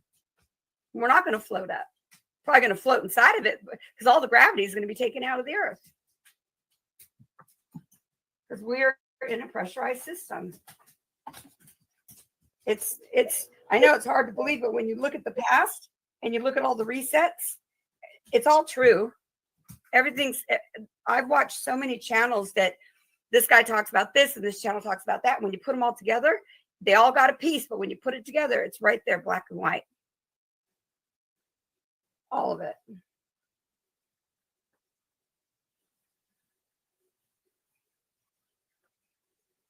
You're so right about everything you just said. I agree with that. That goes along exactly the lines that I think I've thought about. And I've followed other people that think along those lines. I didn't know that was biblical, but the plasma and the depressurization, that's already happening. Yeah. That's why a lot of static electricity. And I tell you guys, like, when I feel that in the air, and that's when Planet X comes by, the elliptical orbit, Wormwood, Nibiru, whatever, you'll see the charge in the air. And for me, it's really because I have copper-based blood. It's like I'm more charged. So like when I go to touch the gas pump a lot, I have to like make sure I ground myself because I'll start shocking everything around. So yeah. So yeah. So that's real. Me and Jeremy, we can't even go into a store. Like we went into Kohl's a couple of years ago, and we were the only ones that no matter what we touched, we were being shocked like crazy. Everybody else was walking on the carpet. Everyone was just normal. And me and Jeremy are looking at each other. Our eyes were watering up like, why is this happening to us? We had to leave the store. Then for the last 5 days, I don't get headaches. I just don't. And for the last 4 or 5 days, I've had massive headaches that are just pounding my head. Oh, really? And it's gone today. I don't have it today. But and you can feel it. You can feel it in the air. You can feel it. Oh, yeah. Oh, you can feel it. You can see it when you look up, too. So Monograph, Umbrella Man is in the house. Mr. Pito Monty. Welcome, Mr. Pito Optics Monty. Welcome. See how this works? Well, Manny. So, hey, listen, guys, I just put a few new links. The other link you should click on, too, the article by Timothy Helmsworth. These are articles by Timothy Helmsworth. He is an award-winning Monograph. He is an award-winning investigator. And, again, these are Timothy's articles, but Monograph is tied. Very known. Click the last link I sent you. Hold on. Not the Vimo, but the other one. Monograph, we know you're posting your fantasies of torture, rape, and kidnapping on children. They're not movies. You're a grown man. Mr. Umbrella Man, you little fucktard. Come in here and threaten. You say, I know Ohio very well. Notice the threats came in as soon as Monograph entered the chat. These guys are criminals, traitors, frauds, and you're a fucking scumbag, Monograph.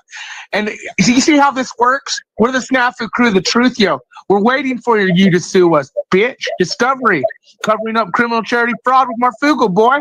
Look at him go. Look at him But go. no, not that link. Not that link. Let's get the other link. Yeah, I'm getting it. I'm just like, you want to threat Planet X Watcher now too? Bitch! Are you fucking out of your mind? Look at you. No, it's okay. Monograph is a triggered hoe because he knows we're over on target. See how that works, Monograph? See how that works? You know, Monograph should have put on the granny panty fucking cupcake underwear on his head, but we know he's not into the elderly women probably, so...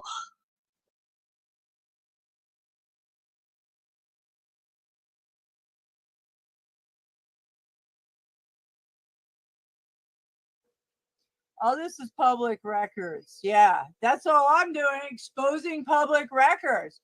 That video, the Umbrella Man's Returns, published a year ago on October Rain's channel. Right now, I just showed everybody. Once again, public records on YouTube. Public records, Internet Archives, Little Piggy Umbrella Man. Holy shit. Public records, bitch.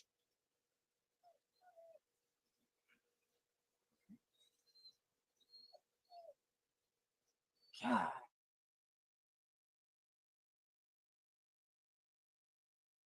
Okay. My blood's boiling. Yeah. Get in the ring, Matthew. Oh, get in the ring. Why don't you come on up, pedograph? Here's your time. Speak your truth. Since you're a filmmaker and all.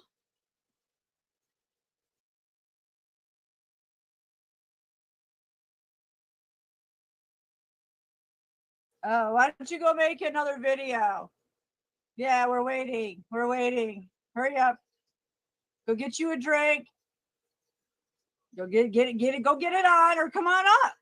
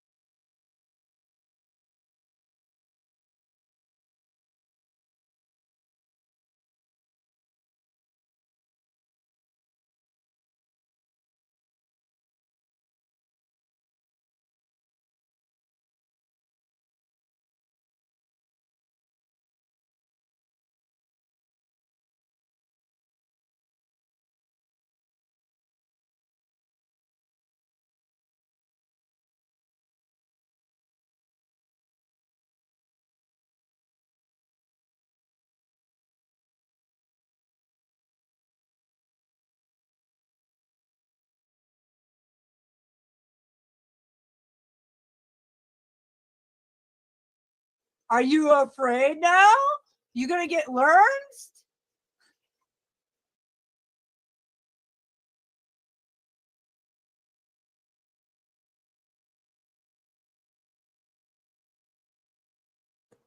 See, the optics are high. The optics are high. See how that works? Yeah. All right, let's all right, yeah. So look at this. Child torture film producer telephones President Trump, former President Trump now. Group files reports to the FBI against News Minnesota reporter. Oh, group. Oh, what group could that be? I wonder. Yeah, this is outrageous, man. Yeah, so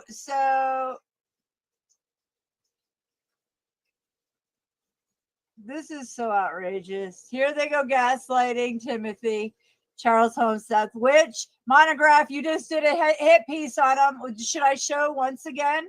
Do I need to pull up October Range channel once again? Show the hit piece that you just did on old Timothy the other day? Yeah, shall we? We shall. Since you want to sit here and threaten my moderator, me, Snafu Snaps, anybody speaking the fucking truth, yo. Holy shit. Timothy keeps changing his story. Oh, is that so? Oh, you took my video down? Oh, you just took it down? Oh. Oh, no. There it is. Oh, there it is. Oh, there's Mystic Monster. Mugly, number 32. Look at you go, you fucking clown. Oh, Snafu Crabs. Brilliant. Second grader that is fucking likes fucking men. Was he wearing a wig? I don't know. What were you doing in that park? What character were you then? You fucking sick freak. Yeah. I mean, that's what he liked when he was smoking. I don't know, whatever, methamphetamine. I'm not sure, crack. I don't know. Who knows? Who knows? Clown. Yeah, go sit in the internet corner, Monty. It's your turn, bitch. Yeah, I told you guys the storm was here. Hashtag the storm is here. The storm is here. Yeah. You fucking deep state clowns.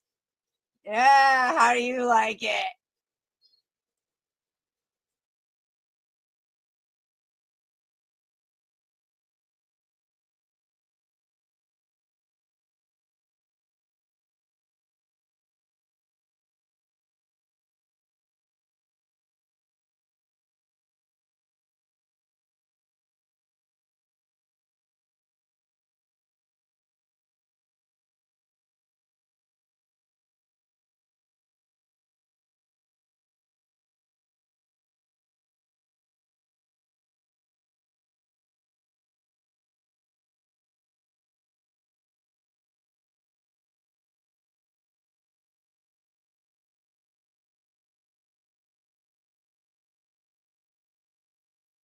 All right. This is the typical gaslighting right here. Holy shit. Let's read this.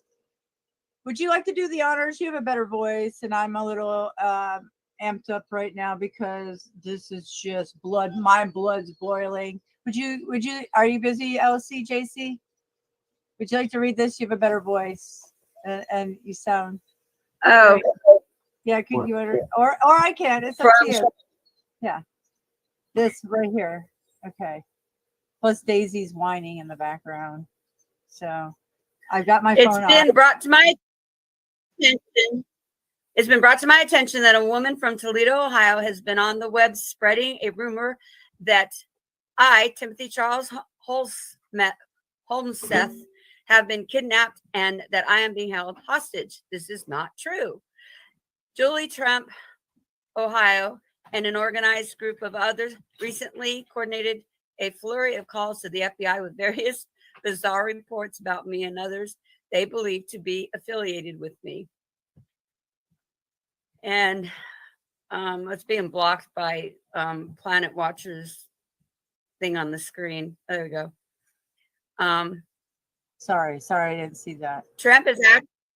That's okay. Trump is actively associated with a man from Colorado called Monograph, aka Steve Quest, Roy Warren Marshall, and Dale Ellis Bennett, who is presently under active surveillance, i.e. Monograph openly admits there are literally federal vehicles covered with antennas sitting outside his apartment.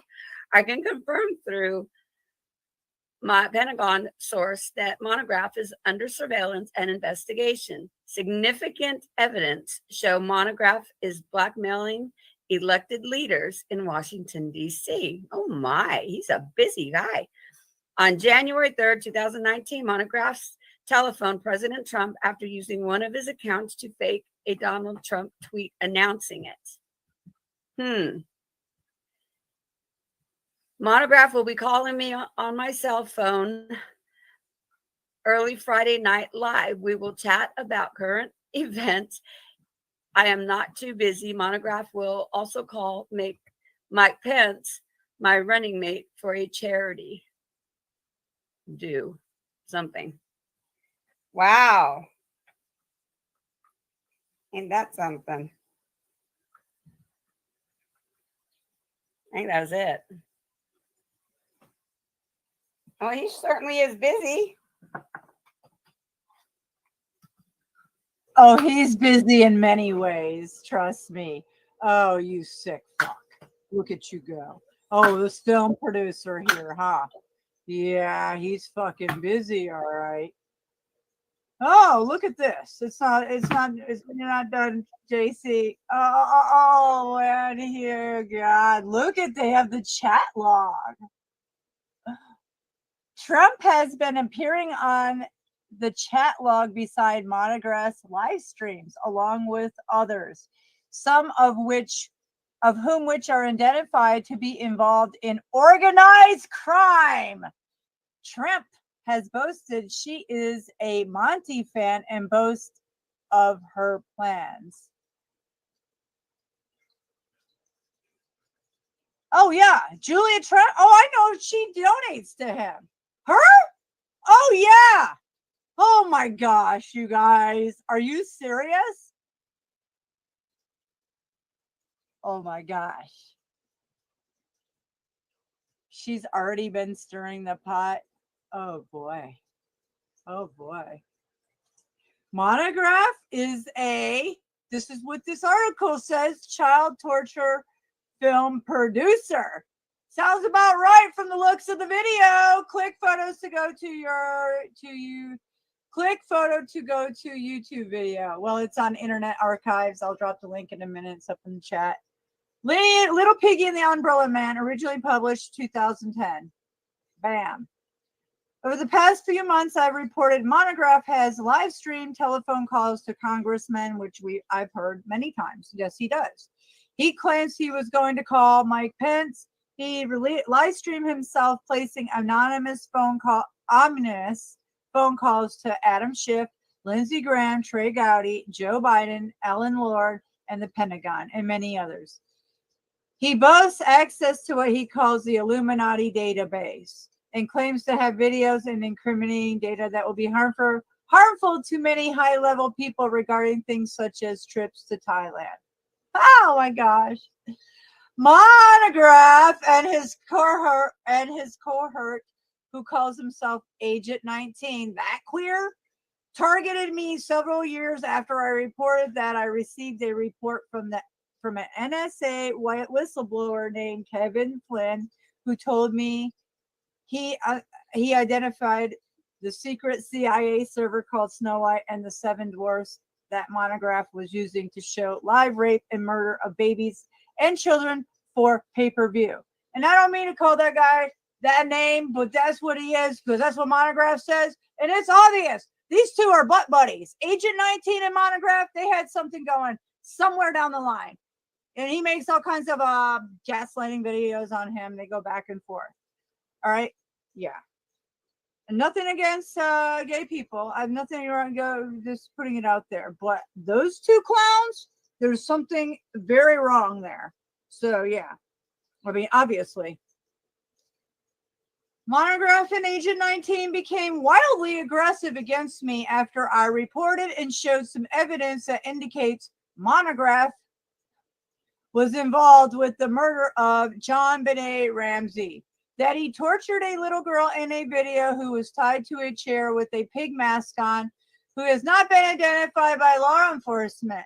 Monograph became even more aggressive after I reported for the Pentagon Pedophile Task Force that the U.S. Marines rescued 21 children from underground bunkers and bases in California. Yesterday, Trump and Diane Muehlbauer appeared on YouTube live stream program that was live streamed by a man from Florida named William Murtaugh. I recently published the following regarding William Murtaugh. Child rape murder confession. Child torture film producer with Illuminati database to call Mike Pence and Congress name team spokesman. Name appears in child rape murder confession. Trump, T-R-E-M-P, Julia Trump, who's in Monty's chat log, was publishing bizarre false narratives about Timothy Homestead, the journalist, being kidnapped by a shadowy group. Oh, really? Because I have an agent telling me the same thing, that I'm going to be, he sent me a picture that I'm going to be abducted by a shadowy group. Isn't that fucking something? Which she says seized all of my investigative journalism evidence while I was in jail.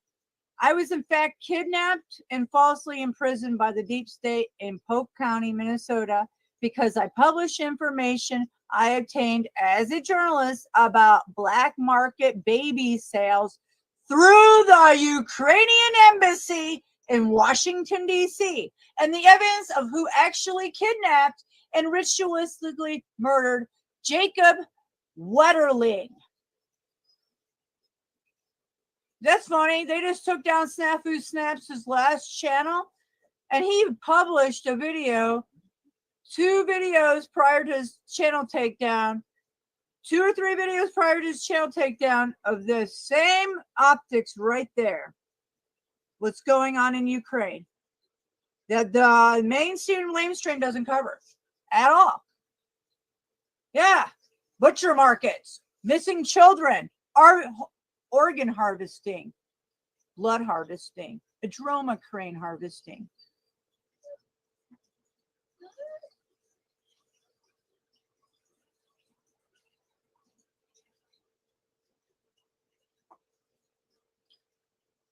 Who's this?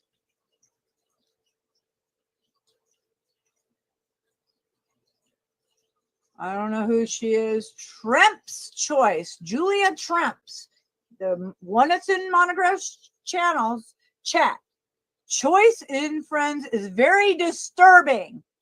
William Murtaugh is alleged to be the author of a chat log exchange where B emits and brags about raping and murdering children. You guys might want to go check out Illuminati Tommy and all the chat panels that he's on. This motherfucker, we've caught him talking about a lot of shit lately. Illuminati Tommy. Yeah. Tied to Venus Cupcake, Goblin over there, Majesty. These are all these people that hang out on these channels. Paul, the Unslaved. Whoa. All right.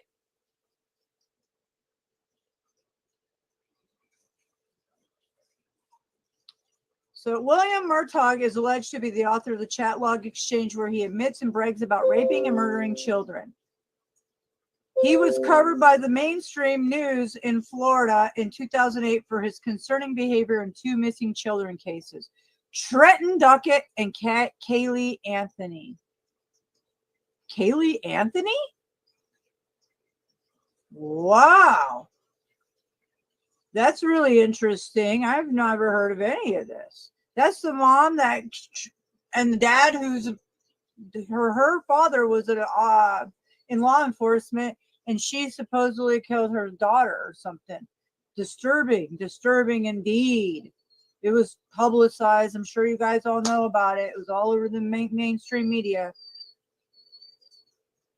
So this guy follows the Anthony case. Okay. Trump contacted me several years ago to alert me that Diane Muehlbauer, St. Cloud, possessed evidence that led directly to the kidnappers of Jacob Wetterling. The evidence has been turned over to the DOJ and Pentagon. I also recently reported that a man named Gazit, Minnesota named Tom Morrissey, attempted to infiltrate my legal team. I later learned that he was connected to a national profile pedophile church scandal in Polk County, which happens to be in Florida. I observed him boast that Morrissey walked around in his underwear in front of young children for shock value upon the children.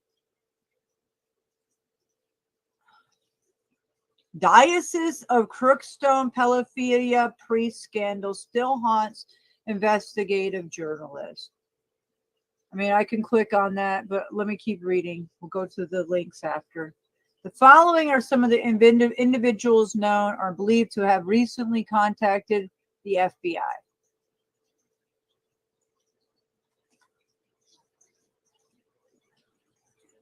The following are some of the individuals known and or believed to have recently contacted the FBI. Chad Catter, Middle River, Minnesota. Tom Morrissey, Gazette, Minnesota. Monograph, Steve Quest, Roy Warren Marshall, Dale Ellis Bennett, Colorado. Agent 19, identity being withheld. Levi Page, believed to be of Atlanta, Georgia. Here's Timothy Homseth. Charles Homseth is an award-winning news reporter, investigative journalist. He is an FBI witness in a national profile kidnapping case. He's captured rogue CIA and FBI child traffickers on tape discussing their operations. He has been targeted for a decade. In 2019, Timothy Charles Homseth became part of the Pentagon Pedophilia Task Force. Timothy Homseth is the only reporter authorized to report original content for the PPTF. There is one man between Timothy Homseth and President Trump, former President Donald J. Trump. All right, that is just almost, guys, now I got to go to sleep after all this shit. Come on, this is just, I've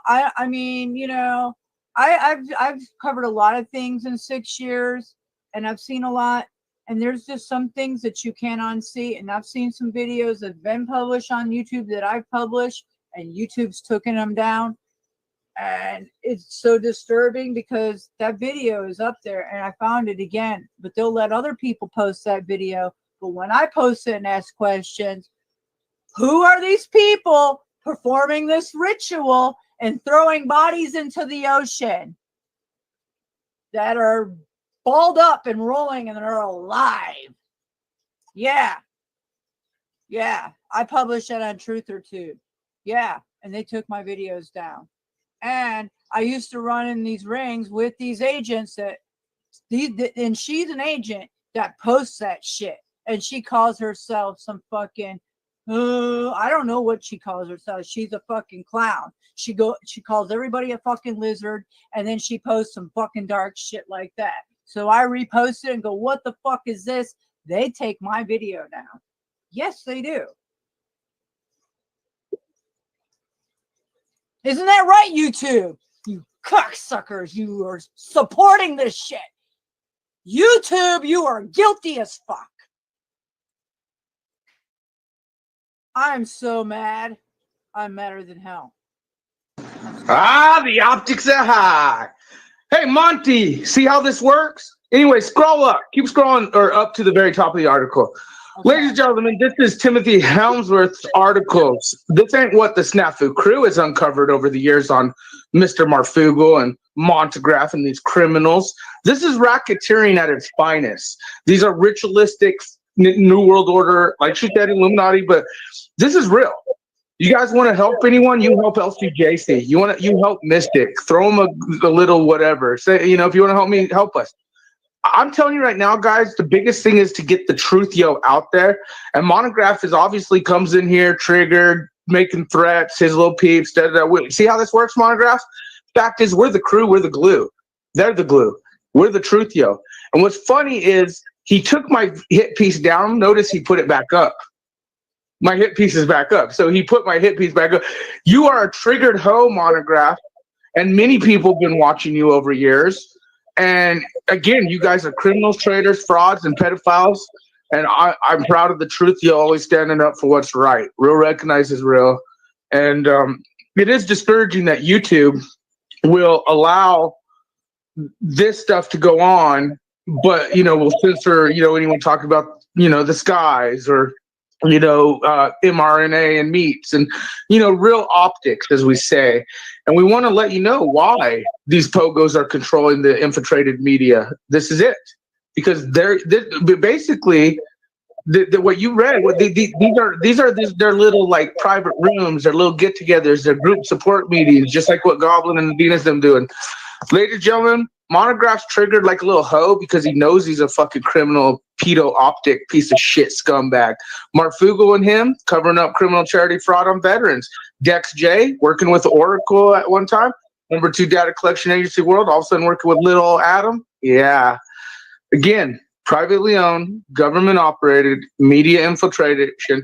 And I'm glad you brought the Ukraine thing. Yeah, the videos I got hit when I was talking about the children in Ukraine and the harvesting. Again, why do you think One-Eyed Mel is doing the documentary here soon? About exposing it. That Anthony Bourdain or Isaac Kaufman, gone, but One-Eyed Mel, Big Hollywood is going to be able to do it. Also, again, these people, they're triggered for a reason. And yeah, it's real.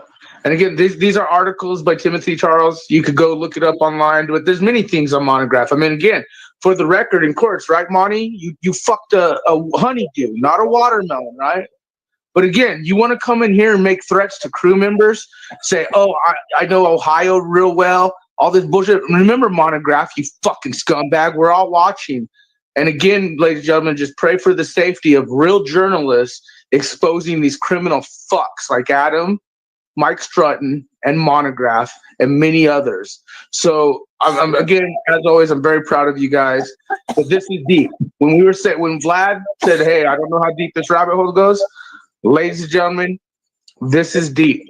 Media infiltration at the highest.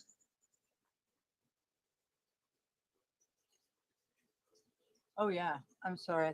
I didn't know my microphone wasn't muted. This is infiltration at the highest level, guys. I don't know what else to say. I mean, I'm almost speechless tonight. Well, and again, there's things that we're holding that haven't released yet. And again, these guys have covering up criminal charity veteran frauds. These guys are putting their ritualistic stuff out there. There's things that Lena brought up, the billionaires disappearing, the children missing. I think in, Ohio or one of the states, this month alone, they had 36 cases of missing children. 36 in 1 month, ladies and gentlemen. These people are criminals, they're scumbags, they're evil. Oh, when Mystic and I say pray for our safety, pray for our safety. My son is already remembers when they came after him. Yeah. 2 summers ago in August. Oh yeah, I have it documented. I made a video. Yeah, gang stalkers coming after me. I've been calling this shit out for a See, while. and that's what I want to tell the people. There's a lot of things that go on behind the scenes that you guys don't witness. So, like when you see how Mystic and others react, Shauna back in the day, LCJC, WV, Homegrown USA, Bubba News, fucking Jacob Israels, the Marfugals, the fucking now Paul and Slade, all these little bitches, and the regular people. There's a lot of things that some of you guys, just as viewers, realize this is real. This is real. Like, we are putting journalism out, truth, like we may act a fool sometimes, but the targeting, I mean, you guys, we are truly trying to expose who these people are who are on this platform every day, pretending, but putting in your face exactly who and what they are. Do your research, take the time. And again, always stand against traitors, criminals, frauds, pedophiles, evil. Real recognizes real. And Monograph, you come in here and threaten people, you fucking piece of shit. And you know what? You don't have to be worried about wanting to fight me in Vegas, Monograph. Just like she said, Timothy is your last worry. You want to know what your worry is? Is the hashtag Truthio. And believe that. He's right here backstage.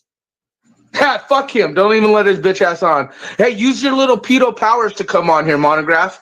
Just use your little, or should we let him on? What do you think? Should we let the little fucking pedo off his money on? Should I chat with this little fuck? No, you know what? No. Let him sue us. Let him sue us. Let this little bitch sue us, because you know what? He knows we're reading articles from Timothy Helmsworth, Seth. We're reading articles that are written about you, Monograph. So you know what? Go to Venus Cupcake if you want to go. Actually, yeah, fuck him. Go to Venus Cupcake and go fucking do your little videos over there, Monograph, because this is the truth, yo. And you just made threats on Mystic and others. Now you want to come backstage. But what's funny, you see how this works, Monograph? We're the crew. You see how this works? We're the crew, Monograph. And what's funny is we're reading articles. These are articles written about you. They're not written by us. We're just written. And you're so triggered. Like, no, it's obvious what's going on here, you little fucktard. And you know what? Well, you remember the call I had with you about Adam. You covering up criminal charity frauds with Adam, you fuck. Sue us and see what happens. But you know what? It ain't even about suing. I want the people to know the truth. But you post your fantasies of rape, torture, and kidnapping on children. You're a piece of shit, Monograph. I don't give a fuck, homie. You want to say I'll take you and Vic? No, you know what? These are criminals, traitors, frauds, ritualistic, crazy fucktards. And again, guys, we are here to just show you guys. I mean, they show you guys themselves. Here he wants to come on my channel. As I said, come up. Wait, hold You on. want to drink Monograph just threatened someone's daughter. Monograph just threatened someone's daughter. What? It's okay. Monograph, keep fucking talking, bro. Again, man, we know what we're doing. These are articles written on you. How's the little lawsuit in Key Law going, Monograph? Did you fuck? Could you imagine the judge sitting there when that lawyer said, on the record, and you could tell those judges like, this fucking crazy lunatic fuck. But he's like, it wasn't a watermelon, it was a honeydew. This guy fucked a honeydew. Yeah. Yeah. But now he's in your chat apparently threatening people's daughters. Oh, well, isn't that lovely? Monograph. On the record, threatening one of your mods, as you said. Yeah. What the hell? Well, we know what the hell. They're criminals, traitors, frauds, and pedophile optics, obviously. And fact is that they're really a criminal racketeering ring of pogos, privately owned, government operated, infiltrated media relations. I'll say it. Yeah, you calling my employer? What employer? I'm self-employed, bitch. Yeah. Yeah. See how that works, Monty? See how that works? Can we all do the little Monty cackle? How's it? How's he do it? How's the little creepy Monograph cackle go? His little fucking. He's Gargamel. His little pedo optic cackle. He is Gargamel, man. He does look like Gargamel, huh? Really, if you think about it, he kind of does look like a little white balding Gargamel, white with his little slick head. Look at him go! Look at you! No, can you believe it though? He comes in here. You get all these threats in chat. I know where you're at. Know how to. And now, ladies and gentlemen, these are very serious, dangerous people. Oh, look! Put his bitch ass out. Fuck him. Oh, there he goes. He's here. He's gone. Use your power, money. Video back, and I want. I wouldn't even let him in anymore because his back doors and all that. Fucking Buddha's ass. Get him out of your fucking. Buddha's. If you have any things, Bonnie, make a video. Go to Venus Cupcake, the Granny Panties. Let us know. Damn you! You Email the truth, yo. You can email me, bitch. Listen, I fair use that video of his. I ingrained all kinds of stuff. He copyrighted me. I could go against He's him, triggered. but they want me to put my name, address, email address. No, fuck He's that. Gonna see that. He's gonna see that. He already has. No, you're smart. You're smart. Fuck again. I already got it. We've got it documented. You. Yeah, they got it. They got it. But that's the thing. Is his threats are public now. Oh, of course, obviously. And under all my videos, you guys are time stamping videos of where I'm driving and shit. I have to do that because you guys threaten me. The deep state fuckers. You're cronies, all of you guys. So, because of my journalism and exposing Marfugal TV and Marfugal News, Mike Strut and all them, and you guys, you pedograph, monograph, because of YouTube leaving up snuff like videos of that does not look good. Okay? I love children, babies, and unborn. That does not look good. Did you understand what Snap showed in his videos that was going on in Ukraine? Are you fucking out of your mind? You are a sick fuck. God. Soylent Green, are you fucking out of your mind? God, I just can't take it. Sorry, I'm just so fucking pissed, guys. You know how I get. This is over the fucking top. No, you fucking just struck my video. You want to come up here and plead your case? You got none. Guilty, bitch. Bleach bitch your ass. Bleach bit him, please, Internet Corner. Stop threatening my mods. Stop threatening us. Stop sending your henchmen over here. Yeah. Talking to you, Steve-O. Quest.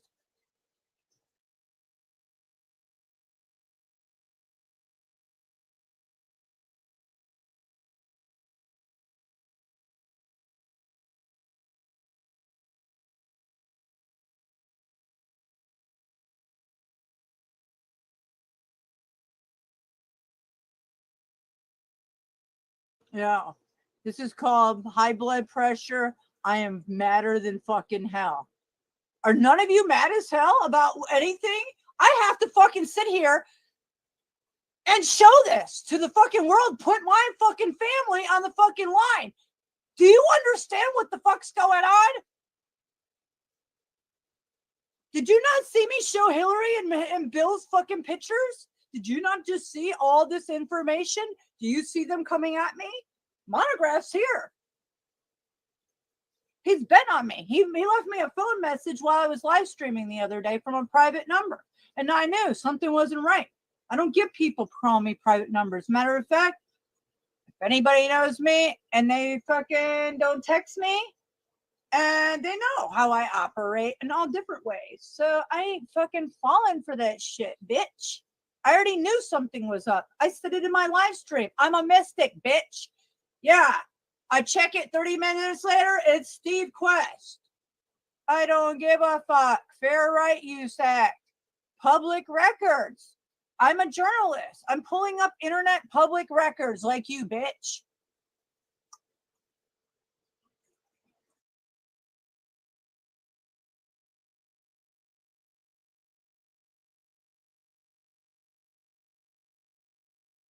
Yeah, I'm so fucking pissed. Sorry. This is so over the top. These clowns, and there it is. It never ends.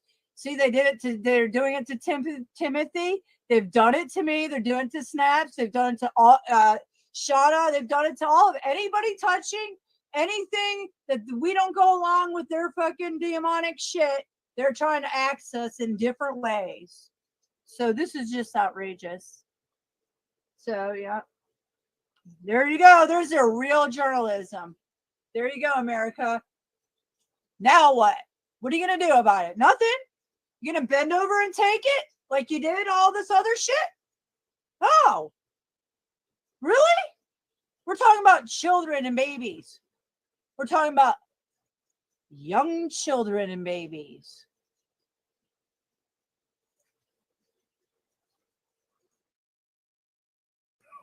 Yeah, most of the people aren't gonna stand up because they're asleep. And very few find the narrow doorway. Most are on the broad path because they don't wake up, they don't have knowledge. And people that follow channels like those, like Dex and Adam and all their followers or their mods particularly, they're so blinded, they don't even know what they're so angry and they're so self-righteous that they can't even see that they're following the beast system, let alone when it actually is in our face. It's already in our face, but when the Antichrist comes, they're going to follow hook, line, and sinker, because look what they're doing now. If they think following a channel that even would think to do videos like that, it tells you that they're already in the beast system. Their minds, the Bible is clear. He says he will, if you are a non-believer, we're on probation. The door is going to shut. The probation door is going to shut. You will stay where your mind is. So if your mind is on the fence, you go to Satan. If you're on the Father's side, you're on the Father's side. But if you're on the fence or on the other side, that's where your mind will stay. And they'll think they're normal. They're going to be following all pedos and all that. It's all going to be acceptable in the New World Order. All of it's going to be acceptable. And the mass are going to accept it because their minds will be where they were when the Father stops it all. So, and they can't even see that right now. They can't even see that following a channel like that is how bad it is. They can't even see it. They go in there and they support and high fives and, hey, how you doing? This and that. Like it's nothing. Like it's nothing. I mean, whether it's this guy or somebody else, I can't even go to channels like that. My spirit, it upsets my spirit really bad. And here they're so closed-minded and so in love with Adam and Marfugal TV and Dex that they go and they support these channels that do these things. And it tells you they're going to keep their reprobate mind, and it's sad because that's what's going to happen to most of the world. Very few find the narrow doorway, find the narrow road. Very few. But here's everybody screaming, I'm going up in the rapture. Oh, really? As you go to these channels, as you support these things, as you put Adam as your idol, as you listen to music and watch the TV and do all this other stuff you're not supposed to be doing. It says guard your eyes and your ears, especially in these days. Understand what you're watching, understand what you're doing. But they're so blinded, they don't think they're doing anything wrong. Even watching that stuff is wrong, but they're so blind they can't even see it. So when you're saying, don't you guys see this? Don't you? And you're angry and everything, they don't see it. That's the point. They don't see it. None of it. They're blind. They're not even listening to us right now. It's going in one ear and out the other, and they're thinking they're self-righteous and we're wrong. That's how reprobate their minds are becoming. Oh yeah, barricaded. Yep, I would call it barricades. Yeah, it's like they automatically just something, you see it. It's like I've seen many people do it. They automatically will just deflect. They'll start doing, and you just lost them like instantly. You don't know what happened there, but you're like. And I've seen a lot of people do this, not just on like true stuff. It can be like anything. People's minds are like there. They're very short-minded. That's why I call them zombies. And I'm sorry, but they're bored out. I mean, I watch people while I'm walking my dog with nothing in my hand. I don't even bring my phone half the time. Sometimes, but not all the time.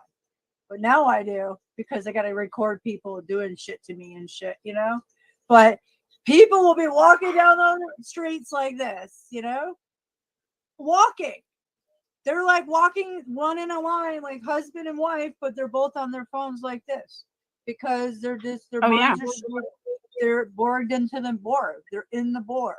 They're in Bill Gates and that eye. That's the Borg.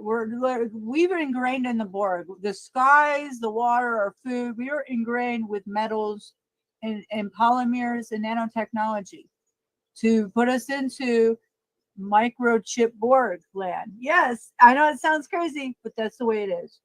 So this is the way that they're programming everybody. So anyways, I'm going off track. This is crazy world we live in. That's all I know. And these people are dark. All right. That's all I know. I gotta take a break from it. I'll just keep up. Can you hold up the chat? I better like get my blood pressure down because reading this stuff, autograph. Yeah, I'm reading this again, and I'm like,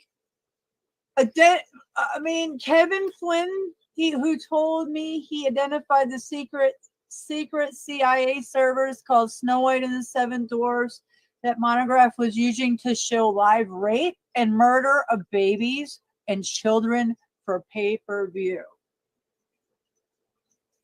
Yeah. And you're threatening us. I'm getting phone calls from him. He's threatening my moderator. He's threatening Snaps and levels too. But I mean, us women, whoa.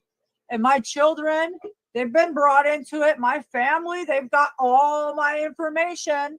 You know, like they know all about me because they've infiltrated my life because of this. Because they knew I was a dangerous person. So they kept me over here and all the fucking wasp on me the whole time after I came on YouTube because I hit it hard and I blew up fast. And I actually thought these people were inspirational to my life and shit. So I tagged on to them. And oh my God, it's like, what did I step into? And here I am. But that's just one part of it. But yeah, I'm just mind blown. I got to take a break.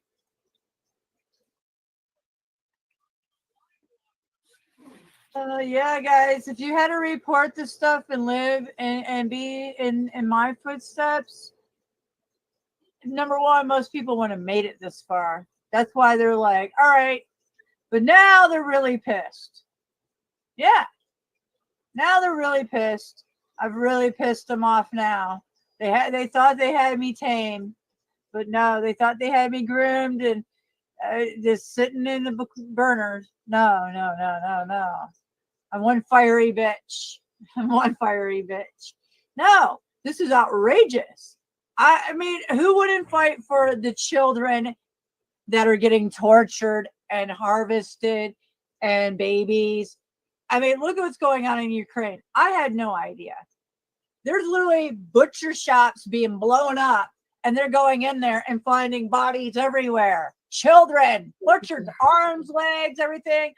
It's outrageous. Tunnel. I mean, come on. I just showed you guys enough information to blow your mind. I hope I enlightened somebody on something tonight. Jeez.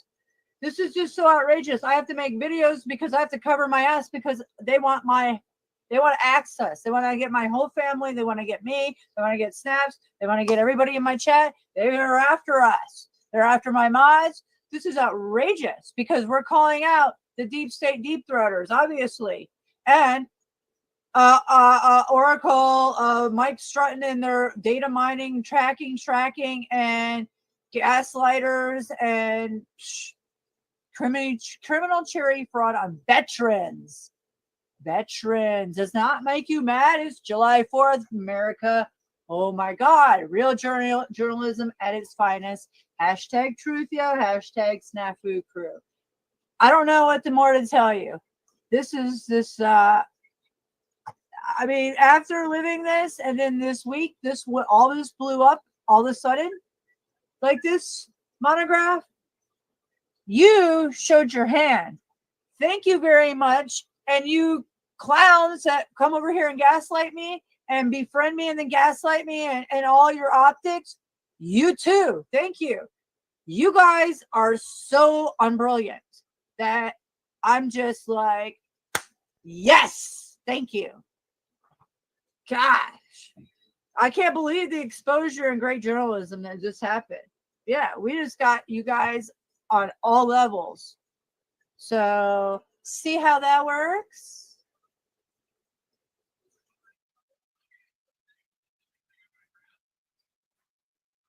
Yeah, when I woke up in 2016, the first thing that the Father showed me was the government, and after that, he just started teaching me all kinds of stuff.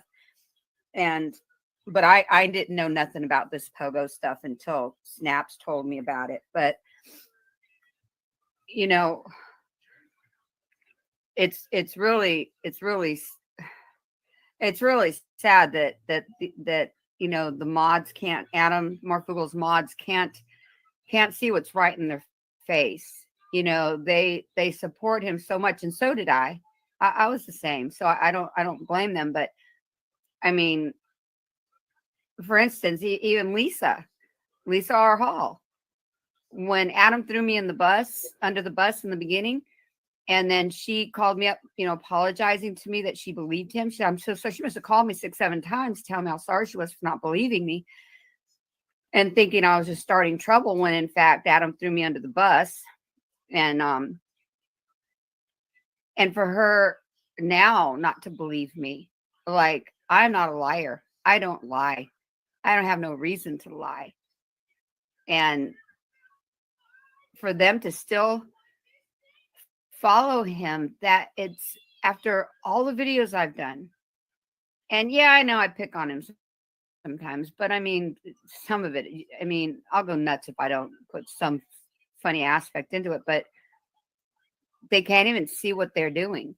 That if they're so easily swayed like this, what's going to happen when the beast system is in play? I mean, it already has started, but what happens when it's really in play? They're going to stay in a reprobate mind, you know? So I'm really shocked that Lisa hasn't. I know they've seen my videos. They're in here now. You have 17 people watching. They're in here watching. But they can't even. Oh yeah, I'm blocking them because they're coming in here and they're just my attackers are coming in here like Venus and Cupcake and Lulu. Fuck off. Yeah, get off. Go advertise for me. Go make some videos. How about that? Yeah, go hang out on Monty's channel, Pedograph, since you guys support channels that make nasty ass videos like that. Any man making videos like that, I definitely don't want to be friends with or watch his videos. I would wonder what the fuck is wrong with you. You've made multiple series, like season 1, 2, 3. What? The same chick? Oh, there's something that is really telling. Yeah. Investigated for what? Oh gosh. Yeah, I won't even give them a foothold on my channel. I won't mention their name on my channel. I won't, because they're just two older ladies that are they want something to do. And what better thing to do than to oppose, you know, the right side? It's just, that's what they remind me of, is, you know, the protesters, you know, the Democrats, you know, they have no idea that it was the Republicans that saved the slaves and stopped all that, but they think it's the Democrats. So they're over here, you know, acting like fools and stuff. Well, these ladies remind me of that, you know, they just to be defiant, they'll turn against the Father, you know, just to be defiant. They'll support, you know, people that do videos that, well, any human shouldn't want to watch that stuff or have it happen to a child or anything, but here they support them. I mean, that alone, I mean, forget, you know, trifling back and forth and arguing. They support channels like that. If that's not enough, I don't know what is. You know, to even click on a channel that does those things. You know, there's a niche for it. There are people that will watch his channel. But to openly support channels like that is disturbing, because it shows you that in my mind, it shows me that if they're going to support that stuff, they prefer that stuff, and they're in their reprobate mind, and it's that's what most of the world's going to turn into, hurting the children. It's all about hurting the children. It's sickening. It's really sickening. So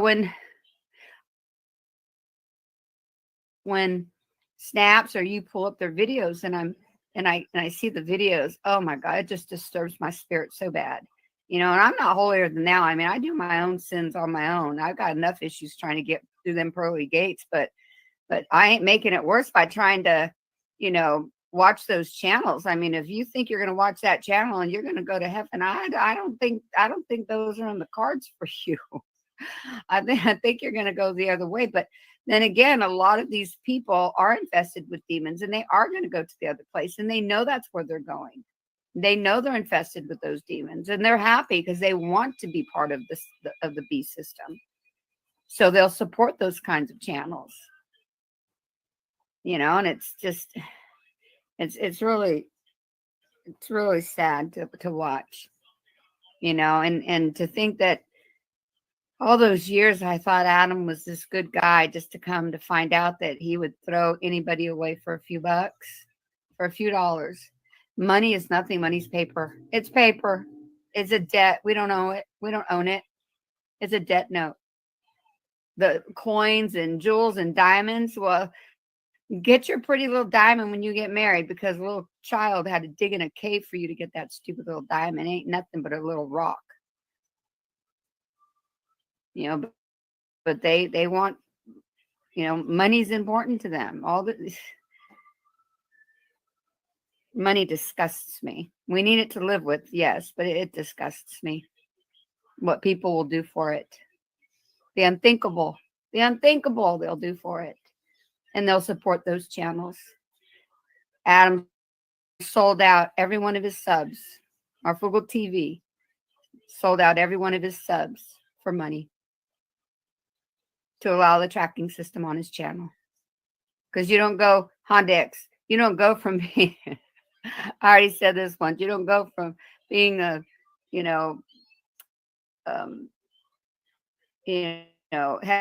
head of production or whatever it was you were at Oracle to working for Adam.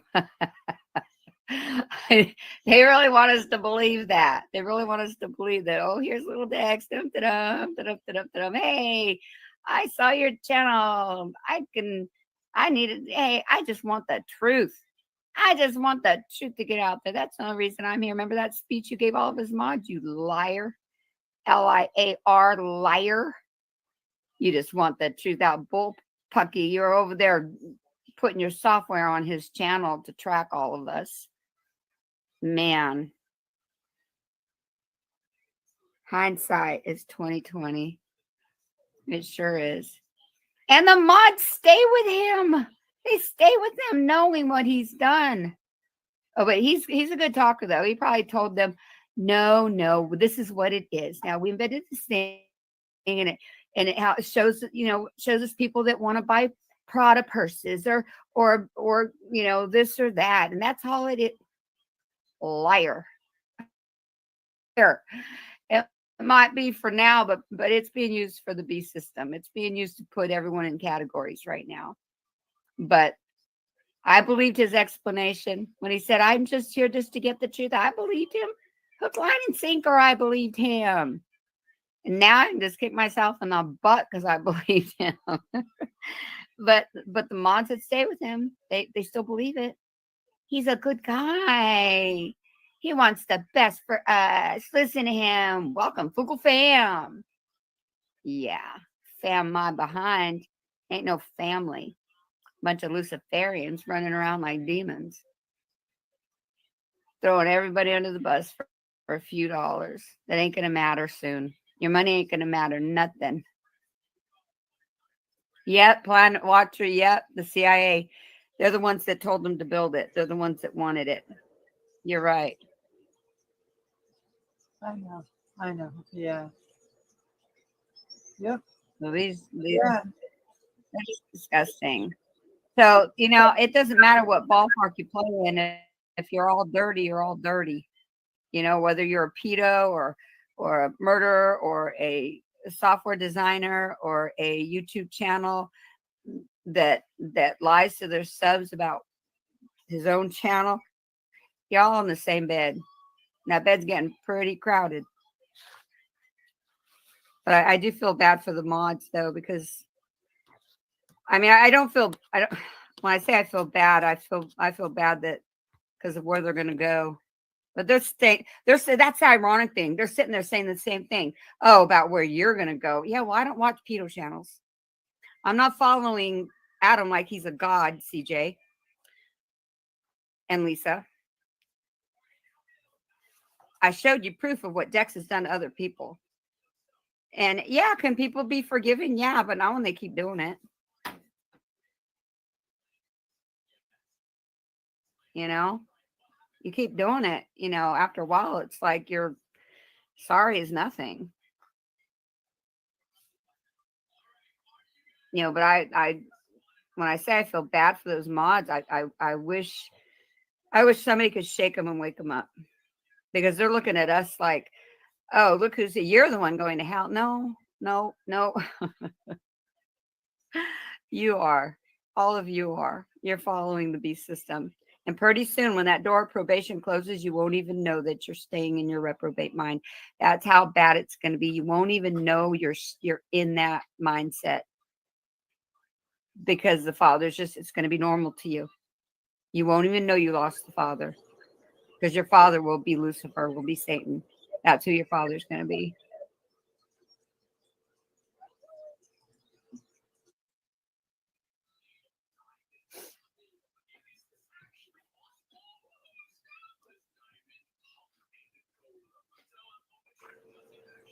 So is that $6 million you get every time he sells our data over there, Adam? How much do you get every time he sells data?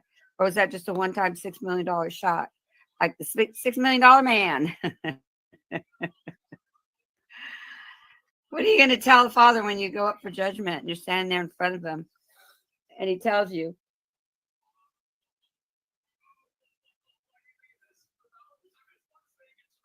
why'd you do what you did? What are you going to tell him? Why'd you sell out your brothers and sisters? What do you say to him? Well, I got $6 million. I think there's going to be a demon. I do got to say, people, these people worship these guys like gods, just like Paul enslaved. A lot of his people are the same as Marfu. It's the same cult mentality, the Pogo cult mentality. Like, this guy's such amazing. He's bringing this community together. He's here to help and da-da-da. But really, it's the click of the button, the money, and the affiliates and who they're working with. And like I said, Paulie, you showed your colors by shouting this little fucktard monograph saying, I hope you see it. Yeah, you little pedo sympathizer. But no, when it comes to these mods and people, I was friends with them too. You know that, Lena. But at what point do you are you going to let a thief or murderer sit at the table with you? And just like even Jesus tipped that table over, even Michael slayed the demon. And there's a certain point that, especially when it comes to these criminals that are dangerous, and traitors and frauds, like spitting in the face of veterans. Chad Kerr, he's a professional combat veteran. And look what Venus Cupcake and Marfugo and all those little fucktards did. They used him, targeted him, going around saying he's my porn bomb guy. So the Snafu Crew's porn bomb guy is the combat veteran, Chad Kerr, that really sticks to his own and does, these people are idiots. They're targeting people for a certain reason. And I gotta say, people like CJ and them and all the unslavia fucktards that really worship these other people, I kind of don't have any feelings for them other than you guys are fucking gonna learn your lesson in the end, one way or another. In this world and the other, both ways around. That's my opinion on it. I think it comes to discernment and the wheat and the tare, and really who's there, who can see it, because like you said, Lena. These women or these men, these people, they turn their cheeks, they completely turn their backs. People like Rip Curl, he's still defending the veteran charity fraud with almightiness. And then, like I said, now that Monograph saying, I'm gonna sue you, little fucking scumbag. Fuck you, Monograph, suck my balls, you fucking little pedo optic fuck. Anyways, October Reigns, Lamani, these guys are clicking up because, but the truth is we know you're criminals. We know did you see that threat? We know where you're at in Ohio. Yeah, Monty, Marfugel, Adam. These guys are criminals, they're traitors, they're frauds, and they're involved in some very nefarious things. And what's funny is these people like CJ Blaze, Lisa Hall, Trinity, Avi Paul, and Slavia fucktards, they just don't care. Or they're that dumb. So I really don't have any I get what you're saying, LC, because you're a very loving, caring person, and I am too at the grit of it. But I also know those people will take you down, hurt you, harm you, or bring you demons, so to speak. And at what point, we unequally yoked, and to protect your own and your own family, and to also be a fisherman and warn the people of these people, these criminals, these traitors, these frauds, these demons, these to be a fisherman. And so I kind of feel like dust my sandals off, keep going. And it's sad, like you said, but because some of these people, they have to see it. They're just turning their back. Yeah, and that's what I believe too. They see it, but they're turning their back on it because they're going, no, because they want to be a mod so bad for Adam. It's a community too. So it's not did even I at that. one point. It's even like the Paul and Slavia guys. I've noticed with Paul and Slavia's channel, it's the same concept of Adam, the cult mentality, that he's the best person in the world. He's the only one that runs the shit, but we're all here together. It's building up the communities and acting like it's actually doing something. These guys aren't doing journals; they're just panelists, or they're doing stupid MSM shit like Adam does. Adam's a different breed. He targets veteran status. He targets the veterans, as we know, and he uses political stuff to grift. Other people like the Polys and Monographs, they just sit there and fucking just be little scumbags on camera. These people are connected. They're into some very nefarious criminal fucking acts. And I think the people viewing, there's a lot of things that you guys don't see behind the scenes or know behind the scenes. But some of these people are involved with as we say, the New World Order beast system agenda being put in place. So just for everything that's happened tonight, I again, as always, I love you both. I love the crew out there. Just remember, there's a lot of optics. And you brought up a great point, Lena. I think some of these people, it doesn't matter. They're gonna worship their idols, no matter what you say. If they're they can't even see Dex was made up for digital experience, and that's the old school Fugel fan. But with the Paul's people, this guy's literally calling himself God, and people are into it, or saying, "Hey, I'm cool." These people are sheep to the grifters, to the pogos, and so I'm proud of the Snafu crew and the Truth Yo. We keep it real, the Truth Yo, man. And they could take me out, they could take you out, they could take her. But you guys, all you out there who stand up against traitors, criminals, frauds, pedophiles, who stay real about it, you guys are crew members. You guys are the ones stand up for the Truth Yo movement. And always remember, no matter how ugly I get, no matter how whatever, I just want people to know right from wrong, to be warned. Because these people are scandalous, malicious, and dirty. And they're putting the optics in our faces. So much love to both you guys and everyone out there. Have a good night. Much love back at you. So even when I started doing my one last thing before I go real quick. Hey, one last thing before I go real quick. The channel, I'm typing in, guys, as Mystic said, my channel got hit. We're doing the Ukraine videos, Monograph, and again, we know why. Go hit the new one up. But we got other things. There's things going on behind the scenes. And again, these people are triggered for a reason. So make sure you hit up my new channel. And again, if you want to help LC out, help her out. Hit Mystic up. These two girls are out there putting their journalistic. They're warning you guys of real. They really care. They really love you guys. They want the people to just know, like, hey, like these are what the real deal is. And I'm very proud of you guys for standing up for your truth, yo.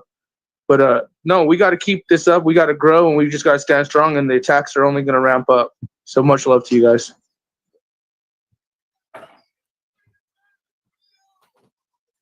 Yeah, if we were doing this for money, we certainly wouldn't be doing these kinds of videos. We would be doing, you know how much money cooking videos make, and I've got a plethora of videos I can do for cooking, for weddings, for, cooking for your own wedding. There's a lot of brides trying to, do their own wedding and wish they had help, and I can make money just being,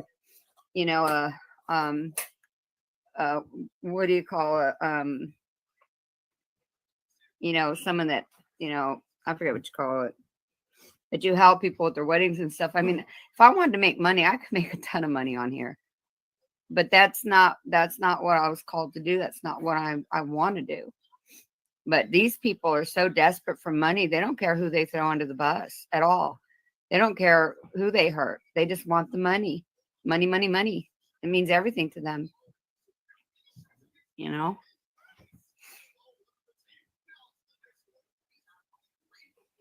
But money only lasts so long. It only lasts so long. And your body only lasts so long before your spirit goes where it's intended to go.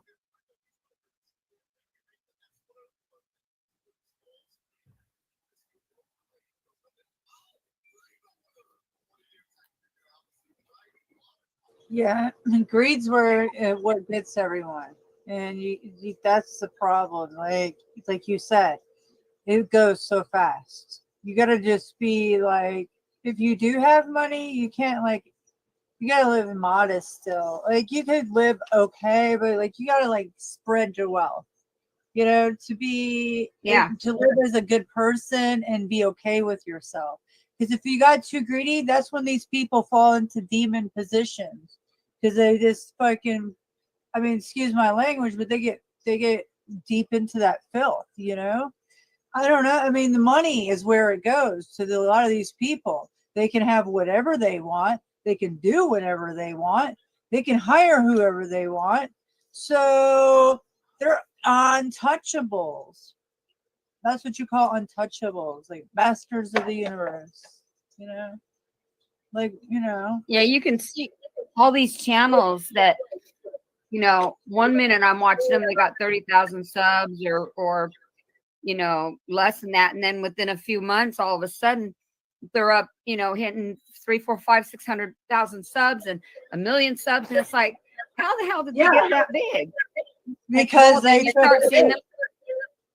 Yes, they sign the contract. They start throwing up the beast hands. They start doing the one eye. They start doing all these things. And you're like, and then what do? When they find out that the money that they wanted wasn't worth their soul? The sad part is Satan lies to them and tells them that, they can't back out. When it's a lie, they can. But they don't know what to do. So what do? What do they do? Look at Mr. Beast. What does he do? He goes around buying people cars, paying off their bills, paying their rent. And he does videos about that because he's trying to buy his way back. Yes, I tell my son that. I know. Yes, you're right. Yeah. That's so right. And then right. you see these videos of these people going around and giving homeless people money, and they're filming it. Well, it's great that you're helping out that homeless man, but you really think that homeless man would want to? They don't understand. You think they want to be on YouTube? Number one, but first of all, you're not supposed to give and then talk about it. You give from your heart and walk away. The Father's clear about that. If you want your treasures here, you'll get them here, but you ain't gonna get them in heaven. And they do. I see all these people doing these giveaways. Where they're going to the grocery store, paying people's bills, and they're filming it. And it's all for YouTube money. They're making money. They're trying to buy their way back because they sold themselves. But they can't buy. Money can't buy you love. Money can't buy you that. Yeah. I see these videos and I'm just like, I mean, I watch those videos like everybody else. It's nice to see somebody give somebody, but in my mind, I'm thinking, why do you got to televise it? Why do you got to put it on YouTube? Why can't you just do it from your heart? Well, it's because they're trying to buy their way back because they sold their souls, and I'm sure you've helped people and didn't have to scream it from the rooftops. I've helped people. Snaps has helped a lot of people have helped other people, and they don't have to boast about it.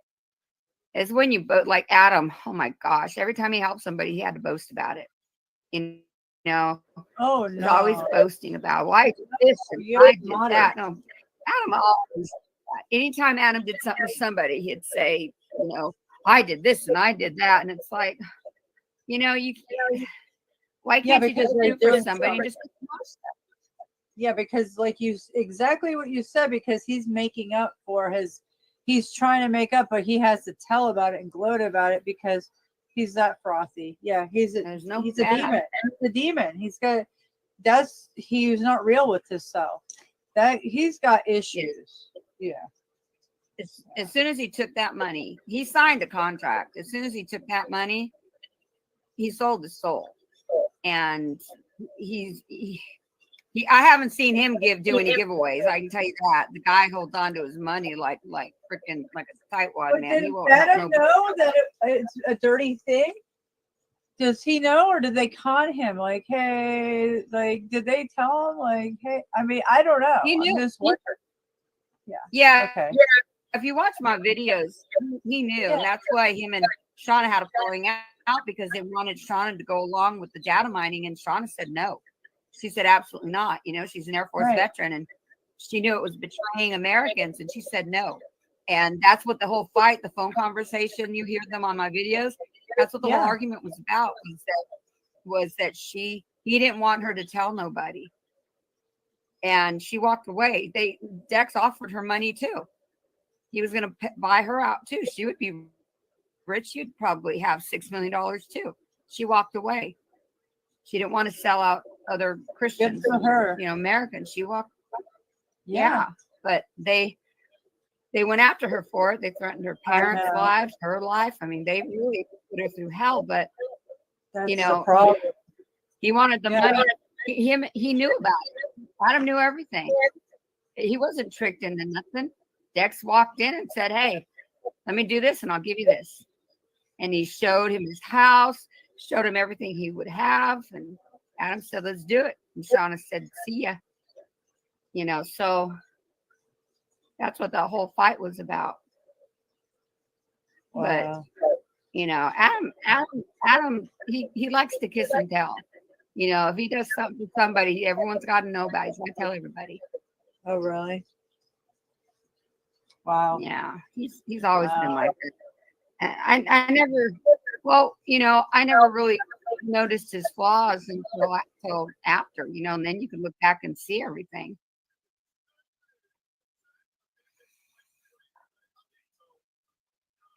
Yeah, when you do those clips and it's like you compile them together talking about the Cars for Heroes thing, and he's so like you can just tell he's lying and he's not even a good actor. Like he is, those are such telling videos and how you compile them one after another, day after day, each broadcast, and then he's talking like that, the same thing over and over almost. Oh my gosh. You know what I'm talking about?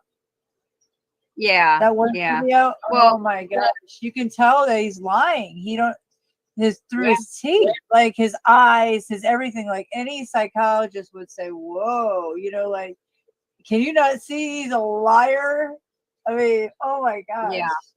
Yeah. You it's kind of, bad.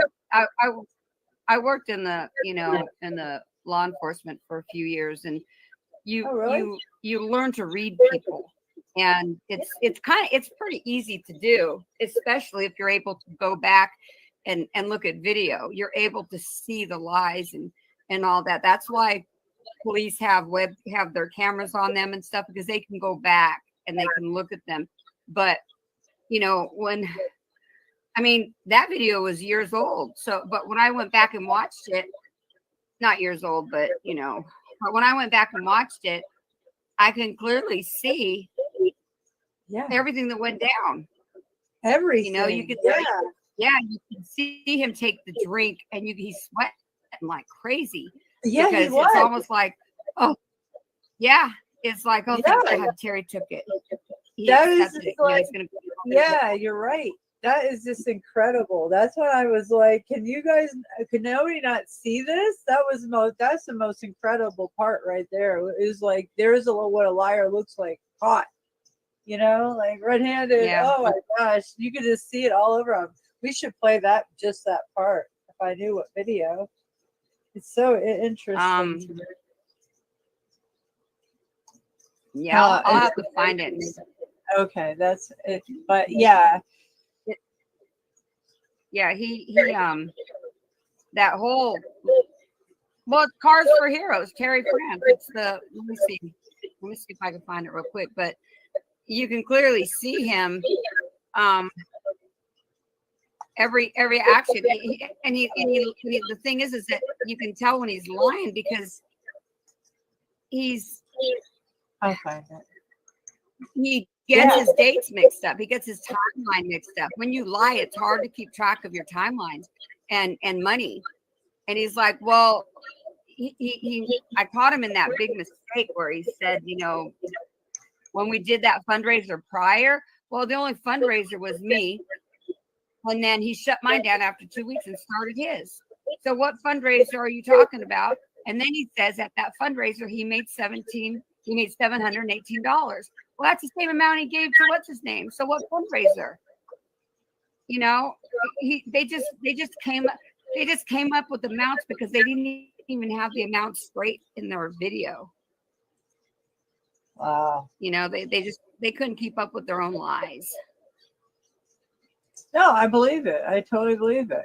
I mean, this video, you do a great job of editing and you put a lot of time. If you want to support somebody, support LCJC, because you do really good videos. I mean, come on. I was just saying. And the editing and then the music and then your little inserts, really good job. You do a really good job. So go check out LCJC, guys, family. LCJC family, Thanks. I'll put your link. Yeah, because hey, and not just these videos, but you have your cooking videos, your prepping. She knows how to can. That's impressive to me. And she does on massive scale, and she can do it on a budget too. So she's smart, thrifty. So go check her out. All right, I want to play this video. Is that okay? Because I want to show that at his lying. I like to show liars. Like Monograph, he's a prime one. Go study him. Now that we know all that, now go watch some of his videos. Whoa. I've been studying for a while after I found all of this stuff. And so I was like mind blown. I was in the clouds. Like I had to check myself. Like this guy was a little dark, but he was funny, but no, all that. I'm like, hey, I fell for that. I fell for Marfugal too. Like and others, a lot of others, like a lot. Like I got bamboozled in all kinds of channels. Like, but a lot of them took the bait recently. They weren't always like that, but a lot of them are, and they've always been like that, like Marfugal. So they're all there. You got to be careful, guys, especially with these big ones, like she said, that grow and big up, and they got the same cult mentality, same wrench mobs. Oh, you better watch them. Yeah, this is crazy. Let me play your video, or you can, and I'm just gonna mute me. You can talk or whatever. Okay. I think it's number 8. Is this not the one? Hold on. Oh, this is 6. Oh, really? Is this not? Oh, is it 6 or is it? I think it's this one. No, that's not it. Oh no. Oh, okay. I think it's number 8. Part 7, and then there's part. Well, 8. I typed it in channel. I just typed in Terry France. Yeah, they all say this. Our they all history say- heroes. they all What? say the same thing, but I think it was 8. Where would it be? I'm looking real fast. Hold on, I can give you the correct name.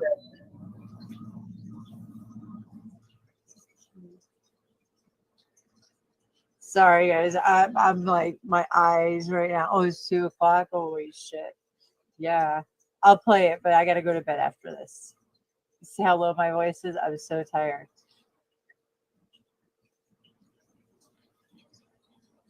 Yeah, I have an early day. I'm gonna have to set that back a little. I can't find it. We're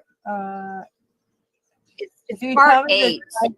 I know I don't even see any parts. Tell me when you see if you see part 1. I haven't seen any. Okay, here we go. Part 2 of 3. No. No, these are older ones. These are way old. No, it's a newer one. Yeah, but it'll be part 8. No, I just don't see any parts. I don't see it saying in the title, at least.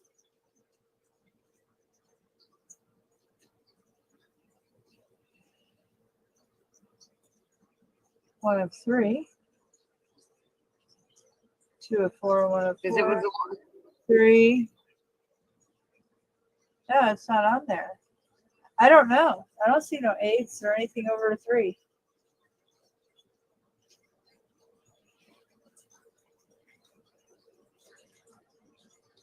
I don't know where it is. Like for it, well,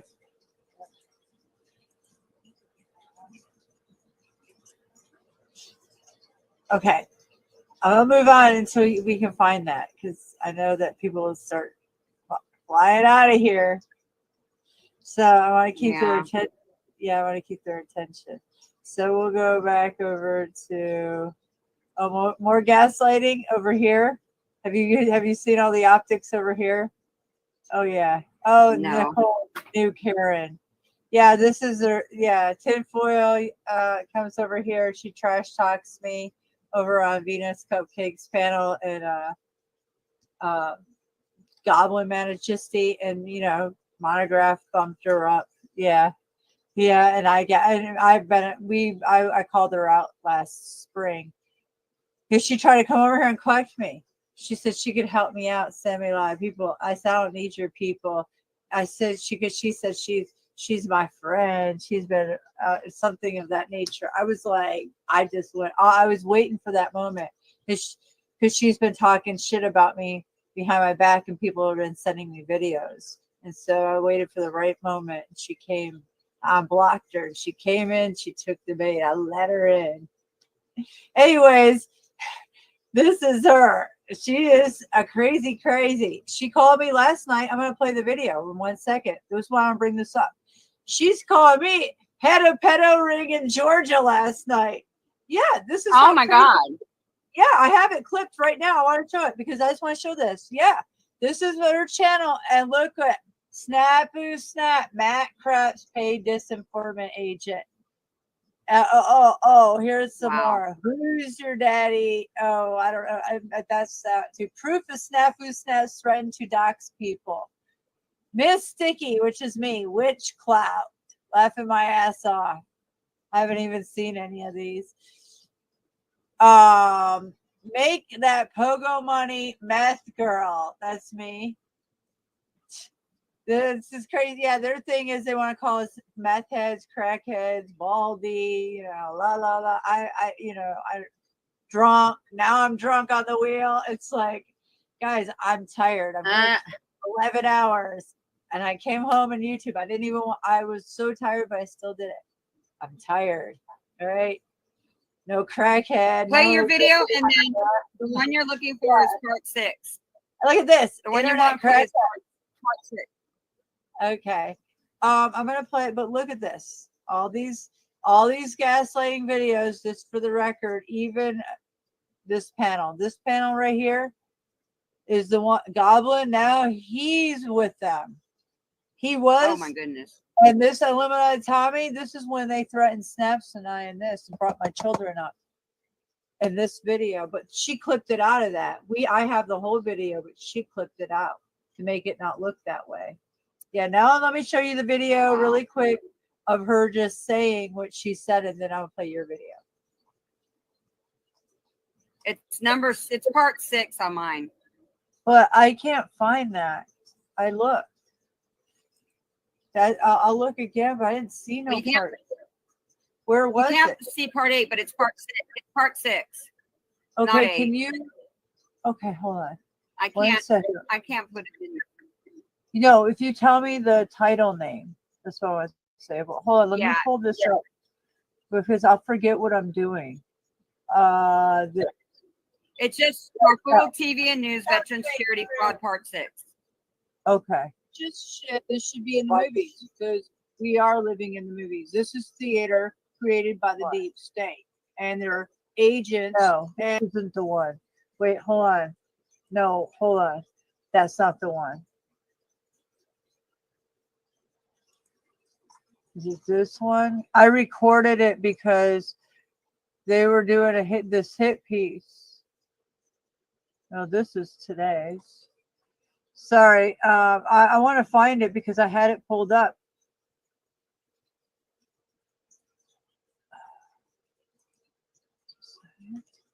Because she called me head of pedo. I was like, what? Oh, Goblin Majesty. That's right. That was that night. Okay, hold on. I have so many tabs open, guys. It's not even funny, but I have to. Yeah, I'm sure they see them all. So what? Go for it. You've been watching me for a while. So I have a box full of, I've had lots of laptops taken out in the last, since I've been on YouTube for. Yeah. So I have a box full of computers just sitting there somewhere. Okay. Gotta focus. Must focus. Oh man, where is that video? I know it's 2 a.m, but I'm looking for that Goblins video. You know why I can't find it? Because I took it off. That's why I'll have to open another. Let me do it here. Sorry. Oh, unless he took it down. No, I have it on my. I know why. Sorry, guys. This is why. Hold on. I was so tired, but I have to pull this up. There's a reason. Come on. Where's the StreamYard link? That's not the regular StreamYard link. I guess it is. All right. Can you see that or no? What can you guys see? Yeah, you're not seeing my StreamYard. I thought you were seeing a whole different. Yeah, here it is. Oh, no. This one. Okay, I just want to show this because she called me. This is how the optics are. She called me this. I was busy with my children. I said I had a hot date, but I just had to play it off to see if some creep would come in and say that. And they did. They were that concerned about my hot date, which was with my children. So they believed it. It was a sticker. But the point of it is she comes on here and she goes, I'm a part of some pedo ring in Georgia. So what are they going to do next? Implant something in my computer? Listen, did you just hear what Mr. Homeseth went through? That. So some deep state dark shit like that. So I want to play this because this is very important. I had to get on my computer while my children were here. And I'm like, sorry, guys, just like tonight. I just seen him earlier, but before bed, I didn't get to talk to him because I'm too busy documenting and covering all my angles here because look what the optics are that our journalism is. This is the Truth Yo's journalism, the Snafu crew. We have our eyes on this and they have their eyes on us. So I want to put this out there because this is the shit. They're trying to pin me on some stupid shit. Here's Tinfoil TV with her Rumble account, gaslighting all of us, gaslighting Snafu Snaps and I, videos after videos. Just wait, watch it.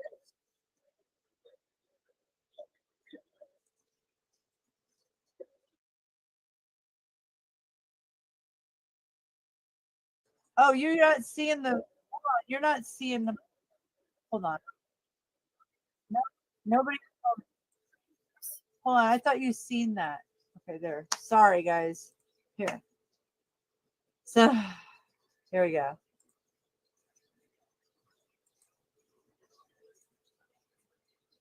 With Zombie Tom, the zombie barber of Fleet Street, and I looked like I put my face. So we should reopen it.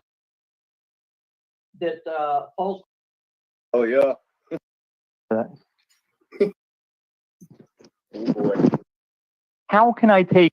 Yeah, this is him showing his dick, and I could send on snaps.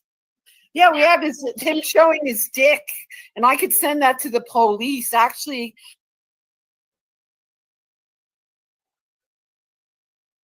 Going snaps to get. I was. The Blair Witch lawsuit. This is the statement that I want to speak to. How's your just now getting around to propsing Love him? you, man. Fucking love. the truthers, the And claim to Madam be Mystic, truthers. she's the head of the fucking pedophile ring in Georgia. Let me get, our hold on. Can I get the floor for a running around second? getting Can I get the floor for a second? looking for children. Give me the floor for a second. Him unleashed. I want to give a. All right, I want to stop it right there. You see how deflection agent Goblin, he tries to stop his agent that's going, oh, she's unhinged. You see, they're like, oh, that whoever, Illuminati Tommy, that clown who has threatened Snafu Snaps and me and brought up my children. Yeah. That clown? Oh my gosh. Did you see the deflection? She just said that I'm getting duckies and for some, did you hear something bringing up children and pedophile ring? Wait a minute. Who's tied to the pedophile ring here? Not my channel, because I'm calling out Monograph and their tactics on YouTube of leaving up snuff-like videos. And a man like him makes snuff-like videos and multiples episodes, apparently. I didn't know that. He's got one that he published last year on his October Range channel. So there we go. Don't fucking come over here, tinfoil. I mean, over there and call me some fucking pedo ring bullshit, because I'm recording this and I'm documenting it because you guys are frothy. You don't want to know why? Because I'm going to show you. This is why. Did you not just see this a little while ago? Wait a minute. Was it this one?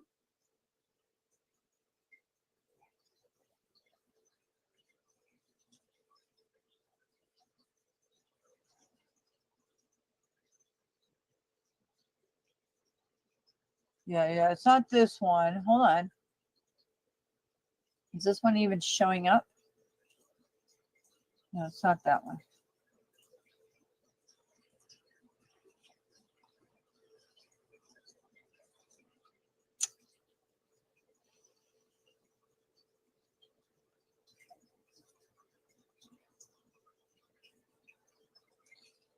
Where's that last one go?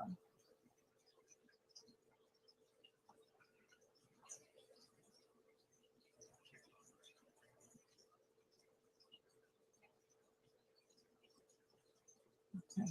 I guess it's this one.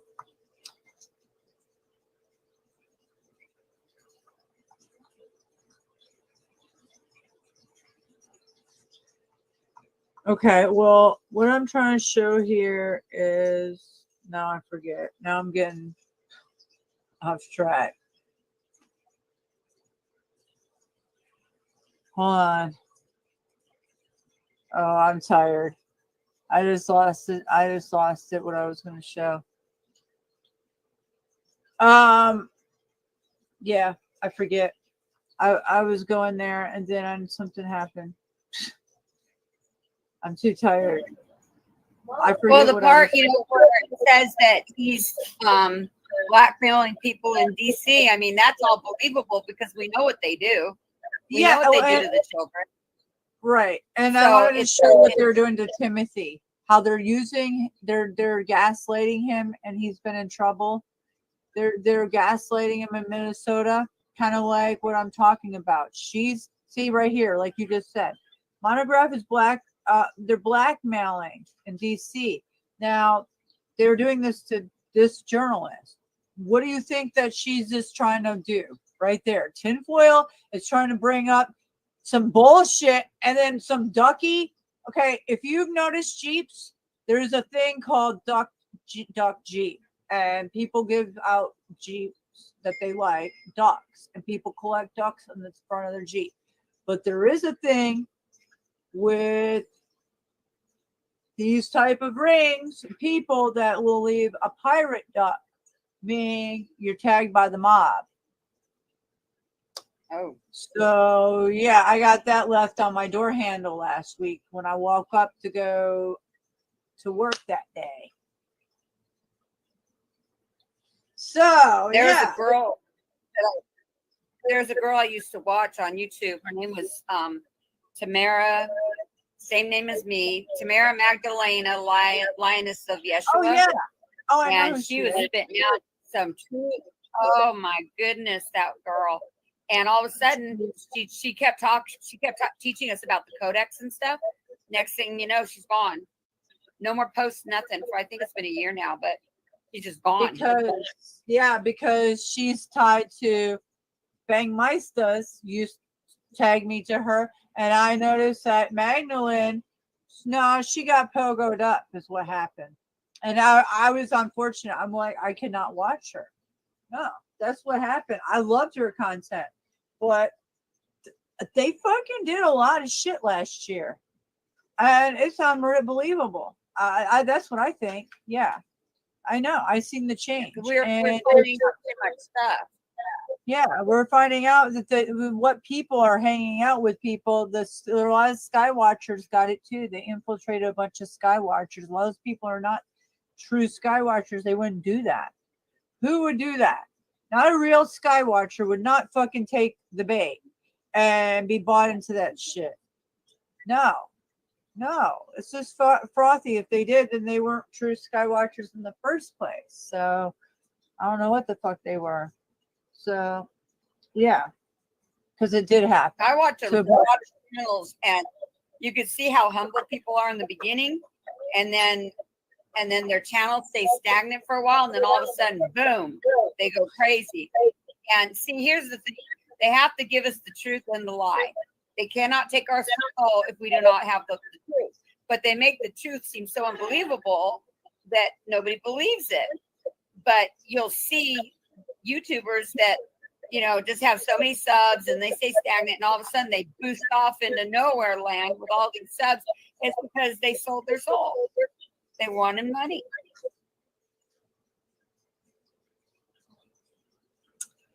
Well, so they're allowed to give us. They're allowed to give us some truth, but they're allowed to give us some lies too.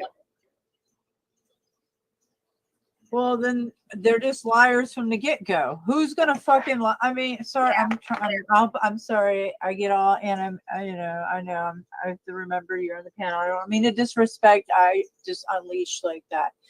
Who's gonna lie? Number one, why do they lie? Like, I don't understand liars. Like, why do that? Because your lies build up, and then you look like a liar. It's evident, and then they catch up to you. So why do people lie in the first place? Is beyond that. Because they to get a dollar bill. The devil.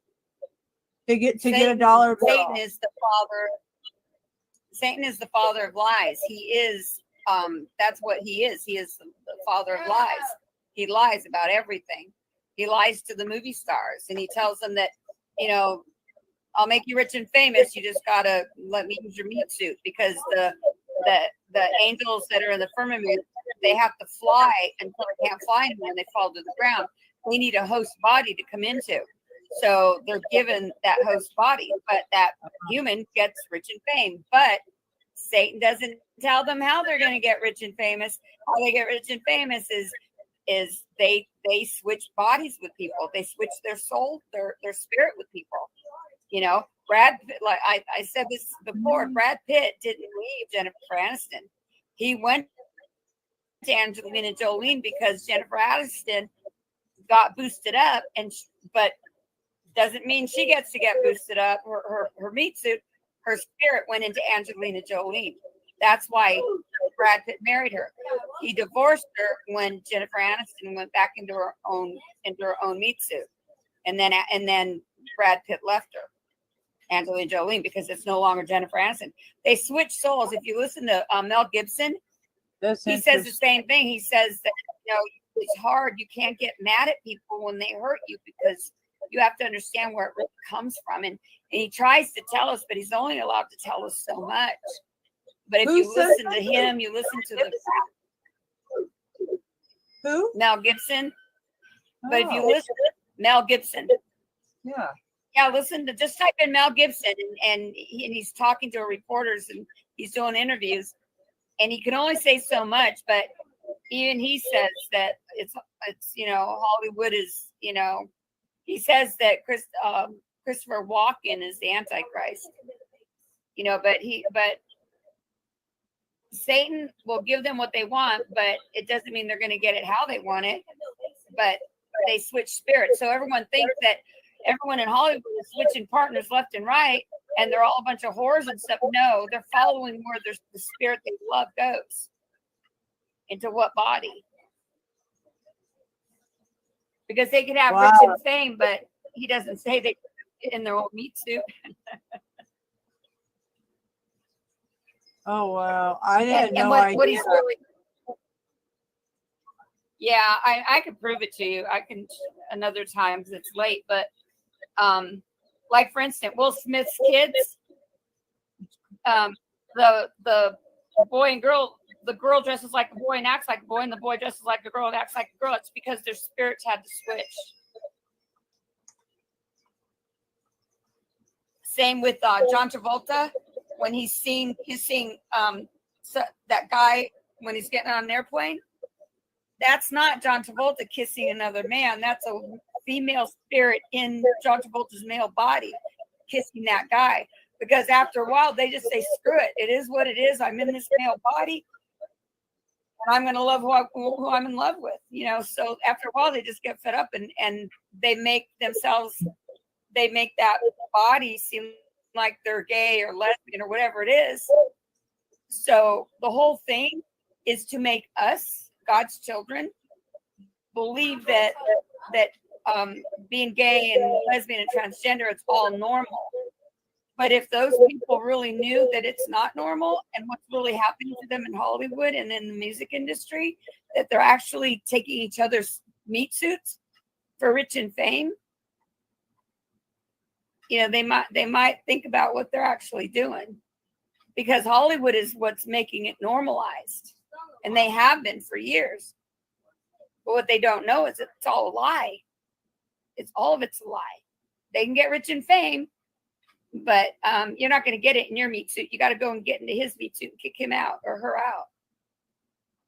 So those people, John Travolta, all of them, they're not gay or lesbian. They're normal, but when they're in somebody else's body, it is what it is. I know it's hard to explain. It's hard to accept, to understand, but I've been learning a lot. Father's been teaching me so much stuff, man.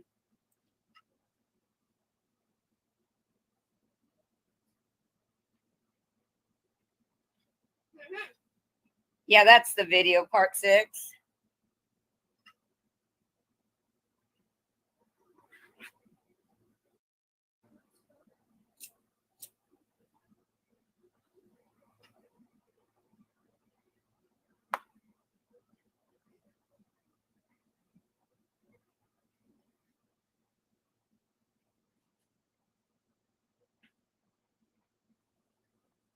Can't hear it. Is there something wrong with the volume?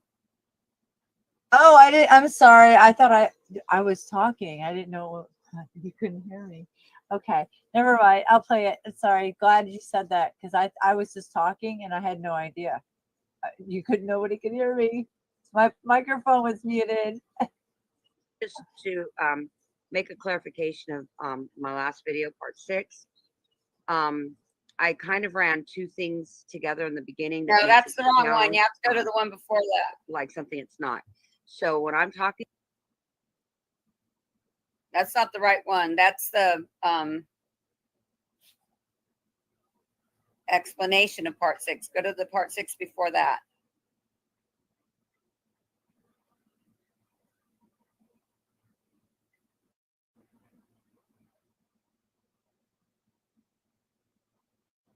Not the clarification of part 6? No, not that one. It's the part 6 before that. Okay, well, I don't know where. No, it's not part 5, Planet X. Planet X, it's part 6. I don't think it's part 5. I think it's part 6, and then. Can you see my screen right now? It's it. Yeah, can you tell me if you see the video? I don't know.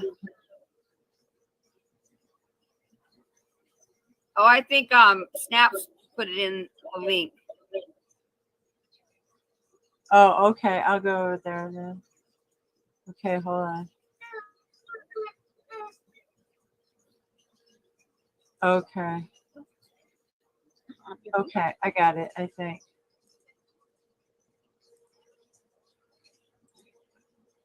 This one? Yeah. Okay, I think this is it. Hey everyone, welcome back to my channel. So this is part 6 of the Marco TV News Veterans Charity Fraud. So in this clip, I'm going over details of the phone call between Adam and Terry France, and I'm going to point things out, and so you can see a bigger picture of what took place during this phone call. All right, here we go. I'm really, really, really wondering how deep this rabbit hole goes.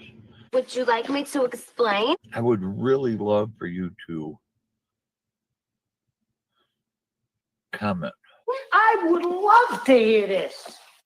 So would I. If you have not already, it helps us out if you end up going through any of our affiliates, and it helps you out if you end up protecting yourself against cybercrime. Now, Adam, don't you want to explain how it helps people out by getting NordVPN? Because I really doubt there is any software out there that is going to stop the government from getting into people's computers. Do you think they would allow that to be patented? Do you think they would allow something like that to be distributed amongst all the people? No. Come on, get in the boat, Adam, okay? You're out there swimming, you got your little dinghy and your little Gilligan's hat on from Gilligan's Island, you know, what's his name? Gilligan. His name I picture you with that hat on in the dinghy. Why don't you tell them how it helps them and then how it helps you? It helps you because not only do you get a small portion of the funds that people purchase it from, but you're worth $6 million because Dex sold it, and he gave you money to run the program on your channel. He tried to do it in Discord. Y'all tried to do it there, and they banned you for life because some people do have morals. But it's going to help you. And how does it help the Frugal fam? It don't. It don't. It don't help them one bit. They can use any software to stop people, the average citizen. It's not, no, there's no program out there that's going to stop the government from getting into your system, from knowing everything about you. And now that Dex is running his software through your channel, they're going to be easily found when this all goes down, Adam. Why don't you tell them the truth? This rabbit hole is just way too deep for normal. Is that it? No, there's more.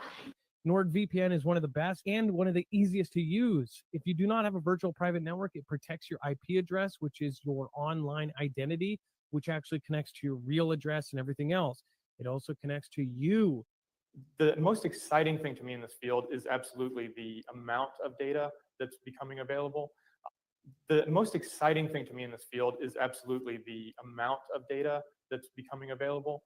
It's also scary. If you know anything about how they are data logging and basically getting your profiles down, you can prevent that by having a VPN. Nord is, again, one of the easiest. download it. It's like an on switch and off switch. Oh, Adam, you forgot to tell your subscribers that Dex created the software that is tracking them and getting their data every time they click, click, click, particularly on your channel and your website. That's what he designed. That is the B system. That's how we are all going to be tracked. You didn't share that with them. I thought you were honest. My goodness. If you know anything about how they're getting your data and Adam, please.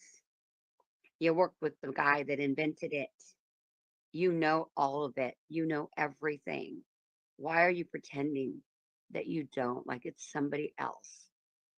It was Dex, Michael Stratton, that designed the software to track the entire planet when the NWO comes in.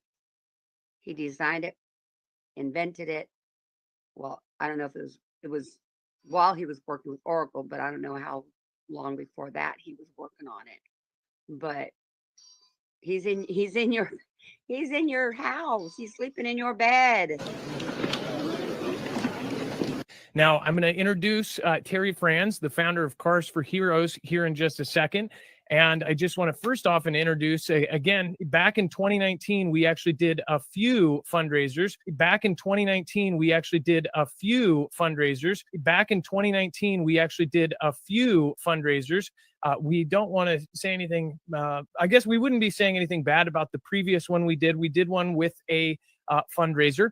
And essentially, when we did that one, everybody actually messaged us and DM'd us and said, "Hey, there's a really, really great charity. It's a way better charity. Go and end up doing a fundraiser for that one." And the one that they were talking about was Cars for Heroes. The fundraiser before Cars for Heroes was mine, that you shut down after a few weeks so that you can start the better fundraiser, which was for you, not Cars for Heroes.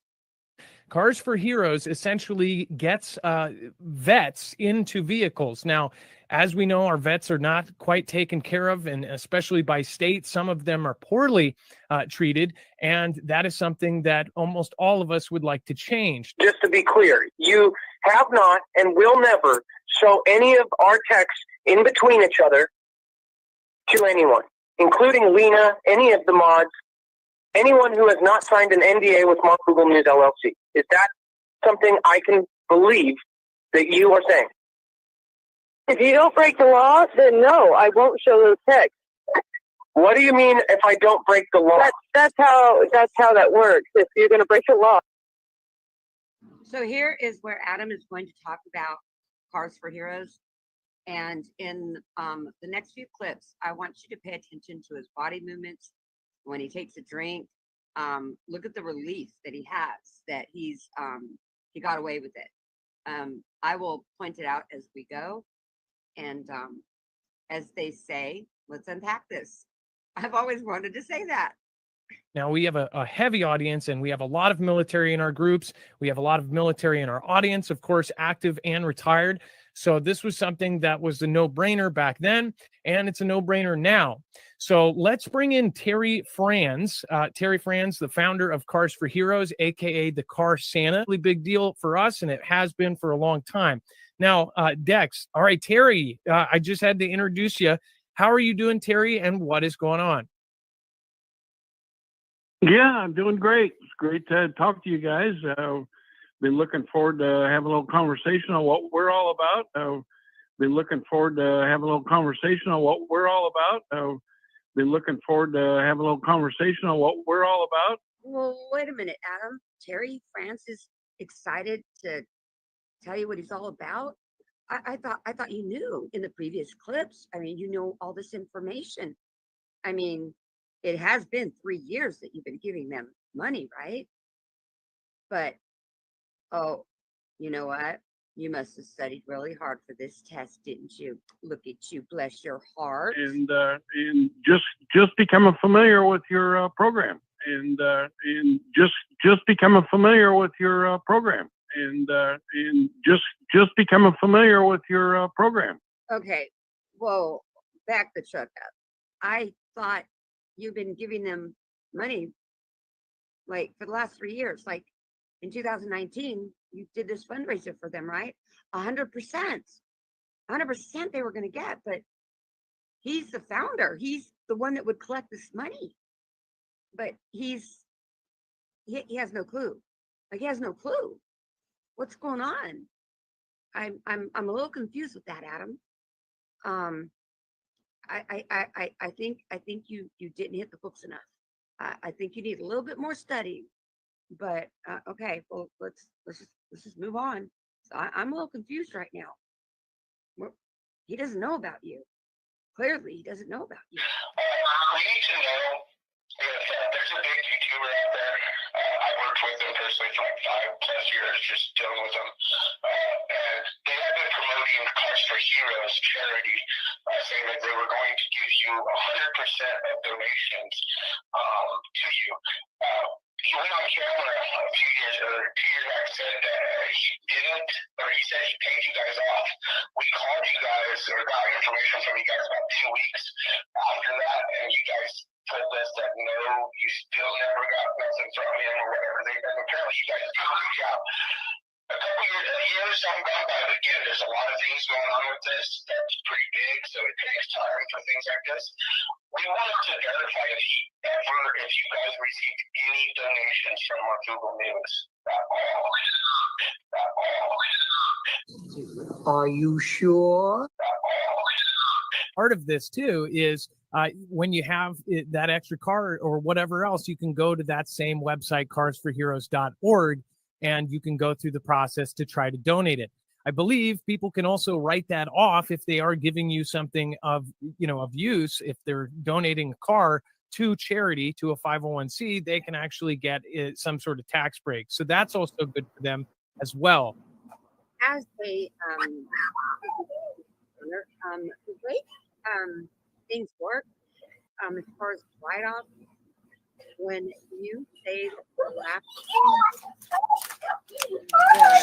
the money was stuck at the rate, that don't make no sense because they won't take the hit on that money.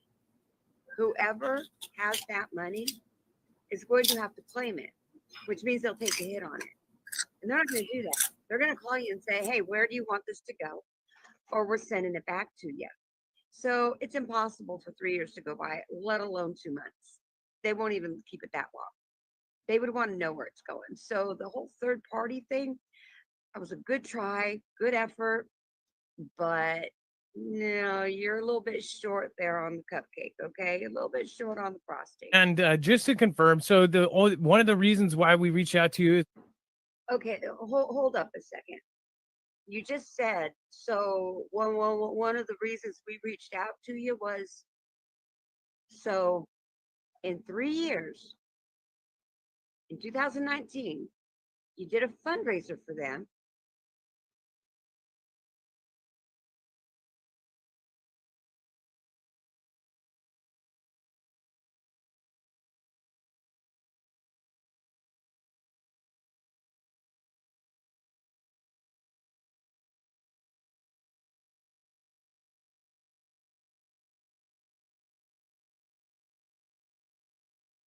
Hear what you're saying. Does it, Dex? Come on, you're the brains of the outfit here, okay? I mean, I know Adam, he's a couple Pepsi, sort of a six-pack, but you, come on. I mean, you were doing boardroom meetings, for goodness sakes. You sold a company for $300 million. Surely you could come up with something better than this. The reason you reached out to him, so in 3 years, you didn't call them to say, hey, we're going to do a fundraiser for you. Put my banner in front of your window. Put Marfugal TV on your website. We're doing this fundraiser for you. That never crossed your mind to call the people you're doing the fundraiser for in 3 years? And it never crossed your mind to call them to see if they got the money? Like, do you hear what you're saying? It's cocky pop. It's BS. It's seriously, Dex. Come on, you need to jump in here, okay? Because this isn't flying, man. This bird's going. It's about to crash into a window here. Dex, you managed to steal a whole company from a young man that started it from scratch on his own. But you didn't get away with it. Thank the Lord. Thank the Lord you didn't get away with it. But I mean, that takes a lot of brains. So I heard through the grapevine that you didn't sell the company for 300 million. Probably wasn't that much, but I mean, Adam's got 6 million. So where do you get it? You got something for it.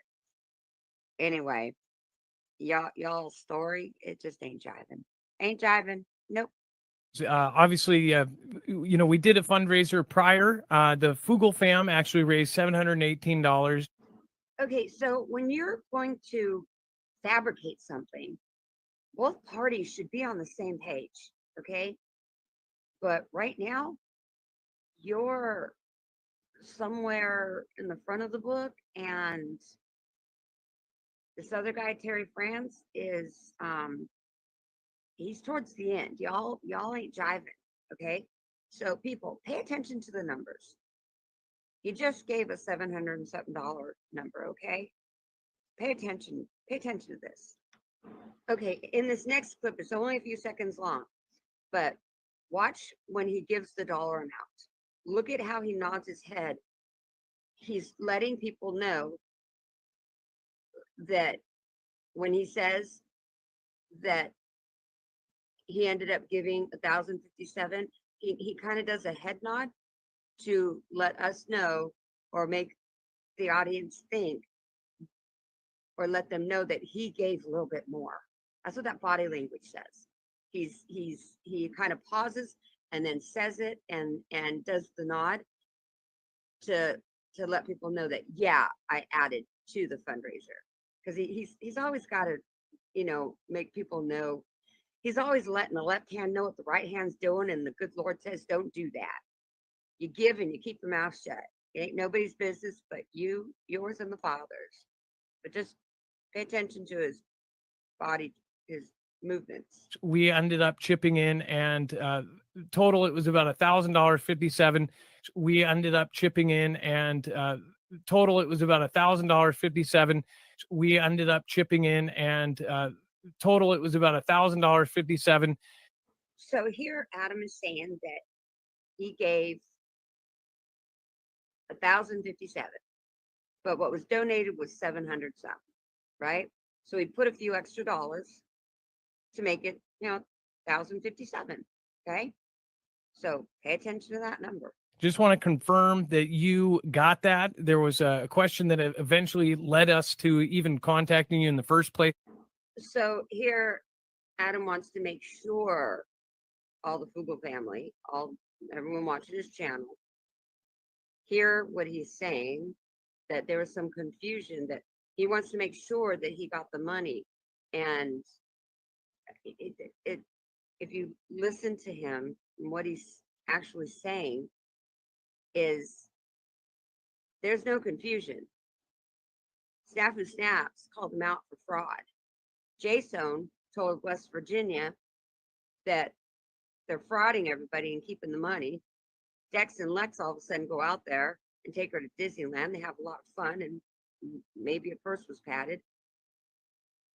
But when you're doing a fundraiser for somebody, you're going to tell them. They're going to know.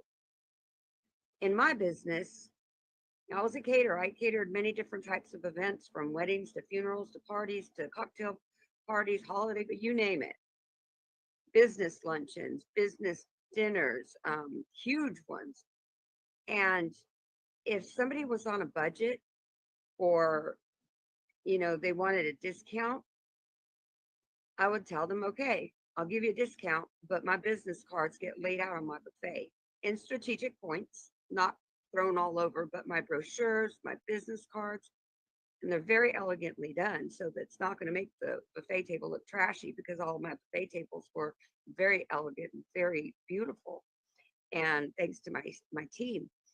But if they wanted a discount, and this goes with any vendor, any company, if you want something from them, you're going to do something for them. So if I had a bride or a company that said, hey, this is our budget, and I tell them, well, this is how much it would be, but I'll tell you what, I'll do your budget, but I get to display my business cards and my brochures for people to pick up, because more than likely you get a few bookings from that party. And if they said no, well, then they pay the price. If they say yeah, well, then I got to advertise at their event. That goes with any company. So when you are doing, and don't give me no bull malarkey about, oh no, I was just going to give from my heart, I don't want nothing back in return. Don't even play that. Okay, don't even play that card. Okay, because your deck right now is full of jokers. All right. But what a lot of people would do, especially if they were going to do a long-term fundraising thing for a company, which sounds like what you and Terry France are talking about, one would tell them, we're going to do this. Can you put my name on your website? Can you put my name on your front window? Something like that. Okay. But you're not that far to be able to do that, because you were scamming them. So now you're flying by the seat of your pants, because nothing you're saying makes any sense at all. Not to anyone with 2 cents in the brain. Okay. 2 brain cells can figure this out. Just want to confirm that you got that. There was a question that eventually led us to even contacting you in the first place to fix all that confusion. In the clip you just saw, when he says the word confusion, closes his eyes and shakes his head no, because he knows that there was no confusion. He's lying. So watch the clip again. Just want to confirm that you got that. There was a question that eventually led us to even contacting you in the first place to fix all that confusion. Are you guys to fix all that confusion? Are you guys to fix all that confusion? Are you guys all good and squared up, and we're good to move forward and do for future projects with you? So in the clip you just saw, Adam is shaking his head up and down, left and right, yes and no, all over the place, because and he's nervous when he talks. Listen to the way he talks at this one particular point in this one little clip, because he's trying to fix his wrong. Guys all good and squared up, and we're good to move forward and do for future projects with you? Yeah, absolutely. I've been doing this for a long time. Sometimes there's some confusion, and I think what it was is you guys had some hard time figuring out how to get it to me. So in this clip, you see Adam, he puts his ear to the mic because he really wants to hear the answer that he wants to hear. And as Terry France starts to talk, it starts to ease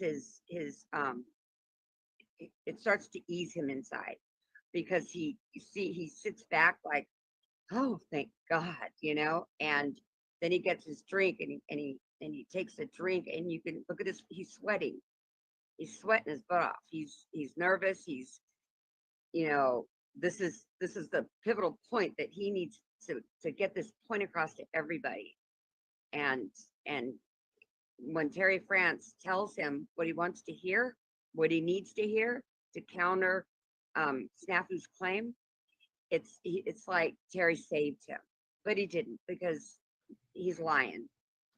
Yeah, absolutely. I've been doing this for a long time. Sometimes there's some confusion, and I think what it was is you guys had some hard time figuring out how to get it to me, and you contacted me. Everything was good. It's all self-explanatory. So in this clip you just saw, Terry France is easing Adam. Adam sits up and puts his drink down, and he has kind of like a smirk on his face, not like I got you kind of smirk, but it's more like a satisfied kind of smirk. And Just look at his body movement. Like, okay, we're good. We're good. Terry saved you. We're good. But he didn't save you. And you contacted me. Everything was good. It's all self-explanatory. I've heard things out there where people said somebody was scamming somebody, and this is not true. So here, Terry's continuing the lie. You can hear him when he says that, oh, I've heard somewhere out there. Why would he even bring it up? If this is legit and this really happened, it's really true, what's the point of bringing it up? Why would he even give credence to it? Because Adam needs his name cleared. And Terry France is lying. He heard somewhere something out there. Really? Somewhere out there? I've heard things out there where people said somebody was scamming somebody, and this is not true. I've heard things out there where people said somebody was scamming somebody, and this is not true. We wanted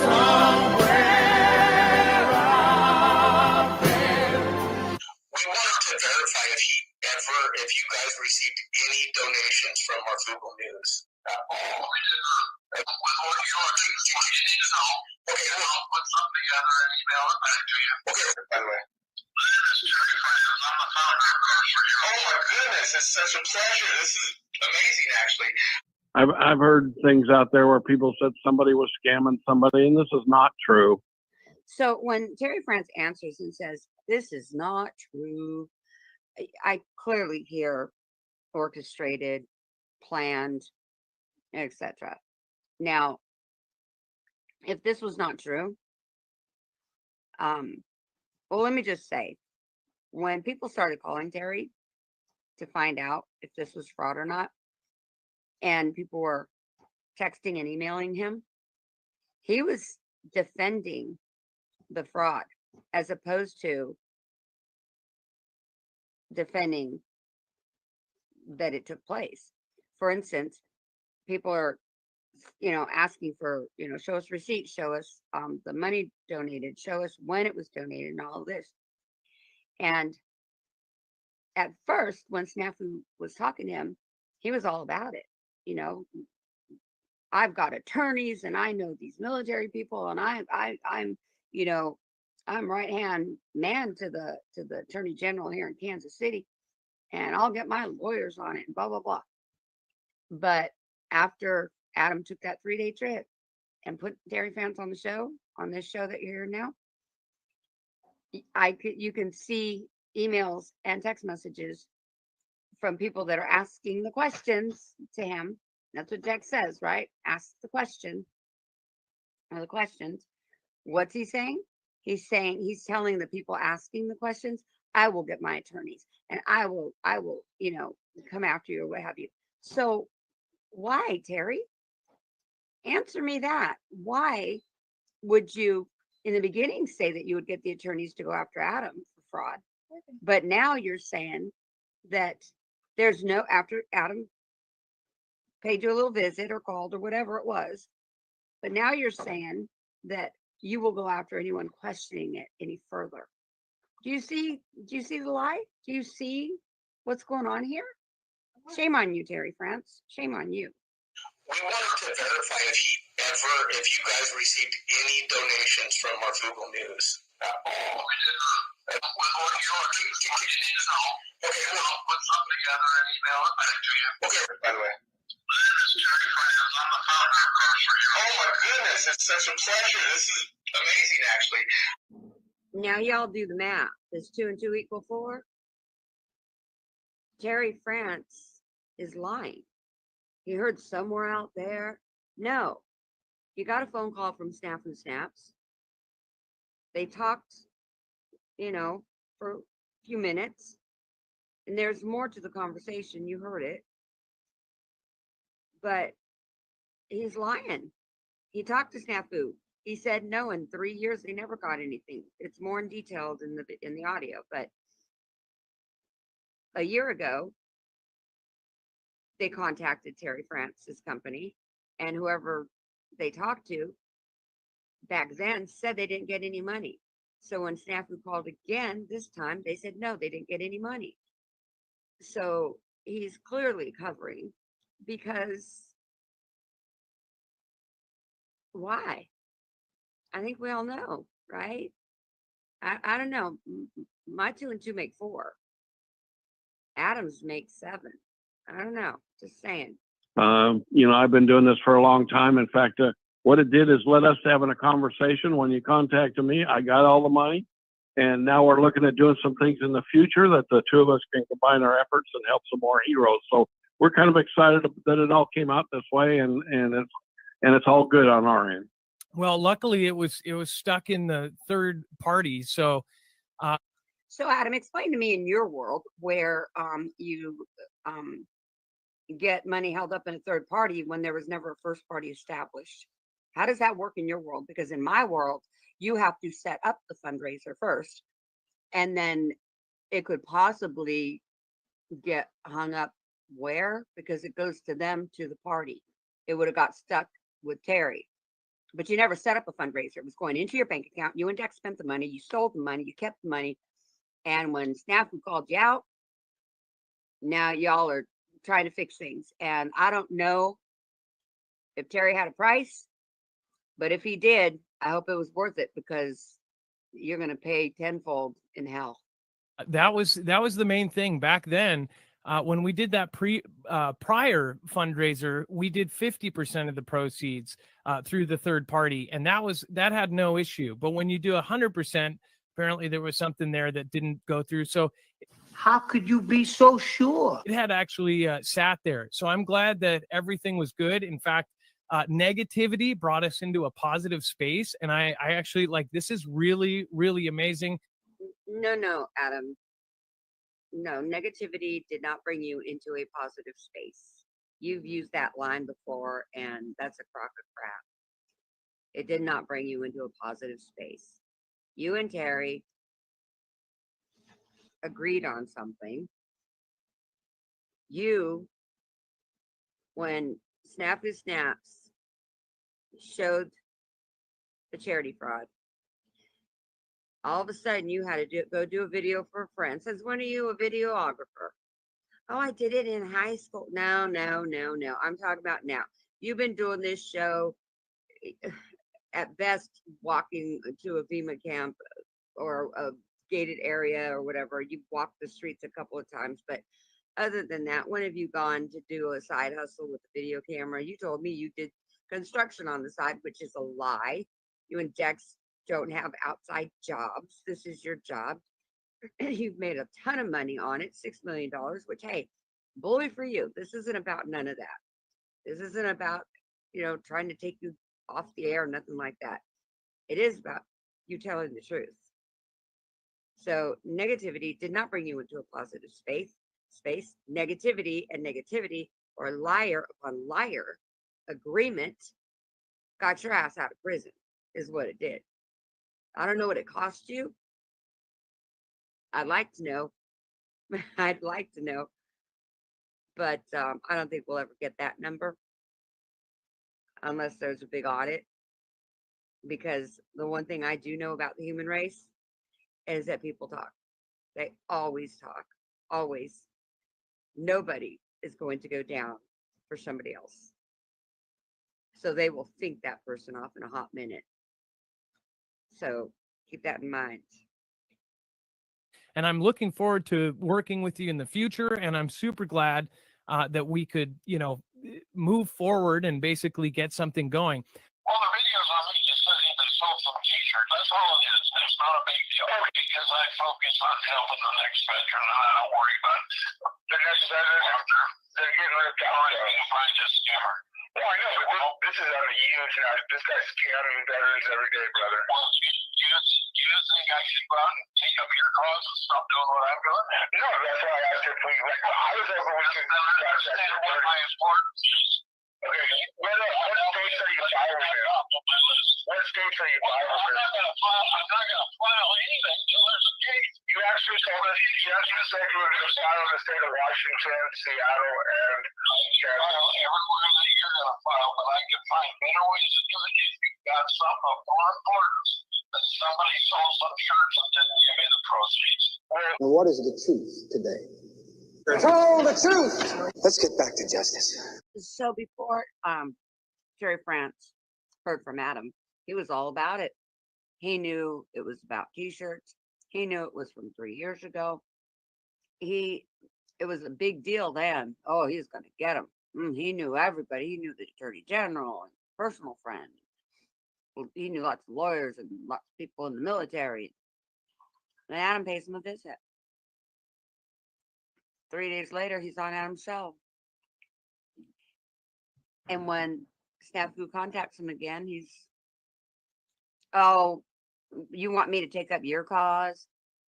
And now he don't care about the veterans. Now it's like, if that don't sound like a padded pocket, I don't know what does.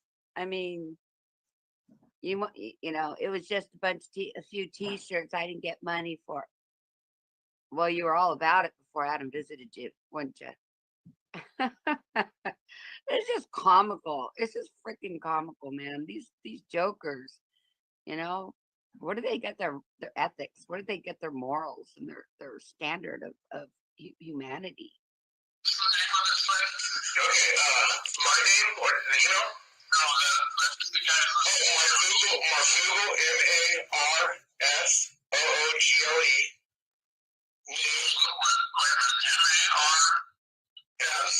As in Frank.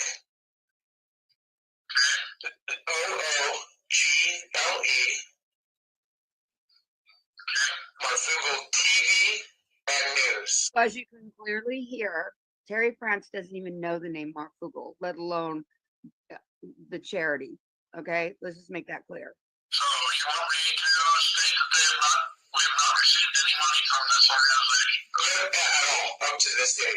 So the story, from what I'm understanding, that Terry France is trying to spin is that Snafu took advantage of him or manipulated him into writing that statement that he never received any funds. Okay, so they're out of Seattle, but like I said, his right-hand man lives in Georgia, and his right-hand man is pretty connected, like big tech. This is a very deep thing to where we're going to bring this to senators and Congress, and like we're going to go about the right way. He's scamming so many of you veteran charities, it's not even funny. And we will need backup from companies like you once we get everything and the big hitters lined up to show you guys exactly what you guys are just a victim like everyone else, all of us. You guys are just a victim of us. The reason I ask is, I'm very well connected with military, obviously. And he's taking advantage of it. One of my biggest supporters is being the Attorney General of the state of Kansas. Well, my name is Matthew Sims, and I can give you my personal phone number, and I will. What is your name, sir, by the way? My name is Terry France. I'm the founder of Grocery. Now, did you just hear Terry France? I'm very well connected, and he talks about military, and he's good friends with the Attorney General of Kansas because do you hear him busting his buttons off his shirt, just bragging? Goodness, it's such a pleasure. This is amazing, actually. Yeah, because this is what we're doing. We're standing up for companies like yours and all the other companies, and then all the people who've been hurt by this guy. And yeah, I think once we get a professional package done, I'm going to reach out to you, or we might reach out to you if that's okay. Because I'm very well connected with an awful lot of people that move everything from legal people to, I've been on NBC, ABC, CBS, History Channel, BYU Channel, all kinds of shows. So we don't have a lot of media contacts. Okay, this guy is. And again, here's where Terry France is busting his buttons about.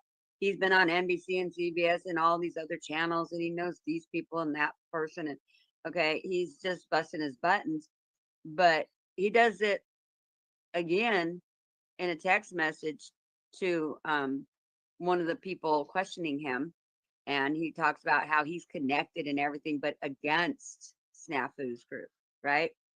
So just showing you Terry's character. First when he started taking advantage of that, we started catching on to what he was doing. So, yeah, you guys are actually like one of our. If we received any money from him, I'd be the first one that would know. Yeah, Marfugle, and he promoted you guys.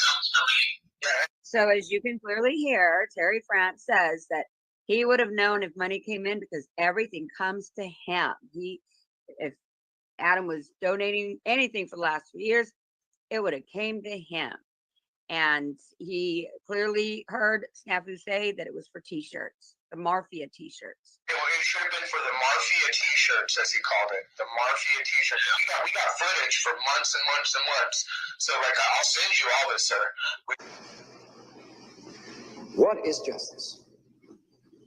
What is the intention of justice? The intention of justice is to see that the guilty people are proven guilty and that the innocent are freed.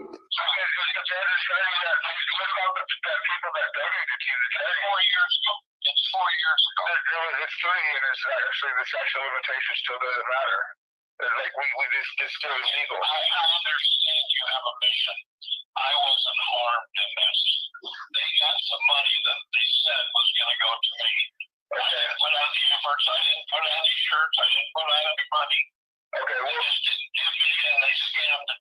They got something. I don't know. Listen to me. I don't know if they got $10 or $10,000. Oh, it's more than $10. How can I make that? How can I make it important? It's more than $10. If I have, okay. You have to tell me how much it was. Okay, well, that's what I'm saying. We need to get this legalized on it. No, we don't. You don't go to that site without bullets and gun with bullets. If you don't have any bullets. Well, no, I totally get it. Not there are bullets. Well, Dude, did you hear what you just said? You don't go to war without no bullets, or you don't care, whatever it was you said, whatever dumb remark it was. Seriously, think about what you said. It's been 3 years. You didn't even know the name Marfugel until Matthew called you. Snaps called you and told you about it. And you were all about it. You were on it. No one's going to do that to you. And the minute you get a phone call or a visit from Adam, all of a sudden your tune changes. You must be you know what, you sound like you could be Adam's dad, because apple don't fall far from the tree. Do you even hear what you are saying, any of you? You sound so moronic that it's pathetic. It's absolutely pathetic. How do you guys live with yourselves, with the way you treat people? And I don't give a damn how many cars you gave away. Still a penny, still $1,000. It's still theft. Okay? In the eyes of the Father, it's still theft. Oh, wait a minute. You probably don't even believe in the Father. None of y'all do. Y'all Luciferian. Nobody that believes in the Father would do these acts, would do anything like this stuff. You could still back out, Terry. You have a chance to back out of this and just say, well, I didn't hear both sides completely. I'm out of here. I don't have nothing to do with nothing. You could do that, but you won't, because, well, I have a feeling a pocket was padded, but that's just my personal opinion, and I'm entitled to that. But I'll let everyone else judge for themselves by listening to this video. But if you can hear yourself, absolutely insane, absolutely just mind-boggling how you guys can do these things to people. Man, just sad, really sad. I don't have time to waste on something that I don't know if it was over $10. I'll tell you right now, it's probably over hundreds and hundreds of dollars. Hundreds, if not thousands. Like, if not thousands. This guy reaches thousands of people every night. It's probably thousands of dollars that he probably doesn't put it in a court of law, my friend. No, but he was committed felony charity fraud on the donator, influencing the donator. And I've been prosecuted as you've got proof. Well, that's what we're trying to work with you to see what we can do. Have they contacted you? Just curious. That's what the is. Okay. Well, because like I said, there's a lot of things to this puzzle. So, well, I mean, if you can do that at least for us, that would help. A video statement, basically just saying, yeah, that's. Yeah, there's something that proves that they have done something illegal. All right. So before we do get started, I do want to address something. A lot of people, well, I should say a few people have commented about something that has been gone around. some people were asking questions, and actually it was brought to our attention by one of our mods, Ilea, actually, and she pointed out that some folks were asking questions about a previous fundraiser that we did all the way back in 2019. It was a month-long period when we actually did a fundraiser. After a finished fundraiser for somebody else, we did one for Cars for Hero. Yeah, no, Adam, it wasn't just a few random people. Your mods, your old mods, the ones that you were dirty to. And Snafu Snaps, it was your bull. Okay? We're asking the questions. And as far as Ilea coming and telling you information, yeah, she's now your bull instead of Snafu Snaps. She goes around, takes little screenshots of everybody like a little tattletale. Now that's how you work. That's what you had all of us do. Go around taking snapshots of what everybody's saying about you because you're so dang paranoid about your dang little news channel. I've never met a human being like you. It's so disturbing. We are still doing the charity drive on the Mafia shirts. 100% since day one of these shirts is gone. The profit has gone to Cars for Heroes. Wait, what? What was that? What did I just hear? We are still doing the charity drive on the Mafia shirts. 100% since day one of these shirts is gone. The profit has gone to Cars for Heroes. Somebody tell me I'm hearing things. Somebody tell me I did not just hear Adam, aka Mark Christopher, say that 100% has gone to Cars for Heroes. This is back in 2019, y'all. And it wasn't no month long.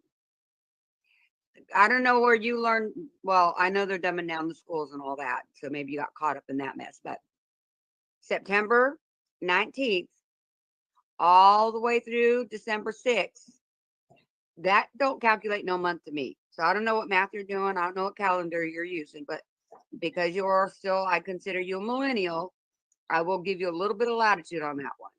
But dude, you need to go back to school because you can't add. We are still doing the charity drive on the Mafia shirts. 100% since day one of these shirts is gone. The profit has gone to Cars for Heroes. You know, $700 and some odd is something that Mike picks 2 cars, maybe 3 cars for us. Okay, so now let's talk about the numbers I've been telling you to remember. 700 and some odd dollars, Terry Francis, and 718, I think, from what Adam said. But listen to this, and I'll get back at you. Obviously, we did a fundraiser prior. The Fugel fam actually raised $718. You know, $700 and some odd is. Okay, did you catch that? Let me play it one more time. We did a fundraiser prior. We did a fundraiser prior. The Fugel fam actually raised $718. We did a fundraiser prior. The Fugel fam actually raised $718. We did a fundraiser prior. The Fugel fam actually raised $718. You know, $700 and some odd is. You know, $700 and some odd is. Okay, you can go and watch the original clip, okay? Because I didn't take anything out of context. Adam says he did a fundraiser prior to Cars for Heroes. They raised $718. Terry France corroborates the 700 and some odd dollars, but later on he does, I say 1718, I believe. So if the fundraiser was prior, why are they giving the $718 to Terry if it was for a different charity? Because there was no money exchanged. They're lying. And that's where I caught Adam in the lie. He's lying flat out. They did a previous fundraiser, a prior fundraiser, and the Fugel family, $718. Never connected it with Cars for Heroes. If you watch the original clip, go back to his show and watch the original clip. It's the one with car doors or something, that light blue. He'll probably take it down, watch. But he specifically says You know, we did a fundraiser prior, and the Fugel fam made $718. So prior, he only did one supposedly for Cars for Heroes, but we know it was for him. That's why he shut mine down after a few weeks so he can make money. But that was it. That was it.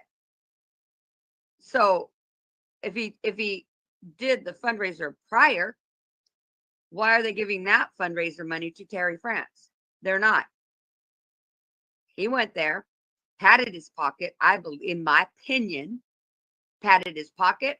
Terry France shut up, and then they said, "I don't know how much. I don't know what your cost was, Terry. I don't know what it was, but whatever it was, you're.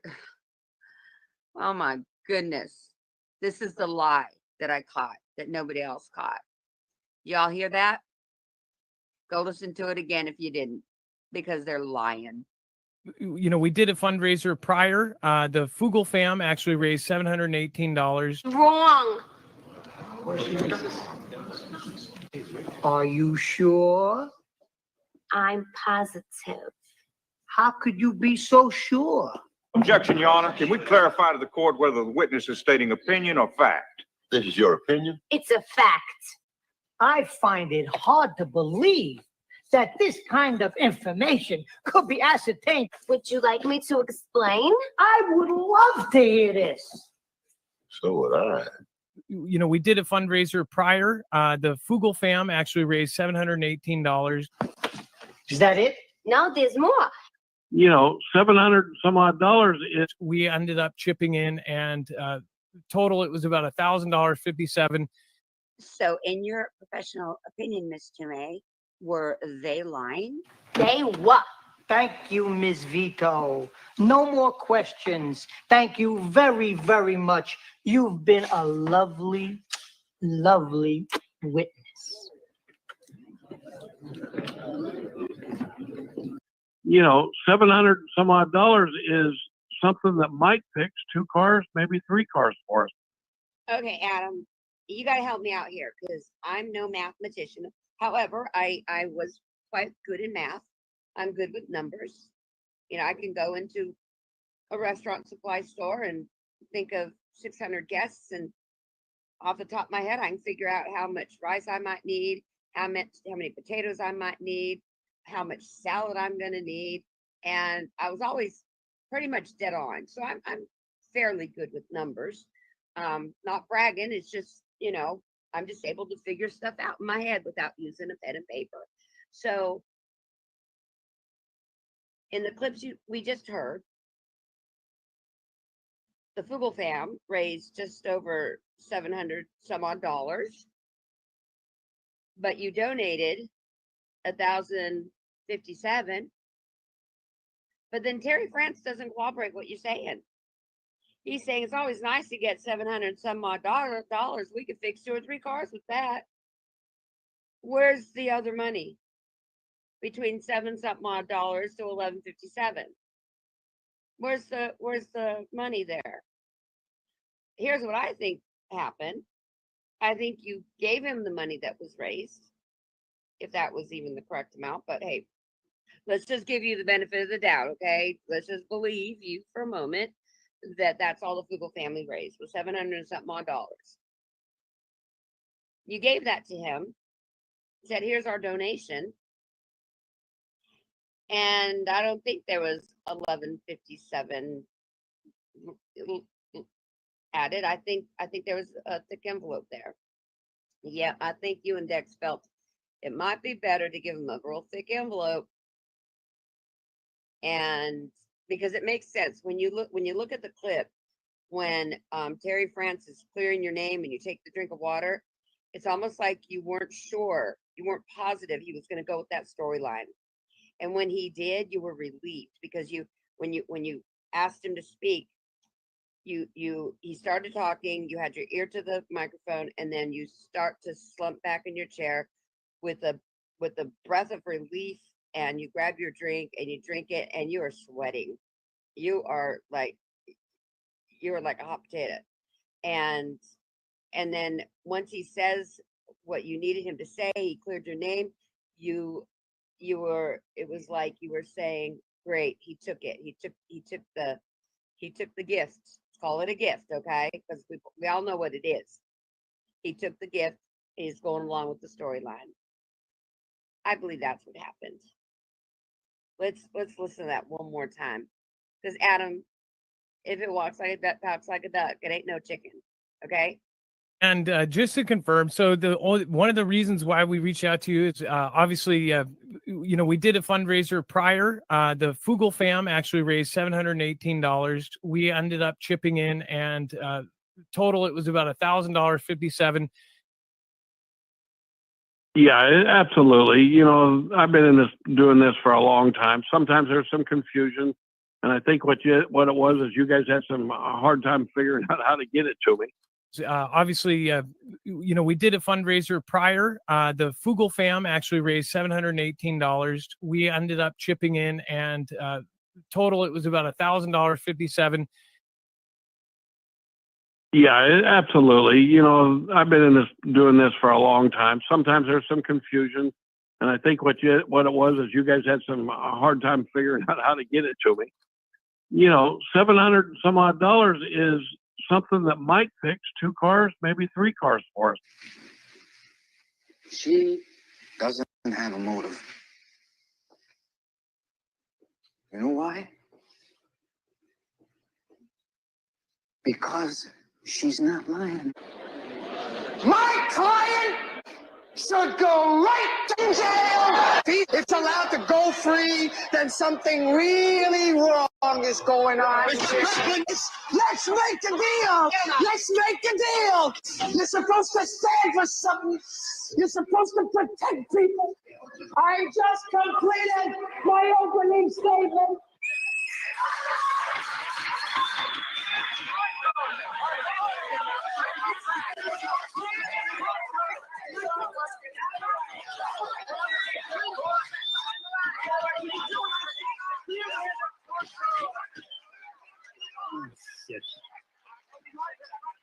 Now, Adam, sweetheart, you heard the numbers. I get it. We're about to go into the 3 days of darkness, but right now we're still in the light, and we can still figure numbers out and think clearly. Y'all ain't jiving. You're not even in the same book. I mean, you're reading Hansel and Gretel, and he's reading Moby Dick. Now, you can't raise a goat and have it give birth to chickens. That just don't happen. And that's what you're trying to do here. And none of it makes any sense. The scenario I laid out makes sense. You just need to come clean. Because, you see, Adam, negativity always brings us to a positive space, doesn't it? This rabbit hole is just way too deep for normal.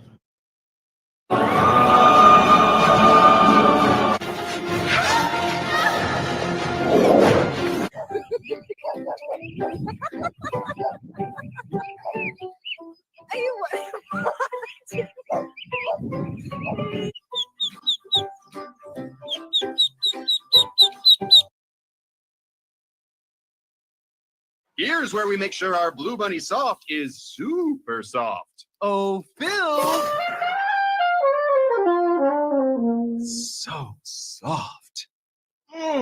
Music to my ears.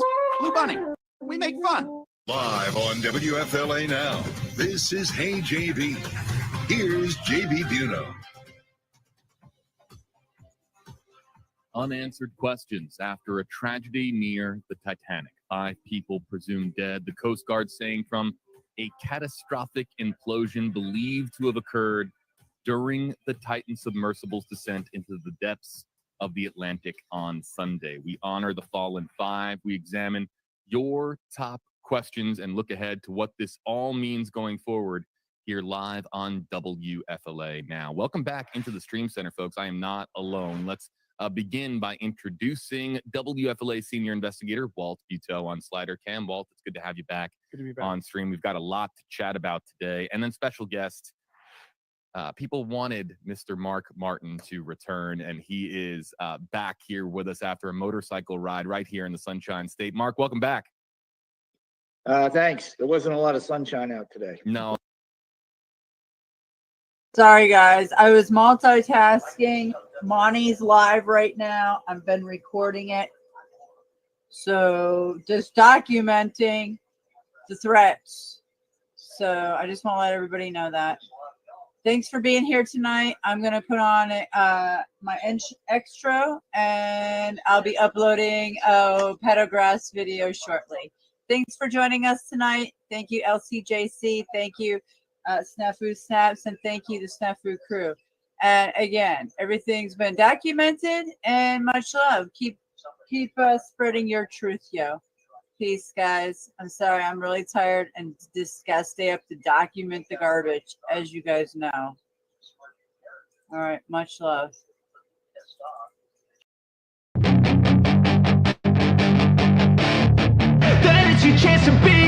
Hey kid, don't ever let them get inside your head. They'll tell you what to do in life instead of everything you know that you could get.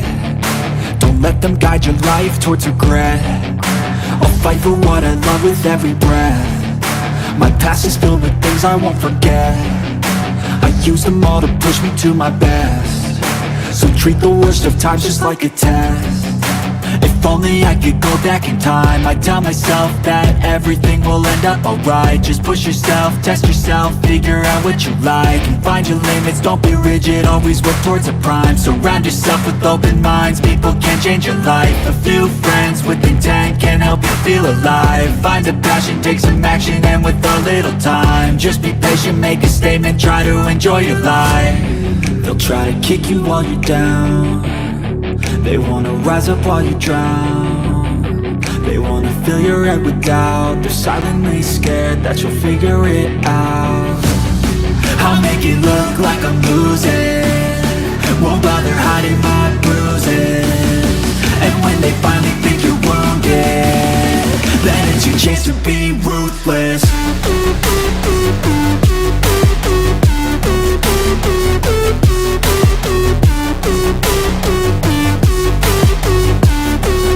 It's your chance to be ruthless.